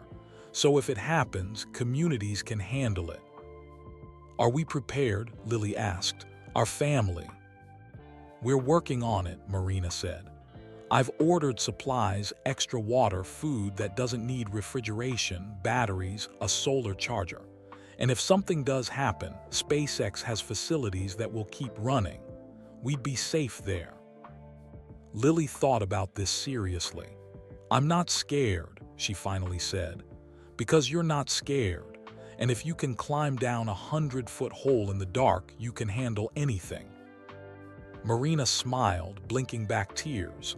"We can handle anything together." On Friday, Agent Winters called with a major update. "We arrested 6 more people yesterday, including 2 senior officials who accepted bribes to suppress solar storm warnings. One of them broke down and confessed everything. The conspiracy goes higher than we thought, all the way to the Department of Energy and possibly the White House." "The White House?" Marina was shocked. "Why would they suppress warnings?" "Politics and economics," Winters explained. A major solar storm would devastate the economy right before an election year. Some officials calculated that ignoring the threat and hoping it didn't happen was politically safer than causing panic with warnings. It's unconscionable, but that was their thinking. "Will there be consequences?" Marina asked. "Oh yes," Winters said with satisfaction. "Congressional hearings are already being scheduled. The FBI director is personally overseeing the investigation. This is going to be one of the biggest political scandals in decades." "Good," Marina said. "Maybe it'll teach politicians that you can't ignore reality just because it's inconvenient." Saturday morning, Amanda Torr's investigation published. The article was devastating, thoroughly documenting how the Continuity Institute and related organizations had funded research specifically to control and suppress findings, bribed government officials to ignore or downplay solar storm risks, sabotaged the ARC project to discredit independent preparation efforts, profited from keeping communities unprepared and dependent on expensive corporate security services. The article featured interviews with Rachel Kim, Dr. Akaffer, and Marina. It included financial documents, encrypted messages, and FBI testimony, and it concluded with a powerful statement. The greatest threat to civilizational resilience isn't natural disasters. It's the human decision to prioritize short-term profit and political convenience over long-term survival. Elon Musk nearly died because he dared to challenge that system. How many others must suffer before we demand better? The article went viral instantly. Within hours, it had millions of views and shares. Protests erupted outside Continuity Institute offices. Senators called for investigations. Corporate sponsors began distancing themselves from the disgraced organizations. Marina watched the news coverage with a sense of vindication. They'd fought back. They'd exposed the truth. They'd won. But the real battle, preparing humanity for the solar storm, was just beginning. Sunday evening, exactly 2 weeks after Elon had been rescued from the Ark, Marina received a video call request. It was from all 11 other survivors of the test: Dr. Tanaka, Dr. Vickers, Sophia Martinez, Tom Anderson, Carlos Rivera, and the others. "We wanted to thank you properly," Dr. Tanaka said when Marina answered. "You saved our lives, and now you're helping save countless others by getting this information public." "We've all committed to continuing the work," Sophia added. "Building more ARC facilities, spreading knowledge, preparing communities. What happened to us wasn't failure. It was a test we passed. We learned what works and what doesn't, and now we use that knowledge." "Elon's talking about a Mars colony as backup for humanity," Tom Anderson said. "But Earth is our home. We need to make sure it survives. That's what Project Threshold is really about, not escaping disasters but enduring them." Marina felt emotional listening to them. These people had been through trauma together, had faced death together, and had emerged stronger together. "Thank you," Marina said. "All of you, for being brave enough to volunteer, for surviving, for continuing to fight. You're the real heroes of this story." "No," Dr. Vickers said firmly. "We're all heroes. Every person who prepares their community, every scientist who shares research instead of hoarding it, every official who chooses truth over political convenience. Heroes aren't special people. They're ordinary people who refuse to look away from hard truths." After the call ended, Marina sat at her kitchen table reflecting on the past 2 weeks. 14 days ago, she'd been Elon's assistant, living a normal life, worrying about normal things. Now she was the director of civilizational resilience, coordinating global preparation efforts, working with FBI investigations, and helping to expose one of the largest corporate conspiracies in modern history. How had this happened? 24 hours. That's how long Elon had been missing. 24 hours that had changed everything. If he hadn't disappeared, Marina never would have climbed that shaft. The sabotage might not have been discovered. The solar storm threat might have stayed suppressed. The Continuity Institute's corruption might never have been exposed. Sometimes the worst moments created the greatest opportunities for change. Marina opened her laptop and looked at the Project Threshold website statistics. Over 20 million visits now. The information was spreading worldwide. People were preparing, communities were organizing, governments were being forced to act. One person, Elon Musk, had nearly died, but because he had, millions might live. That was the terrible mathematics of change. Sometimes one person's suffering awakened the world's conscience. Marina thought about the solar storm that was coming. 73% probability, 6 to 9 months away. An existential threat to modern civilization. But now, at least, humanity knew. Now, at least, people could prepare. Now, at least, they had a fighting chance. All because one man had disappeared for 24 hours and one woman had refused to give up on finding him. Marina closed her laptop and went to check on Lily one final time before bed. Her daughter was sleeping peacefully, safe and loved and unaware of all the complex adult struggles happening around her. "Sweet dreams, baby," Marina whispered. "We're building a better world for you, a stronger world. A world that doesn't crumble when challenged, but rises to meet the challenge." He meant every word. The 24 hours Elon had been missing had changed everything. But the real changes, the preparation, the resilience, the transformation of how humanity faced existential threats, those were just beginning. And Marina would be there for all of it, fighting alongside Elon and everyone else who refused to accept disaster as inevitable. Because that's what family did. Because that's what heroes did. Because that's what humanity did when it was at its best. They prepared. They endured. They survived. Together. 3 months passed. June 2024 arrived with blazing Texas heat and growing tension. Marina stood in the SpaceX mission control room, watching solar activity data scroll across multiple screens. Dr. Fraser's prediction network was operational now, monitoring the sun from 10 locations worldwide, and the data was confirming everyone's worst fears. "The X-class flare is building faster than our models predicted," Dr. Fraser said via video link from the monitoring station in Alaska. He'd recovered fully from his attack and was now leading the warning system project. "We're looking at a potential coronal mass ejection within 72 hours, if it launches toward Earth." He didn't need to finish the sentence. Everyone in the room understood. Elon stood beside Marina, looking at the data with intense focus. He'd made a full recovery from the pneumonia and had thrown himself into preparation work with characteristic obsession. SpaceX, Tesla, and dozens of communities worldwide had spent the past 3 months hardening infrastructure, stockpiling supplies, and training for the scenario they all hoped would never come. But hope wasn't a strategy. "What's the probability of Earth impact?" Elon asked. Dr. Fraser consulted his models.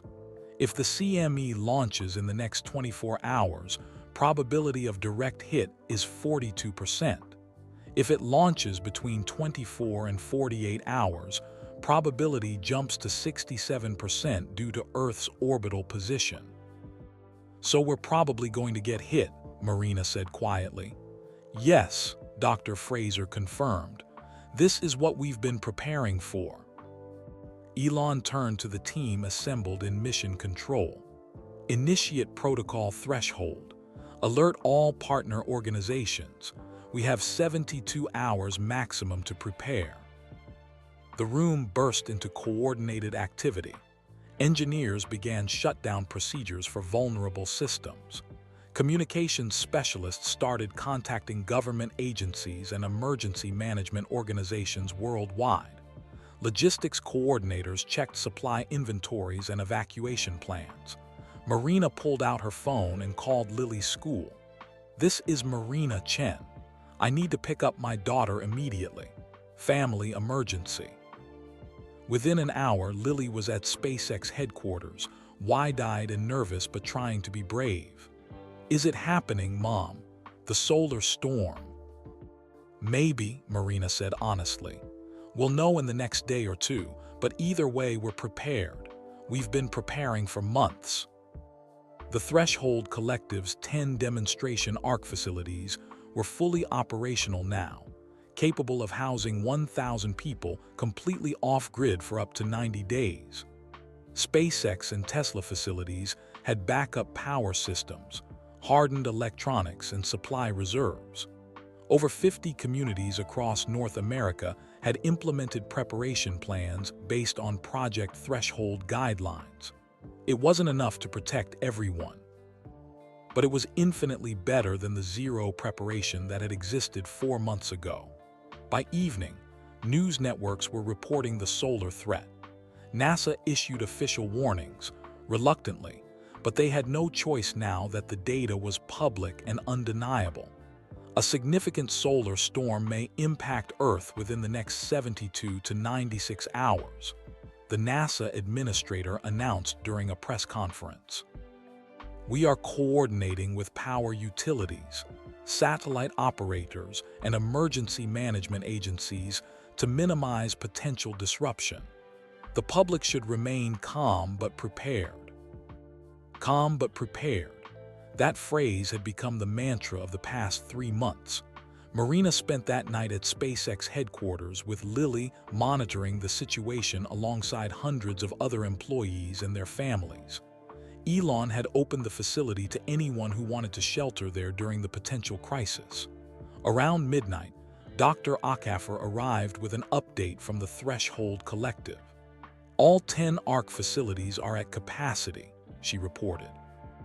"We have medical personnel, engineers, families with children, diverse groups representing communities from across the continent. If the power goes out, these 1,000 people will prove that off-grid survival is possible." "And if the power doesn't go out?" Marina asked. "Then we've had the most expensive preparedness drill in history," Dr. Acaffer said with a tired smile. "But I'd rather be wrong and prepared than right and helpless." At 3:00 a.m. Texas time on June 15, 2024, Dr. Fraser called with the update everyone had been dreading and expecting. "The coronal mass ejection has launched," he announced. His voice was steady but grave. "Massive, Class X-47, one of the largest ever recorded, direction directly toward Earth. Estimated arrival June 17 at approximately 6:00 a.m. Eastern Time. Impact probability 91%. The room fell silent. "How bad?" Elon asked. "Potentially catastrophic," Dr. Fraser said. "Comparable to or exceeding the 1859 Carrington event. We're looking at widespread power grid failures, satellite damage, and infrastructure disruption. Duration of impact, possibly weeks or months in the most affected areas." Marina thought about the 20 million people who had visited Project Threshold over the past 3 months. How many had prepared? How many had stored water, food, and supplies? How many communities had implemented protection plans? Not enough. Never enough, but some. More than zero. That had to count for something. 48 hours, Elon said, looking around the room. "We have 48 hours to finish preparations and get everyone to safety. Let's make them count." The next 2 days were a blur of activity. Governments issued emergency declarations. Power companies began controlled shutdowns of vulnerable grid sections. Airlines grounded flights. Satellite operators moved critical assets to protective orbits. And ordinary people, millions of them, made last-minute preparations. Store shelves emptied of water, batteries, and non-perishable food. Gas stations had lines stretching for blocks. Banks were overwhelmed with cash withdrawals. It was the preparation that should have happened months ago, compressed into 48 frantic hours. Marina barely slept. She coordinated between SpaceX, the Threshold Collective, government agencies, and the media. She helped families shelter at SpaceX facilities. She answered endless questions from reporters, and she kept Lily close, making sure her daughter felt safe despite the chaos. "Mom, are people going to die?" Lily asked on the evening of June 16, less than 12 hours before the solar storm was due to arrive. Marina chose honesty. "Some might. If power goes out and people aren't prepared, if hospitals can't function, if water stops flowing, yes, people could die. But many more will survive because we warned them, because they prepared, because people like Mr. Musk and Dr. Acaffer worked to give everyone a chance." "You saved people too," Lily said, "by helping Mr. Musk, by climbing down that shaft." Marina hugged her daughter. "We all saved each other. That's how survival works. Nobody does it alone."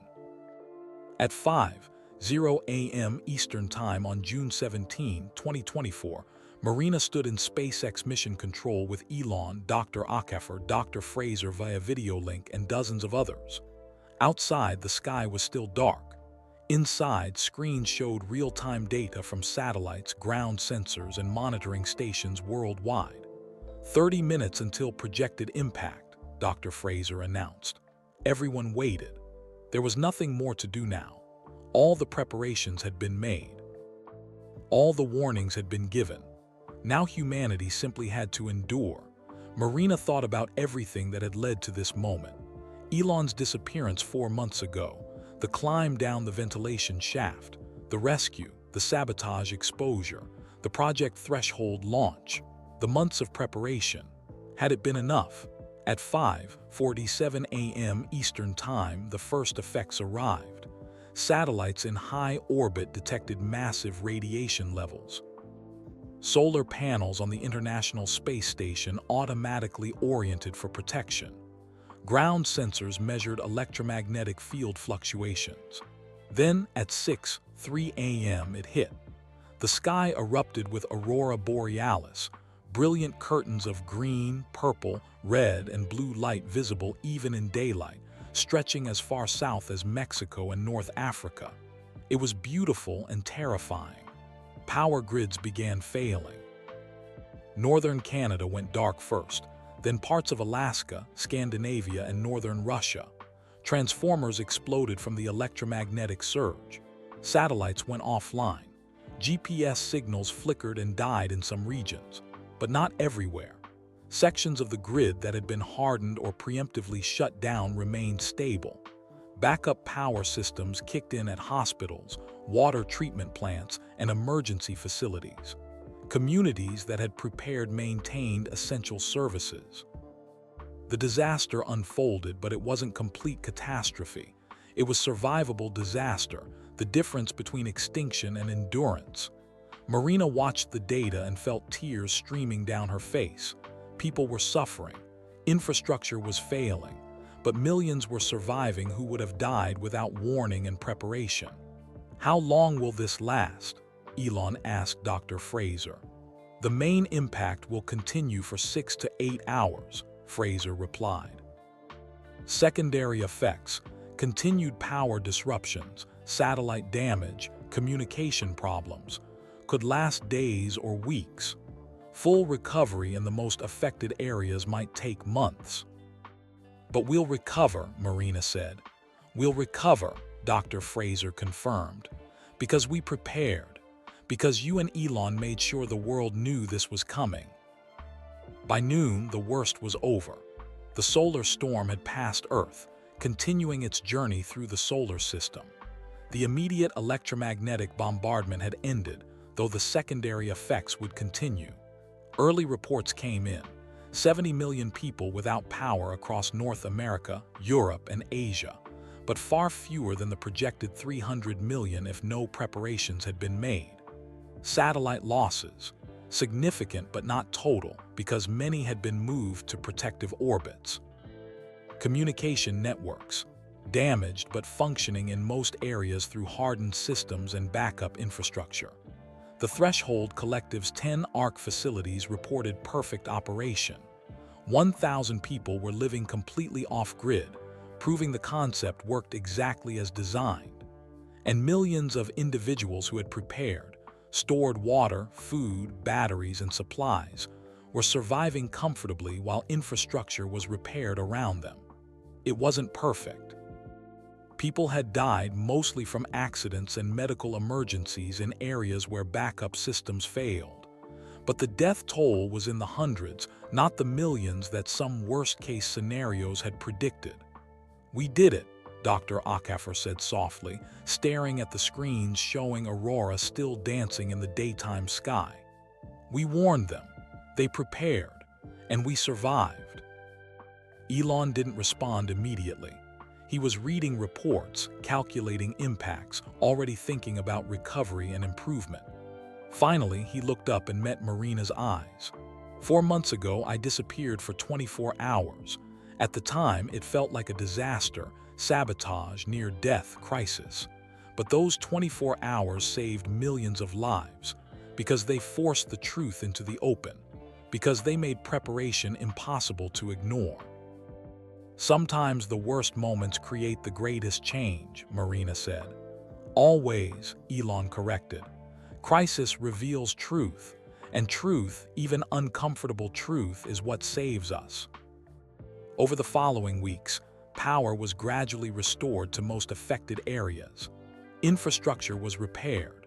Normal life resumed, though normal now included much greater awareness of civilizational fragility and the importance of preparation. The political fallout was enormous. Officials who had suppressed warnings were forced to resign. New regulations mandated infrastructure hardening. Funding poured into resilience research and emergency preparedness programs. The Continuity Institute and its associated organizations collapsed under legal and public pressure. Several executives went to prison. The business model of profiting from inadequate preparation was exposed and discredited, and Project Threshold became a permanent initiative, expanded and funded by governments worldwide. Dr. Acaffer was named director, with Marina serving as deputy director while maintaining her SpaceX role. The ARC network expanded from 10 facilities to 100 within a year, with plans for thousands more globally. Dr. Fraser's prediction system became the global standard for space weather monitoring, providing weeks of advance warning that gave communities time to prepare for future events. Rachel Kim, who had risked her life to protect Fraser's research, received a full scholarship for her doctorate and later became a leading expert on solar physics. David Chen served 3 years in prison for his role in the sabotage, then was released and immediately hired by the Threshold Collective. Dr. Acaffer believed in second chances, and David's deep remorse and technical skills made him valuable to the preparation efforts he'd once opposed. Marcus Zhang continued as chief engineer, designing next-generation ARC facilities that were safer, more efficient, and more accessible to communities of all economic levels. 1 year after the solar storm, June 2025, Marina stood at a ceremony dedicating the new Stargate Ranch facility. It had been rebuilt from the ashes of the original, larger and better, with Elon's full financial backing. Elon stood beside her, healthy and energized, his attention already shifting to Mars colonization as the next great challenge. "You know what I learned from all this?" Elon said as they watched the dedication ceremony. "That 24 hours can change everything. 24 hours can mean the difference between catastrophe and survival, between giving up and fighting back, between disaster and preparation." "Is that why you've been working on the Mars timeline?" Marina asked with a knowing smile. "Giving humanity another 24-hour window to prepare for the next challenge." "Exactly," Elon said. "Earth is our home, but it's not disaster-proof. Solar storms, asteroids, climate change, pandemics, the threats keep coming. The best insurance is to become a multi-planet species, not to abandon Earth, but to ensure that if something catastrophic happens here, humanity continues somewhere else." "That's thinking decades ahead," Marina said. "That's thinking like a species that wants to survive. Elon corrected. Marina looked at Lily, now 13, standing with other children touring the new Ark facility. Her daughter was healthy, happy, and growing up in a world that took preparation seriously. A world that had learned from near catastrophe that warnings mattered, that preparation saved lives, and that truth was worth fighting for. "Thank you," Marina said to Elon, "for being brave enough to test the Ark for nearly dying so that millions could live. For never giving up, even when powerful people tried to stop you." "Thank you for climbing down that shaft," Elon replied. "For saving me and everyone else. For believing the mission mattered enough to risk everything."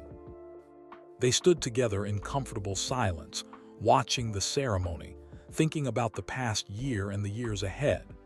Marina's phone buzzed with a message from Agent Winters. Final arrests made in Continuity Institute case. 47 individuals charged, including 2 senators and a cabinet secretary. Justice system finally caught up with the bad guys. Couldn't have done it without your courage and testimony. Marina smiled and shared the message with Elon. "Justice," Elon said with satisfaction. "Not perfect, but real, that matters." As the ceremony ended and people dispersed, Dr. Akafer approached Marina and Elon.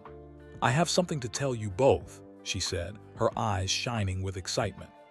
"Dr. Fraser's team has made a breakthrough.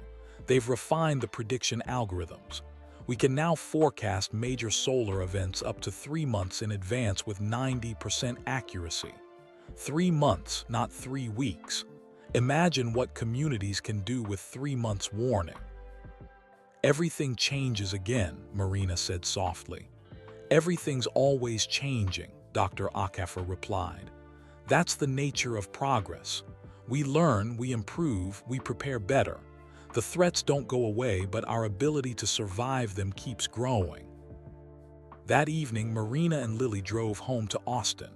The city looked normal, lights on, traffic flowing, life continuing. But beneath that normalcy was new resilience, new preparation, new understanding that modern civilization was both incredibly powerful and incredibly fragile. "Mom," Lily said as they pulled into their apartment complex, "my teacher asked me to give a presentation about the solar storm, about what happened and why it mattered. Can you help me?" "Of course," Marina said. "What are you going to talk about?" "About how one person's courage can change everything," Lily said. "About how you climbed down that shaft because it was the right thing to do, even though you were scared. About how Mr. Musk risked his life to test survival. About how sometimes the bravest thing is doing what needs to be done, even when it's hard." Marina felt pride swelling in her chest. "That sounds perfect. What's your title?" Lily smiled. 24 hours that changed the world." Marina laughed. It was perfect. Simple, direct, true. 24 hours. That's all it had taken for Elon to disappear, for Marina to find him, for the truth to emerge, for everything to change. And in the years since, those 24 hours had rippled outward, touching millions of lives, saving countless people, and transforming how humanity thought about its own survival. Marina parked the car and looked up at the night sky. Stars sparkled overhead, distant and eternal. Somewhere up there, 93 million miles away, the sun continued its cycles, sometimes peaceful, sometimes violent, always powerful. But humanity was watching now, monitoring, preparing, surviving, not by hiding from truth, not by pretending disasters couldn't happen, but by facing reality with open eyes, prepared hands, and unified determination. That was Elon's gift to the world. Not just rockets or electric cars or solar panels, but the reminder that humanity's greatest power was the choice to prepare, to act, to refuse to accept disaster as inevitable. And Marina's gift, though she'd never claim it as such, was the reminder that ordinary people could do extraordinary things when they cared enough. That an assistant and mother could climb into darkness and save lives. That courage wasn't about being fearless. It was about acting despite fear because something mattered more than comfort. Together, they changed the world. In 24 hours, and every day since. Marina took Lily's hand and they walked inside, ready for whatever came next. Because they'd learned the most important lesson of all. The future wasn't written. It was built one choice, one action, one courageous moment at a time. And as long as people kept choosing to prepare, to warn, to care about something bigger than themselves, humanity would endure, not perfectly, not without struggle, but together, always together. And that was the end of this story. 24 hours that changed everything. A desperate rescue that saved 12 lives. A conspiracy exposed. A warning delivered. And humanity prepared for a threat that could have destroyed modern civilization. Marina Chen climbed into darkness and emerged a hero. Elon Musk nearly died but helped save millions. And together, they proved that ordinary courage can achieve extraordinary things. Now, we'd love to hear from you. Where are you listening from? Drop your location in the comments below. Are you tuning in from New York, Tokyo, Mumbai, London? Let us know. If you enjoyed this story, please hit that like button. It helps us reach more people who love compelling, thought-provoking content like this. Don't forget to subscribe to our channel for many more interesting stories that inspire, educate, and entertain. We bring you emotional journeys, real-world insights, and tales of human courage that stay with you long after they end. And please share this video with your friends and family. Spread the message of preparation, resilience, and the power of acting when it matters most. Share the kindness. Spread the awareness. Help us build a community that values truth, courage, and looking out for one another. Thank you for listening. Thank you for being here. And remember, the future isn't written, we write it together, one courageous choice at a time. See you in the next story.